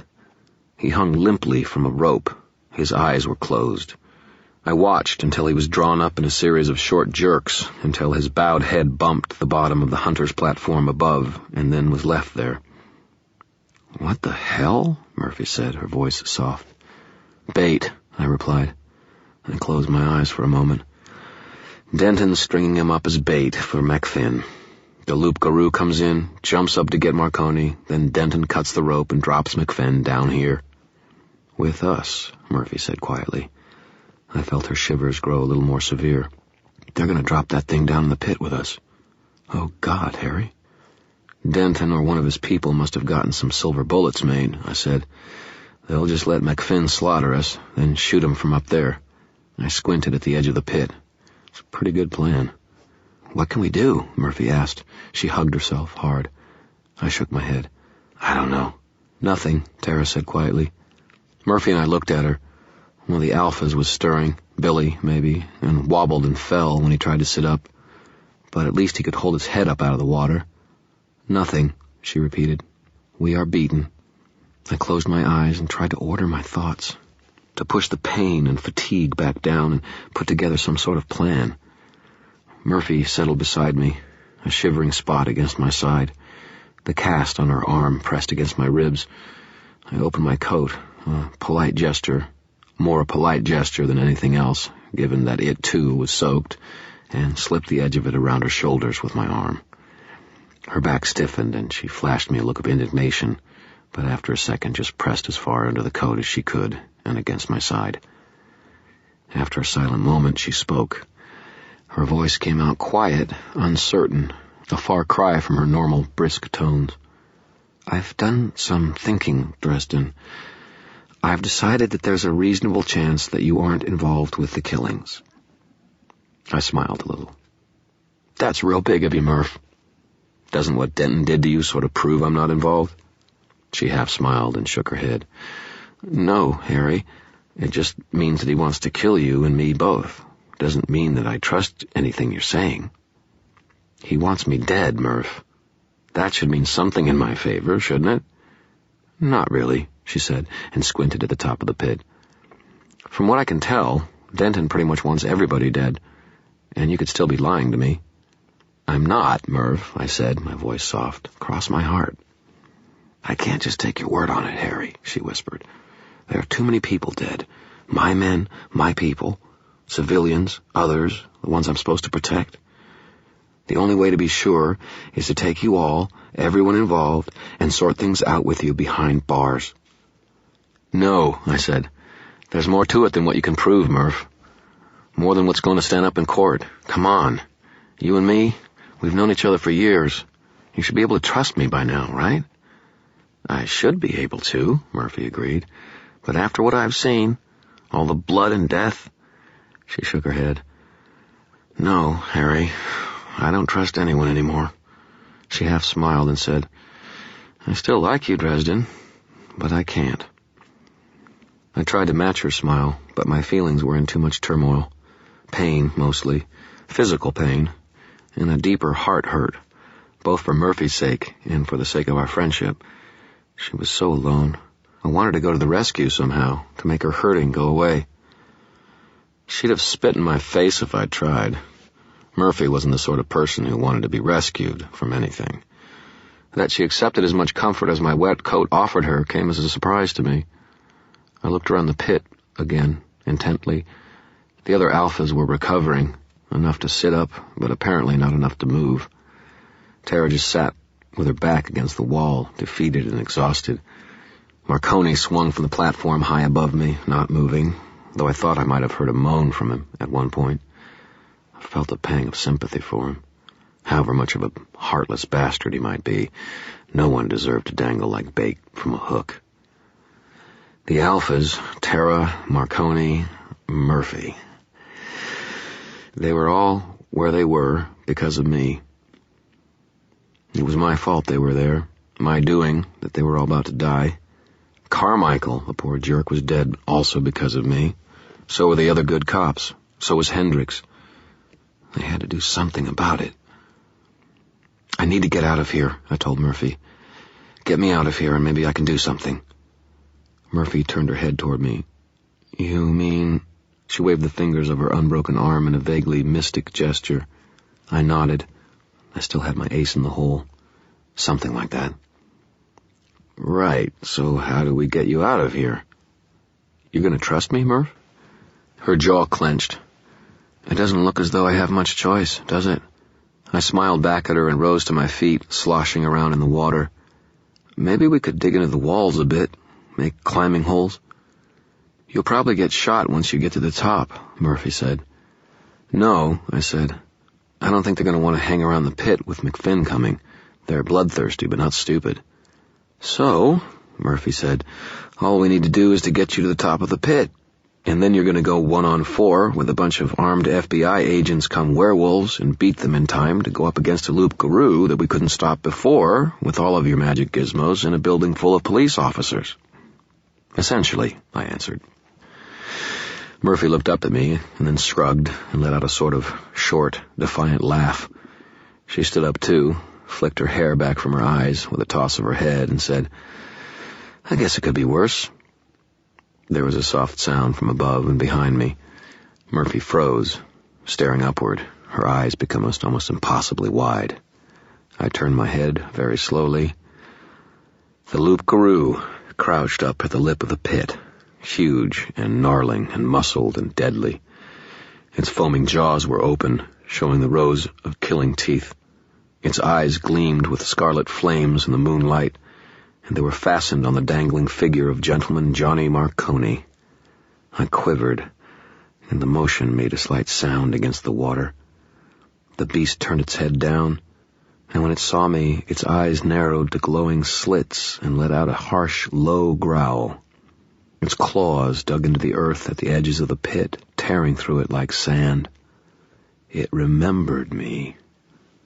My heart started ripping a staccato rhythm in my chest. That same raw, sharp, primitive fear I'd felt before, the fear of simply being jumped on and eaten, returned in full force for a moment, swept away all thoughts and plans. "You had to say that," I said to Murphy, my voice wan and pale. "Happy? It's worse." Chapter 32. "Okay," I said, fear making my voice weak. "This is bad. This is very, very bad." "Wish I had my pistol," Murphy said, her tone resolute. "I wish we'd had some more time to talk things out, Harry." I glanced over at Tara. One of the alphas, the mouse-haired girl in her wolf shape, was leaning against her and whimpering. "Close your eyes," Tara said, softly, and covered the little wolf's eyes with her hands. Her amber eyes met mine, without hope, without any sparkle of life. They were going to die because of me. Damn it all, it wasn't fair. I hadn't done anything grossly stupid. It wasn't fair to have come so far, sacrificed so much, and to buy it down here in the mud like some kind of burrowing bug. I searched the pit again desperately, but it was a fiendishly simple and complete trap. There were no options down here. My eyes went up, straight up. "Marconi!" I shouted. "John Marconi! Can you hear me?" The limp figure suspended above me stirred weakly. "What do you want, Mr. Dresden?" "Can you move?" I asked. The loup-garou growled low and started pacing a circuit of the pit, glowing eyes flashing between us, down at the bottom, and Marconi, trying to decide who to rip apart first. "An arm," Marconi confirmed a few seconds later. "Do you still keep that knife on you? The one I saw at the garage?" "Denton and his associates searched me and found it, I am afraid," came Marconi's voice. "Damn it all. You are a miserable, stupid bastard for making a deal with Denton, Marconi. Now do you believe he wanted to kill you all along?" The figure above me wiggled and writhed, swinging from the ropes that held him trussed up there. "Yes, do tell me that you told me so with your last breath, Mr. Dresden. I was already rather acutely aware of that," Marconi said, his voice dry. "But perhaps I'll yet have a chance to make amends." "What are you doing?" I asked. I kept my eyes on the loup-garou as it circled the pit and kept myself opposite the creature where I could see it. "Reaching for the knife that they didn't find," Marconi replied. He grunted, and I saw a flicker of light on something shiny up above me. "Forget it," Murphy said quietly, stepping close to my side as she watched Marconi. "He's just going to cut himself loose and leave us to rot here." "We won't get a chance to rot," I pointed out, but I thought she was right. Marconi started to spin slowly on his rope, wriggling around until his whole body was rotating on the end of it. He began to speak, his voice calm. "Ironic, isn't it? I'd planned to wait for the creature on the platform and tempt it into the pit. There are some nets ready to drop on it, after all. I would have held it until morning." "You do know that it's right beneath you now, don't you, John?" I asked. "Mr. Dresden," Marconi said crossly, "I asked you not to call me that."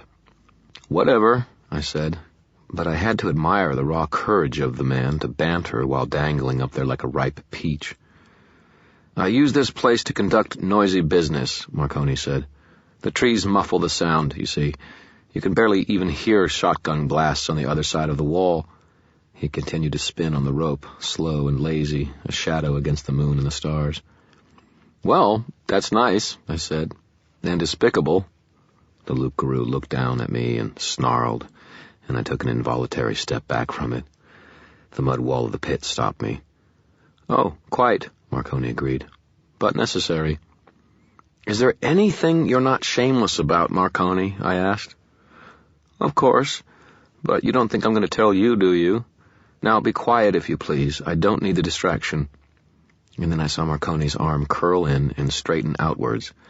There was a flutter of metallic motion in the air and a snapping sound from the base of one of the ropes that held the platform suspended, at its far end, where it was secured to one of the pine trees. The rope abruptly sagged, and the platform and Marconi with it swayed drunkenly. Marconi grunted and bounced against his ropes a few times, making the whole affair of ropes lurch about, and then the damaged line snapped and came entirely free. It whipped around toward Marconi, lost momentum, and then fell through the evening air, straight down into the pit in front of me. One end was still attached to the platform above, now off-center from the pit, and listening to one side. I blinked for a moment, and Murphy said, "Holy shit, he did it." "I don't recommend waiting around, Mr. Dresden," Marconi said. I saw him twist his head to look up at the loup-garou, and tensed up as the beast trotted around the edge of the pit, to the side closest to him. If it had noticed the rope that had fallen down from above, it gave no sign. Hope lurched in my chest, like sudden thunder. I grabbed onto the rope with both hands and started shimmying up it like a monkey, pushing with my legs and using mostly my good arm to hang on with while I lifted my legs up higher for another grip. I got up to even with the lip of the pit and started rocking back and forth, getting a swinging momentum going so I could leap off the rope and to the ground outside the pit. The ropes above creaked dangerously as I did, and Marconi swayed back and forth, still spinning about gently. "Dresden," he shouted, "look out!" I had been intent on my escape, and given the loup-garou no thought. I turned my head around to see it flying through the air toward me. I could see its gleaming eyes, and felt sure that I could have counted its teeth if I had waited around for it. I didn't. I let out a yelp and let go of the rope, dropping several feet straight down before clamping onto it again. The loup-garou sailed past me overhead like some huge, obscenely graceful bat, and landed on the far side of the pit with barely a sound. My fingers felt weak. I was so shocked and terrified, but I started hauling my way up again, swinging desperately as I went. The loup-garou turned and focused its eyes on me again, but Marconi let out a sharp whistle, and the thing turned toward him, pricking its misshapen ears forward in a weirdly doggy mannerism before it snarled and leapt upward. I bounced on the rope, and Marconi bobbed down and then back up again. The loup-garou missed him by bare inches, I think, but I didn't hang around to watch. I let out a yell and threw myself at the edge of the pit as the rope reached the apex of his swing. I missed, my belly hitting the lip of the pit, but I started clawing at the earth and kept myself from falling. I strained and kicked, thrashing and whimpering in desperation, and managed to gain a few inches, slowly worming my way up onto the ground, until I felt my feet underneath me. The loup-garou on the far side of the pit turned toward me and let out a sound that can be best described as a furious roar. Shouts erupted from somewhere else in the estate. Denton and his lackeys must have been watching the pit, I thought, but they were the second scariest bad guys on the field at the moment. I had bigger things on my mind. Said thing threw itself at me, and I had a few seconds to start running, trying to arrange things so that the pit would be between me and it when it landed. I was only partly successful. The loup-garou tore up the earth where I'd been standing when it came down and turned toward me again, facing me across a scant 10 feet of space from one side of the square pit to the side adjacent to it. The rope started bobbling again, and then, with a motion full of grace and power, Tara swung up out of the pit and landed in a crouch on the ground beside me. "Go, wizard," she snarled. "Denton and the others will kill us if they are not stopped. I will handle MacFinn." "No way," I said. "You can't possibly take him on." "I know him," she responded. And then there was, in her place, a huge she-wolf, dark fur peppered with gray. She snarled and bounded at the loup-garou, and it reared up like a cat about to take a mouse, plunging toward her with abrupt speed. And that's how I saw the difference between Tara and the Alphas, Tara and Denton's Hexenwolf, and even Tara and the loup-garou. Where they were fast, Tara was fast and graceful. Where they were quick, Tara was quick and elegant. She made them look like amateurs. She was something more primal, more in tune with the wild than they would ever be. As a loup-garou threw itself at her, she slipped to one side like wind, threw her shoulder beneath the beast's planted forepaw, and shouldered it off balance, making it stumble. It recovered and spun toward her, but she was already gone, further away from the pit, growing defiance at the supernatural creature. It followed, impervious and snarling with rage. I heard a gunshot, and a bullet smacked into one of the trees behind me. Ben's voice repeated a low, frantic chant, and then I heard her words turn into an animal's snarls. Denton and the others were coming. It was time to play the last option I had, the one I hadn't wanted to be forced to use.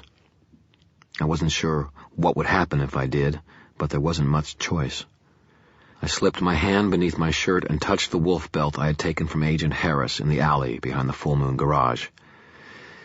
It was vibrating beneath my fingers, warm to the touch, alive in its own fashion, and full of power and strength that had been channeled into it.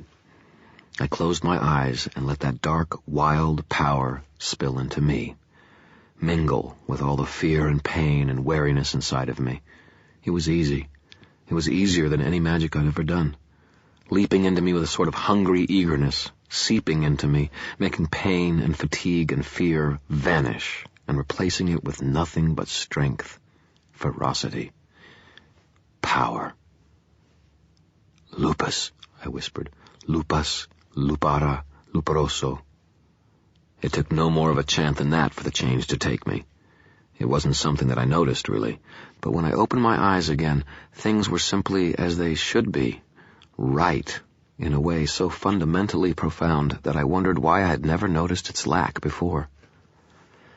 My vision was sharp and clear enough to count the hairs on the head of the she-wolf orienting on me a few feet away. I could hear the pounding of her heart, the restless motion of the wind, the heavy breaths of the other agents in the trees, moving toward me like great, clumsy cows. If the sun had suddenly risen into the sky, I could not have seen any more clearly than I did. All in glorious shades of blue and green and maroon and purple, as though God had dipped his brush into a late summer twilight and replaced all darkness with those colors. I dropped my mouth open in a silent laugh and felt my tongue glide over the gleaming, sharp tips of my fangs. What a beautiful night. I could smell blood on the air, hear the eagerness of my enemies to kill.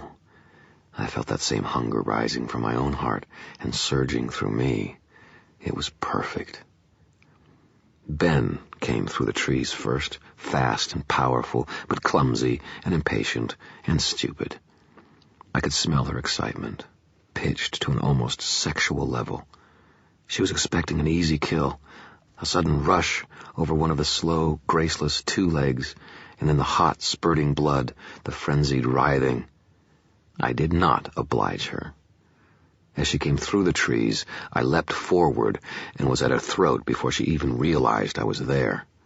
A quick rip, hot blood, and she yelped in agony and fear, throwing herself to one side. Stupid bitch. I'd missed her heart's blood, but she was badly hurt.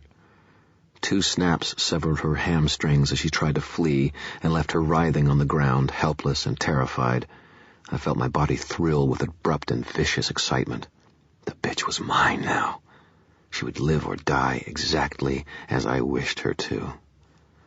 The surge of power and elation that flew through me at that realization could have carried me off the earth and into the silver glory of the moon and stars themselves.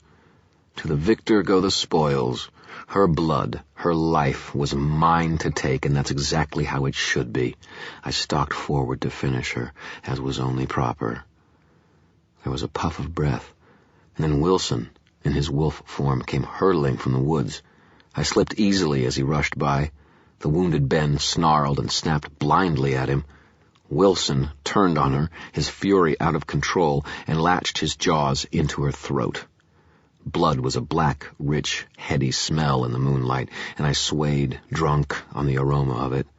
My mouth watered, jaws growing damp with saliva as I smelled the bitch's blood, and I wanted to fling myself at her, tear her apart as she went screaming to her death. "Those wolves!" screamed Harris. "They got out! They got Ben!" He came plunging out of the trees, gun at the ready, his nearly useless eyes wide and staring and panicked. He started shooting at Wilson, who released the dead Ben's throat. The first bullet smashed his left front paw to pulp. The second and third slugs hammered into his chest, and Wilson Wolfe staggered to one side, yelping in sudden agony. He twisted and strained as he went down, paws scrabbling at his own stomach, until there was abruptly a balding, overweight man lying on the earth beside the dead wolf, his jacket open, his shirt unbuttoned to show the unfastened wolf belt. There was blood all over Wilson, bubbling out of his mouth. "Holy," Harris breathed, pacing closer, his gun held up until he could see what he had done. "George? Oh, God, I thought you were one of them. What the hell?" Agent Wilson didn't answer the red-headed kid. He simply drew his gun from his jacket and started shooting. In their human forms, they couldn't see each other very well in the dark, I thought. They both started shooting at the muzzle flashes. More blood filled the air, along with the sharp, acrid smell of burning gunpowder. Both men went down, bleeding out into the earth, and I felt my jaws open in another smile, on another sense of warm satisfaction. Idiots. Who did they think they were dealing with here? They'd been making my life miserable and the lives of others, and now they got their just desserts. It would have been better had I torn their throats myself, admittedly. But then I thought there was still Denton to deal with. That thought cheering me, I turned and made my way into the woods, hunting the last of them. My heart was pounding hard and relaxed and steady with excitement as I melded in with the night and searched for prey. Denton and I met as I emerged from the circle of trees. He stood in the moonlight, in the right shape, the only real shape, the moon streaking his brown coat shades paler and making his eyes glow. He was powerfully built. He was as powerfully built as his two-leg shape and looked quick and strong. His eyes burned with the lust of the moon, the night, with blood need and raging, wild strength just as mine did. We faced one another, and there was a mad sort of joy in it. I would have giggled if I could have. A snarl came bubbling up out of my chest like music, and I launched myself at him. We met in a tangle of scratching claws, snapping teeth, dark fur. He was the stronger, I the quicker. The fight was silent, no breath wasted. It was a duel between us. Our fangs were our swords, thick fur ruffs used as shield and armor. I tasted his blood in my mouth from the slash to an ear, and it hit me like a drug, sent a fury and power coursing through me that I had never known. I threw myself at him again, and an instant later was rewarded for my overeagerness with a hot pang on my foreleg. Scarlet-black blood stained Denton's fangs in the moonlight. We separated and stalked one another in a slow circle, looking for weakness, our eyes never leaving one another. I laughed at him silently, and he answered me in much the same way. I understood him then, and rejoiced with him in the power he had found. In that moment, I loved the man, felt him a brother, and longed to hold his throat in my jaws as the last of his blood flowed out of him. It was the most ancient of struggles, the deepest of conflicts, survival of the fittest. One of us would live to run again, to hunt, to kill, to taste blood, and the other would be dead and cold on the grass. It was good. We came together again like partners in a dance, moving over the grass together. Dimly, of course, I was aware of Tara dancing with the loup-garou, but it didn't matter to me, really. They were far away, dozens of yards, and I took no notice of them. My joy was here. We danced under the moon, and he made his first misstep. I threw myself into an open he'd left me, knocked him to the ground with my shoulder, and as he rolled and twisted away, I took his back leg right across the big tendon. He screamed his fury, but I heard the fear in it, too. He scrambled to his 3 good paws again and turned to face me, but there was terrible knowledge in his eyes, just as there was in mine. We both knew it was all over but the bleeding. I shuddered. Yes, the bleeding. He could still face me, could still hurt me if I were foolish, but I wasn't.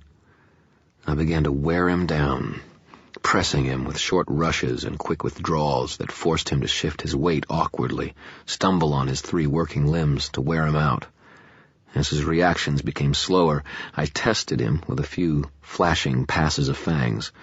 Once more I tasted his blood. I gave him a dozen small wounds, and each taste of him made my frenzy all the more satisfying. The night, the dance, the violence, the blood, all of it was overwhelming, more than any power I had ever felt, any medicine I'd ever tasted. Even in my dreams or in the wild realms of the never-never, it was pure beauty, pure pleasure, pure power. Victory was mine. I grew contemptuous of him as he began to whimper, to seek escape. The fool. He should never have tested himself against me, should never have tried his strength against mine. Had he yielded to me at once, I would have been content to lead him, to accept him as a follower, and taken him with me on the hunts. It was sad, in a way, but then I could always find others. It would not be difficult to make the belts, I thought, to give them to a few people to try. Once they had, they'd never take them off again. I stalked Denton as he faltered, and I thought of running with Susan, of filling our mouths with hot, sweet blood, of taking her in the ecstasy of the night and the kill, and it made me shake with anticipation. I threw myself at Denton, knocked him over, and went for his throat. The fool scrambled and took his belt off, melting into an ugly 2-leg form, his suit covered in blood. "Please," he croaked. "Oh, God, please, don't kill me, don't kill me." I snarled in answer. I let my fangs tighten on his neck. I could feel his pulse against my tongue. Don't kill him. That he would beg at all was contemptuous. He should have known the law of the jungle before he started trying to rule it. Who did he think he was dealing with? Someone who would give him mercy, let him survive, crippled and pathetic, and feed him when he whined again? I wanted to laugh. My jaws tightened on his throat. I wanted to feel him die. Something told me that everything else I'd experienced since I found my true self was child's candy next to the passing of a life beneath me. I shook with eagerness. Denton continued to beg, and it made me hesitate. I snarled, annoyed. No weakness, no mercy. I wanted his blood. I wanted his life. He had tried me and failed. Kill him and take my rightful place. Who did he think I was? "Harry?" whispered a terrified voice. Without releasing his throat, I looked up. Susan stood there in the moonlight, slender and graceful for her 2 legs. Her camera was in one hand, dangling, forgotten at her side. Her eyes were wide with desire, and she smelled of perfume, and our mating, and of fear. Something pressed at my awareness, as though part of me wanted to ignore her, to rip and rend. I focused on Susan, on her expression, on her eyes. They weren't wide with desire. They were terrified. She was terrified of me. "My God," Susan said. "Harry!" She fell to her knees, staring at me, at my eyes. I felt Denton's pulse beneath my tongue, felt his whimpers vibrate into my mouth. So easy. One simple motion, and I would never have any doubts, fears, questions. Never again. And something inside me said in a calm tone, "You'll never be Harry Dresden again." Power. I could feel the belt's power in me, its magic, its strength. I recognized it now. That dark surety, that heady and careless delight. I recognized why there were parts of me that loved it so much. I released Denton's throat and backed away from him. I scrambled with my paws, my stomach twisting in sudden nausea, rebelling at the very idea of what I was about to do. I sobbed and tore the belt from my waist, ripping my shirt in the process, feeling my body grow awkward and heavy and clumsy and pained again.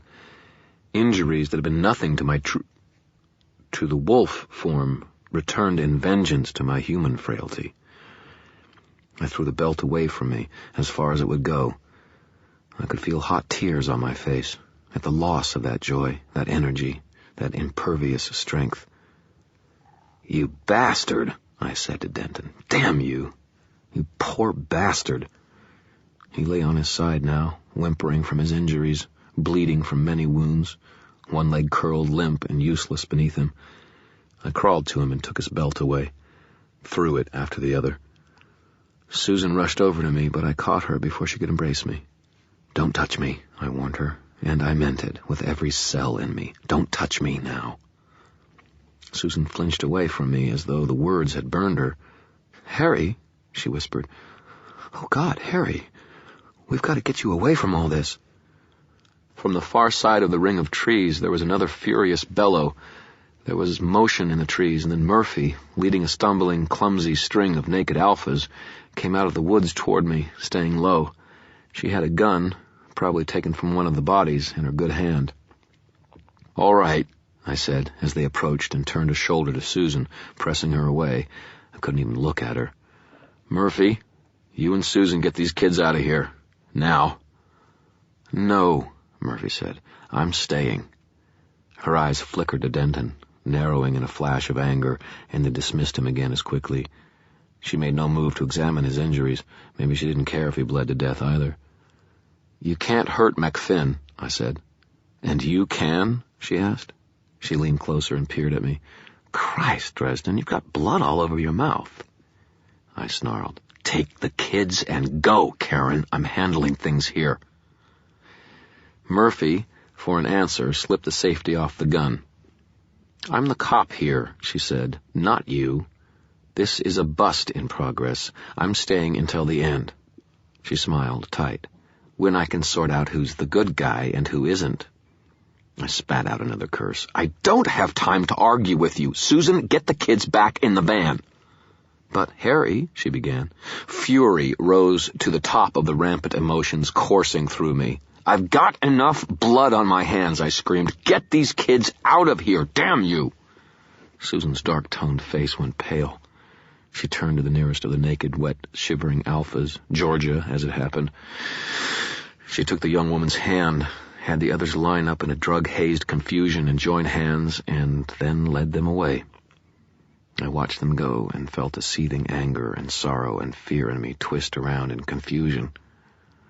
From the far side of the woods, there was another bellow of rage, a shaking of one of the evergreens, and then a sharp, sudden yelp of purest anguish. Terror. The sound of the she-wolf's pain rose to a frantic gurgling sound and then went silent. Murphy and I stared at the trees. I saw a flicker of red eyes somewhere behind them, and then it was gone. "It's coming around," Murphy said. "It will circle around to get us." "Yeah," I said. The loup-garou's blood was up, after the infuriating chase after Tara. It would go after whatever it saw next. My mouth twisted bitterly. I had a unique insight into its point of view. "What do we do now?" Murphy said. Her knuckles whitened on the gun.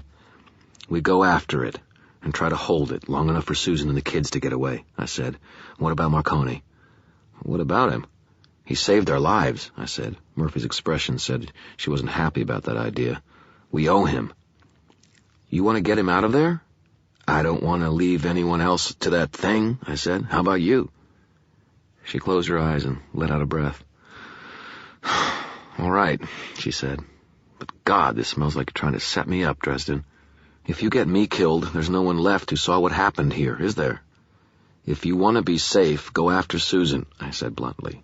"We split up. One of us attracts its attention. Maybe the other will get through." "Fine," Murphy snarled. "Fuck you, Harry Dresden." Famous last words, I thought, but I didn't waste my breath on voicing it. It was time to face the loup-garou. Chapter 33. I circled into the trees and stepped over Harris's corpse. The kid's face had been smashed in by 2 bullets, though the semi-automatic was still in his dead hand. Murphy must have had Wilson's gun. Wilson lay not far from Harris, also dead. Wounds to the chest, massive bleeding. Ben lay next to him, naked, but for a business skirt soaked in blood. There was a line of greenish goo around her waist, probably the remains of the wolf belt. Its magic must have died when she did. I tried not to look at the mangled meat on the back of her thighs, or the tears near her jugular. I tried not to smell her blood, or to notice the dark surge of contemptuous pride that went through me, leftovers from my experience with my own wolf belt. I shuddered and went past the bodies.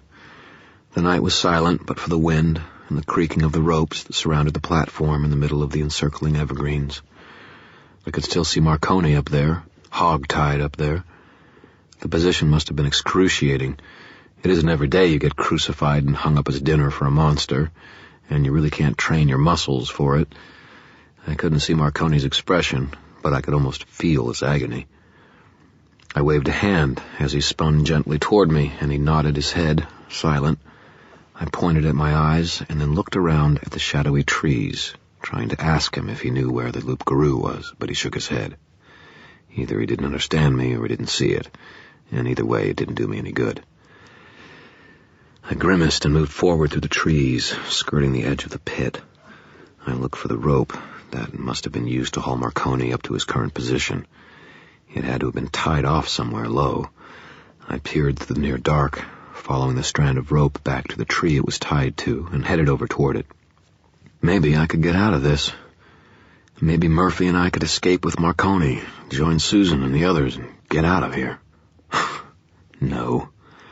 That was a happy fantasy. Even if I did get everyone out, I knew I couldn't live with myself if I let the loup-garou go loose tonight on another killing spree. I had to stop it. I was already going to have a hard enough time living with myself. The rope supporting Marconi had been secured with a hasty knot, easily undone. I started working it, rubbernecking all around, listening, trying to locate the loup-garou. It wouldn't have just run off and left us here alive, would it? I took a turn around the tree with the rope to give me a little leverage, and then very carefully, because of my bum arm, started lowering Marconi.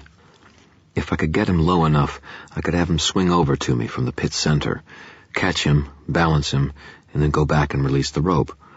It would have been easier if Murphy was there, but I hadn't seen her. A nasty little thought hit me. What if Murphy had run across the loup-garou and it had killed her silently? What if it was, even now, trying to get to me? I secured the rope and moved back over to the pit. Marconi, no dummy, was already swinging back and forth as best he could, trying to get himself over to me, keeping my weight well away from the crumbling earth at the pit's lip. Marconi let out a sudden, startled hiss and said, "Dresden, the pit!" I looked down and saw the loup-garou's eyes glowing down in the darkness of the pit, only a heartbeat before he surged toward me with a howl of rage. It was coming up the wall of the pit, simply gouging its claws into the mud and hauling itself upward toward me. I reeled back from the thing, threw out a hand and screamed, "Fuego!" Nothing happened, except for a little puff of steam, like a breath exhaled into the cold night, and sudden, blinding pain in my head. The loup-garou hurtled toward me, and I threw myself down to the earth, rolling away from its claws as it came over the edge of the pit. It raked me, caught the edge of my leather duster, and pinned me to the earth. I liked the coat, but I didn't like it that much. I slipped out of it as the loup-garou clawed with its rear legs, much as I had only a few moments before, and inched up out of the pit. I was already running by the time it got out, and I heard it snarl, get its bearings, and then come after me. I was dead. I was so dead. I had gotten the kids out and Susan, and I had stopped Denton and his cronies, but I was about to pay the price. I slipped through the trees and out into the grass again, panting, cold now that my jacket was off. My shoulder ached from the running, from all the motion, and my foot hurt like hell. I couldn't run any longer, physically couldn't. My steps slowed, despite the commands of my brain, and I wept in frustration, weaving around just to keep on my feet. I was at the end of my rope. It was over. I turned to face the trees, to watch the loup-garou coming. I wanted to see it coming, at least. If I was going to be killed, I wanted to face it on my feet, head on, go down with a little dignity. I saw its red eyes back among the trees.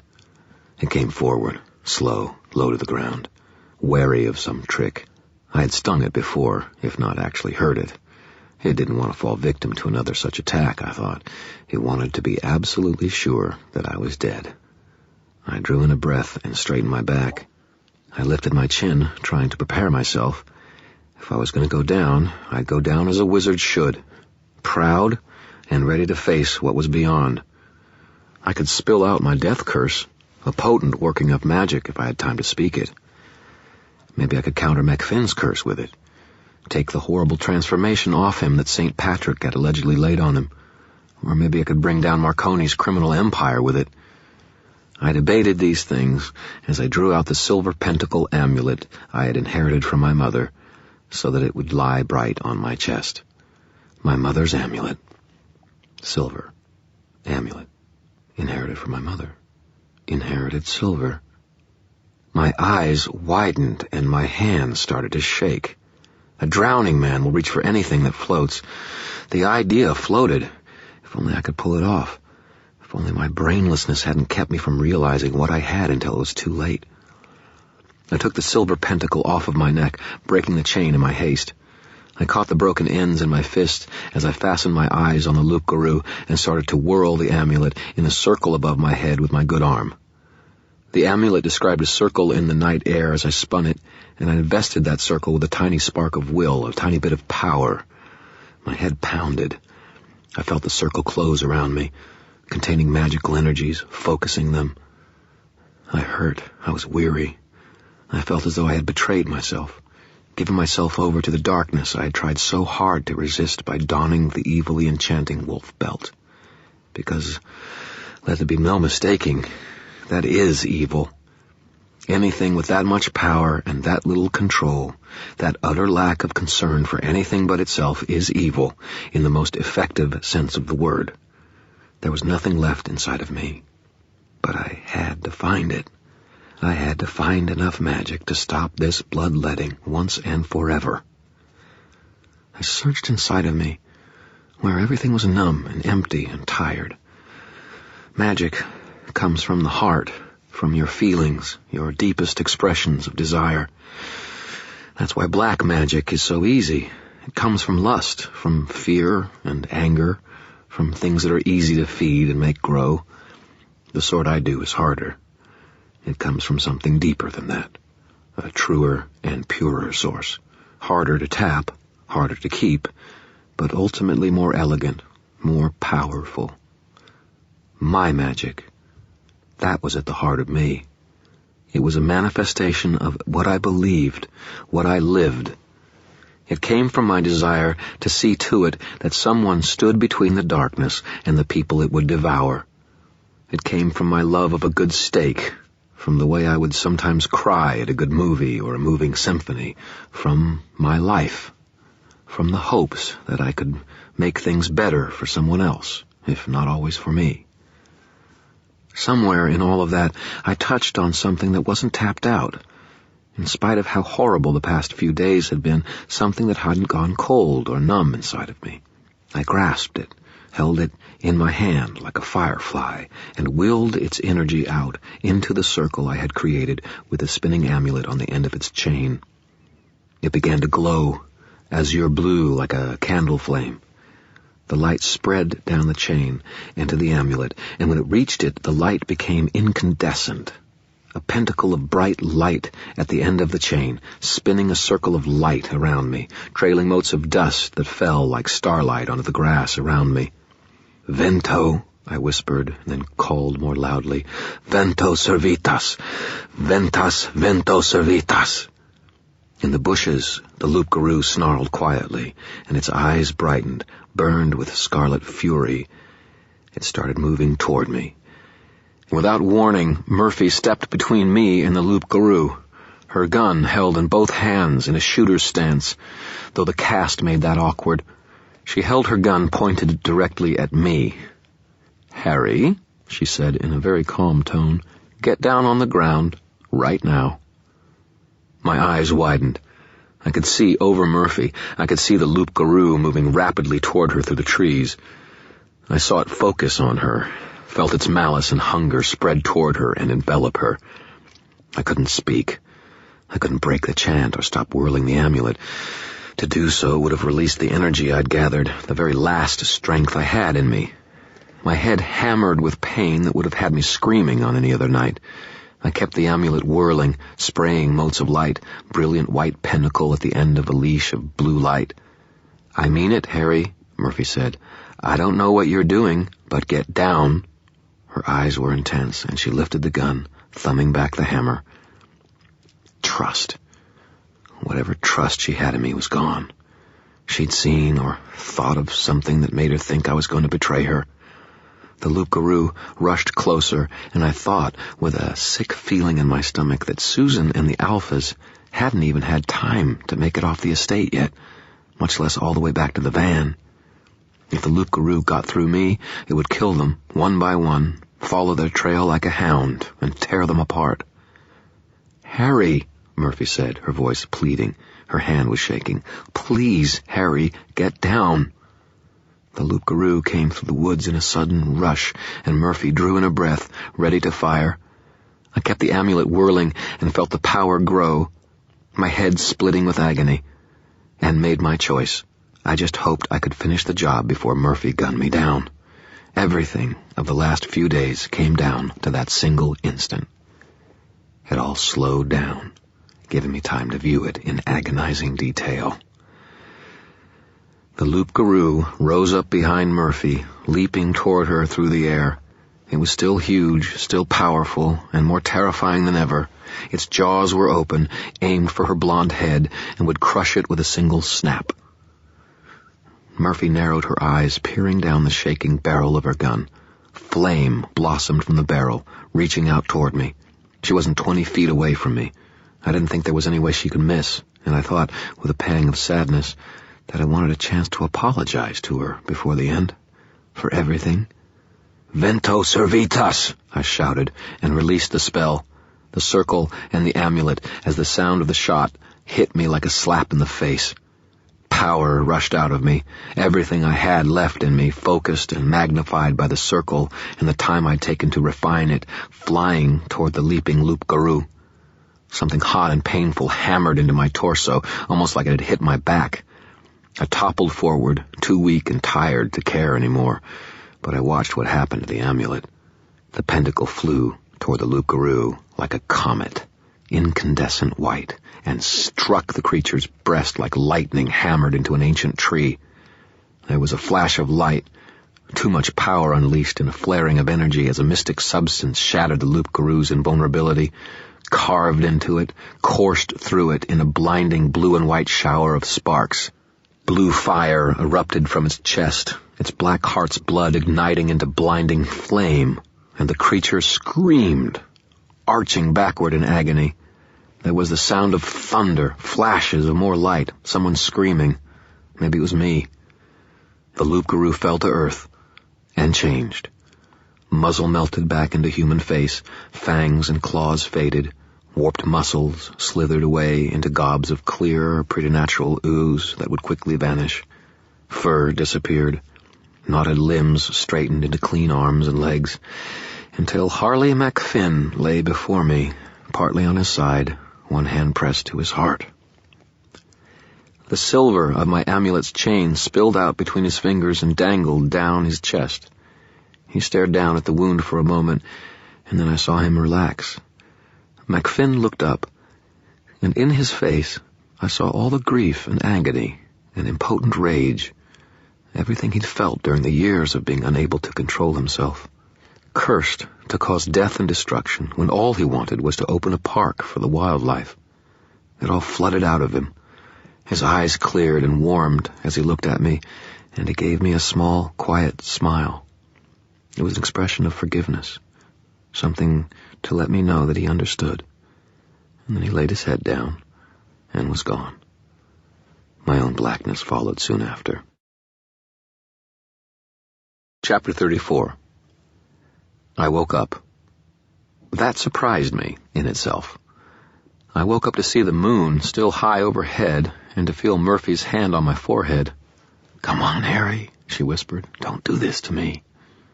I blinked my eyes a few times and whispered, "You shot me, Murph. I can't believe you shot me." She blinked her eyes at me to hold back tears. "You stupid jerk," she said, her voice gentle. "You should have got down when I told you to." "I was busy." She glanced over her shoulder at McFinn's silent, still form. "Yeah, I saw after." She turned back to me, looking a little past me, focused elsewhere. "It's all right," I said. "I forgive you." I thought it was very generous of me, appropriate to the last moments of a man's life. Murphy blinked at me and then stiffened. "You what?" "Forgive you, Murph, for shooting me, your job and all. I understand." Murphy's eyes narrowed dangerously. "You think," she said, her face twisted with disgust as she spattered for a moment and then spat to one side. She began again. "You think that I thought you were one of the bad guys still and shot you because you wouldn't surrender?" I felt too weak and dizzy to argue. "Hey, it's understandable. Don't worry about it." I shivered. "I'm so cold." "We're all cold, moron," Murphy snapped. "A front came through about the same time they threw us in that freaking pit. Must be below 40 already, and we're wet besides. Sit up, El Cid." I blinked at her. What?" "Sit up, dummy," Murphy said. "Look behind you." I did sit up, and it didn't hurt much worse than it had earlier this evening, surprising me again. I looked behind me. Denton was there. He had a fallen branch in one hand like a club. His eyes were wide and staring and savage, his face pale with loss of blood. There was a neat hole in his forehead, right in the middle. I blinked at the body for a moment. "But how did he—" "I shot him, you jerk. He came running up behind you, just as I came back from giving first aid to that naked woman, Tara West. I was shaking too hard to have a safe shot with you standing, and I didn't know the loup-garou was coming up behind me." She stood up. "I can't believe this," she said, and turned to walk away. "You thought I shot you." "Murph," I protested. "Murph, give me a break. I thought—" She snorted at me over her shoulder. She snorts well for someone with a cute little button of a nose. "You didn't think, Dresden," flipping her hair back from her eyes. "Dramatic death scene, noble sacrifice, right? Totally misunderstood? Ha! I understand you, buddy. You're such a pompous, arrogant, pretentious, chauvinistic, hopelessly old-fashioned, stupidly pig-headed—" Murphy went on in graphic detail and at great length about me as she walked away to call the police and an ambulance, and it was music to my ears. I lay back on the grass, tired but smiling. Things were all right between us. The police had one hell of a time sorting out the mess at Marconi's place. I made sure to collect all the wolf belts. Murphy helped me. We burned them, right there, in a stinking fire made of branches. It was too hard for me to throw them in. Murph did it for me. She understands things, sometimes, that I could never explain to her. Later, I went with Murph to Carmichael's funeral. She went with me to Kim Delaney's.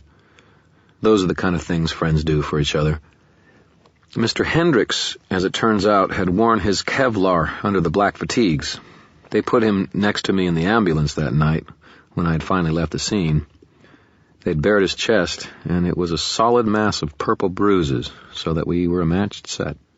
He glowered at me in silence, but he breathed steadily through the oxygen mask on his face. I felt absurdly cheered when I saw him alive. All things considered, can you blame me? Marconi got arrested on general principles, but nothing stuck. Though everything had happened on his property, injuries on the FBI agents indicated that they had all done one another in, or been killed by an animal. Except for Denton, of course. None of the police officers there possessed a warrant, etc., etc. I hear his lawyers had him out in less than 3 hours. Marconi called me a few days later and said, "You owe me your life, Mr. Dresden. Are you sure we can't talk business?" "The way I see it, John," I told him, "you owe me your life. After all, even if you'd cut yourself free, you'd have just fallen down into the pit and gotten eaten up with the rest of us. I figure you thought your highest chances of survival were in freeing me, the wizard who deals with this kind of thing, to handle it." "Of course," Marconi said, with a note of disappointment in his voice. I just hoped you hadn't realized it. Nevertheless, Harry, don't call me Harry, I said, and hung up on him. Susan filmed the death of the loup-garou from less than 50 yards away with a pretty good zoom lens and special light-sensitive film. The light from my amulet illuminated the scene rather dramatically without really showing many details. You can only see my back, and it looks like I'm swinging a glow stick around and then throwing it at the monster, which can be seen in only shadowy detail as something large and furry. At the point when I released the spell, there's a burst of static about a second long, where the magic messed up Susan's camera, even from far away. In the film, the static clears, and you can see Murphy shoot Denton off my back just before he brains me with his club. Then she spins around like Rambo, jumps out of the way of the leaping furry something or other, and empties the rest of the clip into the thing out of reflex. Murph and me both know the bullets didn't hurt it at all, that it was just a reflexive gesture on her part, but I don't need the attention. She was quite the hero, according to the camera, and that was fine with me. Susan's film went on the morning news, and it was shown for about 2 days afterwards, exclusively on WGN, Channel 9, and it impressed Chicago a lot. The film made Murphy popular enough with voters that a bunch of city councilmen went to bat for her, and the Internal Affairs investigation got called off. She carries a little bit more clout than she did before. The politicians down at City Hall paid for a real name tag on her office door. The weird thing was that the film just vanished after 2 days. No one knew what happened to it, but the film technician in the room with the film and the only exclusive WGN Channel 9 videotape disappeared too, leaving only a few scattered in low-quality copies. A couple of days later, some experts spoke up claiming that the tape had to be a fake, and decrying it as a simple hoax perpetrated by a tabloid. Some people just can't deal with the thought of the supernatural being real. Federal government is like that, a lot. But I'm thinking that if anyone in the government did believe, they would just as soon not have had the proof of existence of werewolves and the instability of a local FBI agent showing at 5, 6, and 10. The film's disappearance didn't stop Susan from getting a promotion at the Arcane, a big raise, and a guest slot on the Larry King Show, plus a few other places. She looked good doing it, too, and made people think. She's getting her column syndicated. Maybe in a few hundred years, people might actually be willing to consider what is real in the world with an open mind. But I doubt it. I didn't call Susan for a while, after she'd seen me so far gone into being a monster that I might as well have been one. She didn't pressure me, and kept her presence known. She'd send me flowers sometimes, or have a pizza delivered to my office when I was working late. Hell of a girl. Tara was badly injured, but recovered thanks to her own reversion to human form and Murphy's quick first aid. She asked me to meet her at Wolf Lake Park a few weeks later, and when I showed up, she was there in just a long black cloak. "I wish to tell you that what you did was necessary, and I wish to tell you goodbye," she said, and slipped the cloak off. She was naked, with a few new wrinkled scars. "Goodbye." "Where will you go?" I asked. She tilted those odd amber eyes at me. "I have family," she said. "I have not seen them in a long time. I will return to them now." "Maybe you'll call sometime?" Her eyes sparkled and she smiled at me, a little sadly. "No, Harry Dresden, this is not the way of my kind. Come to the great mountains in the northwest one winter. Perhaps I will be there." And then she shimmered into the shape of a great timber wolf and vanished into the sunset. All those people shape-shifting into wolves, and I had never once considered the possibility of a wolf shape-shifting into a person. I picked up Tara's cloak, musing, and took it home with me, as a reminder to try to keep my mind even more open to the realms of possibility. The Alphas decided that I was the greatest thing since sliced bread, which isn't exactly the most thrilling thing in the world for me. They asked me to a camp-out with them, which I reluctantly attended, where all dozen-odd young people swore friendship and loyalty to me, and where I spent a lot of time blinking and trying to say nothing. They were just itching for me to lead them in some meaningful crusade against evil, Hell, I was having trouble just paying the bills. When I took some time to think about all that had happened, I couldn't help but think that the last several months had been a little too crazy for coincidence. First, a power-drunk warlock had appeared out of nowhere, and I'd had to duke it out with him in his stronghold before he murdered me outright. And then Denton and his people showed up with the enchanted wolf belts and raise hell. I never found out who was behind the warlock who showed me up the previous spring. Black wizards just don't grow up like toadstools, you know. Someone has to teach them complicated things like summoning demons, ritual magic, and cliched villain dialogue. Who'd been the teacher? And Denton and company had showed up 6 months later. Someone had provided them with those belts. Someone had warned Denton that I was dangerous and that I, or someone like me from the council, would go after them. And by telling him that, they had pointed him at me like a gun, determined to kill me. I'm not much of a believer in coincidence. Could it have been one of my enemies on the White Council? One of the beings of the Never-Never who had come to hate me?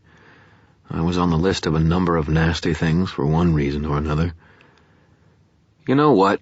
I told Mister one night in front of our fire. Maybe I've finally gone around the bend, but I think someone might be trying to kill me. Mister looked up at me, his feline features filled with a sort of supreme lack of concern, and rolled over so I could rub his tummy. I did, pensive and comfortable before the fire, and thought about who it might be. And then I thought that I might be getting a little stir-crazy. I hadn't gone anywhere but to work and back home for a couple of weeks. Too much work and no play makes Harry a paranoid boy. I reached for the phone and started spinning the dial to Susan's number. Mister batted at my hand approvingly. Or maybe I'm just too stupid to get out of trouble's way, huh? Mister rumbled a deep, affirmative purr in his chest, and I settled back to ask Susan over and enjoyed the warmth of the fire. This concludes the reading of Full Moon. Your reader has been James Marsters. For other recordings by Buzzy Multimedia, contact us or email us at info@mediafans.com to order a catalog or view our other titles available. This recording of Full Moon was recorded by Buzzy Multimedia in 2003 through an agreement with Jim Butcher. The performance copyright is held by Buzzy Multimedia. Neither this recording nor any part of this recording may be broadcast, reproduced, duplicated, or used for any purpose without the written permission of Buzzy Multimedia. Opening and closing spoken by John Driver, jsdriver@optonline.net. Audible hopes you have enjoyed this program.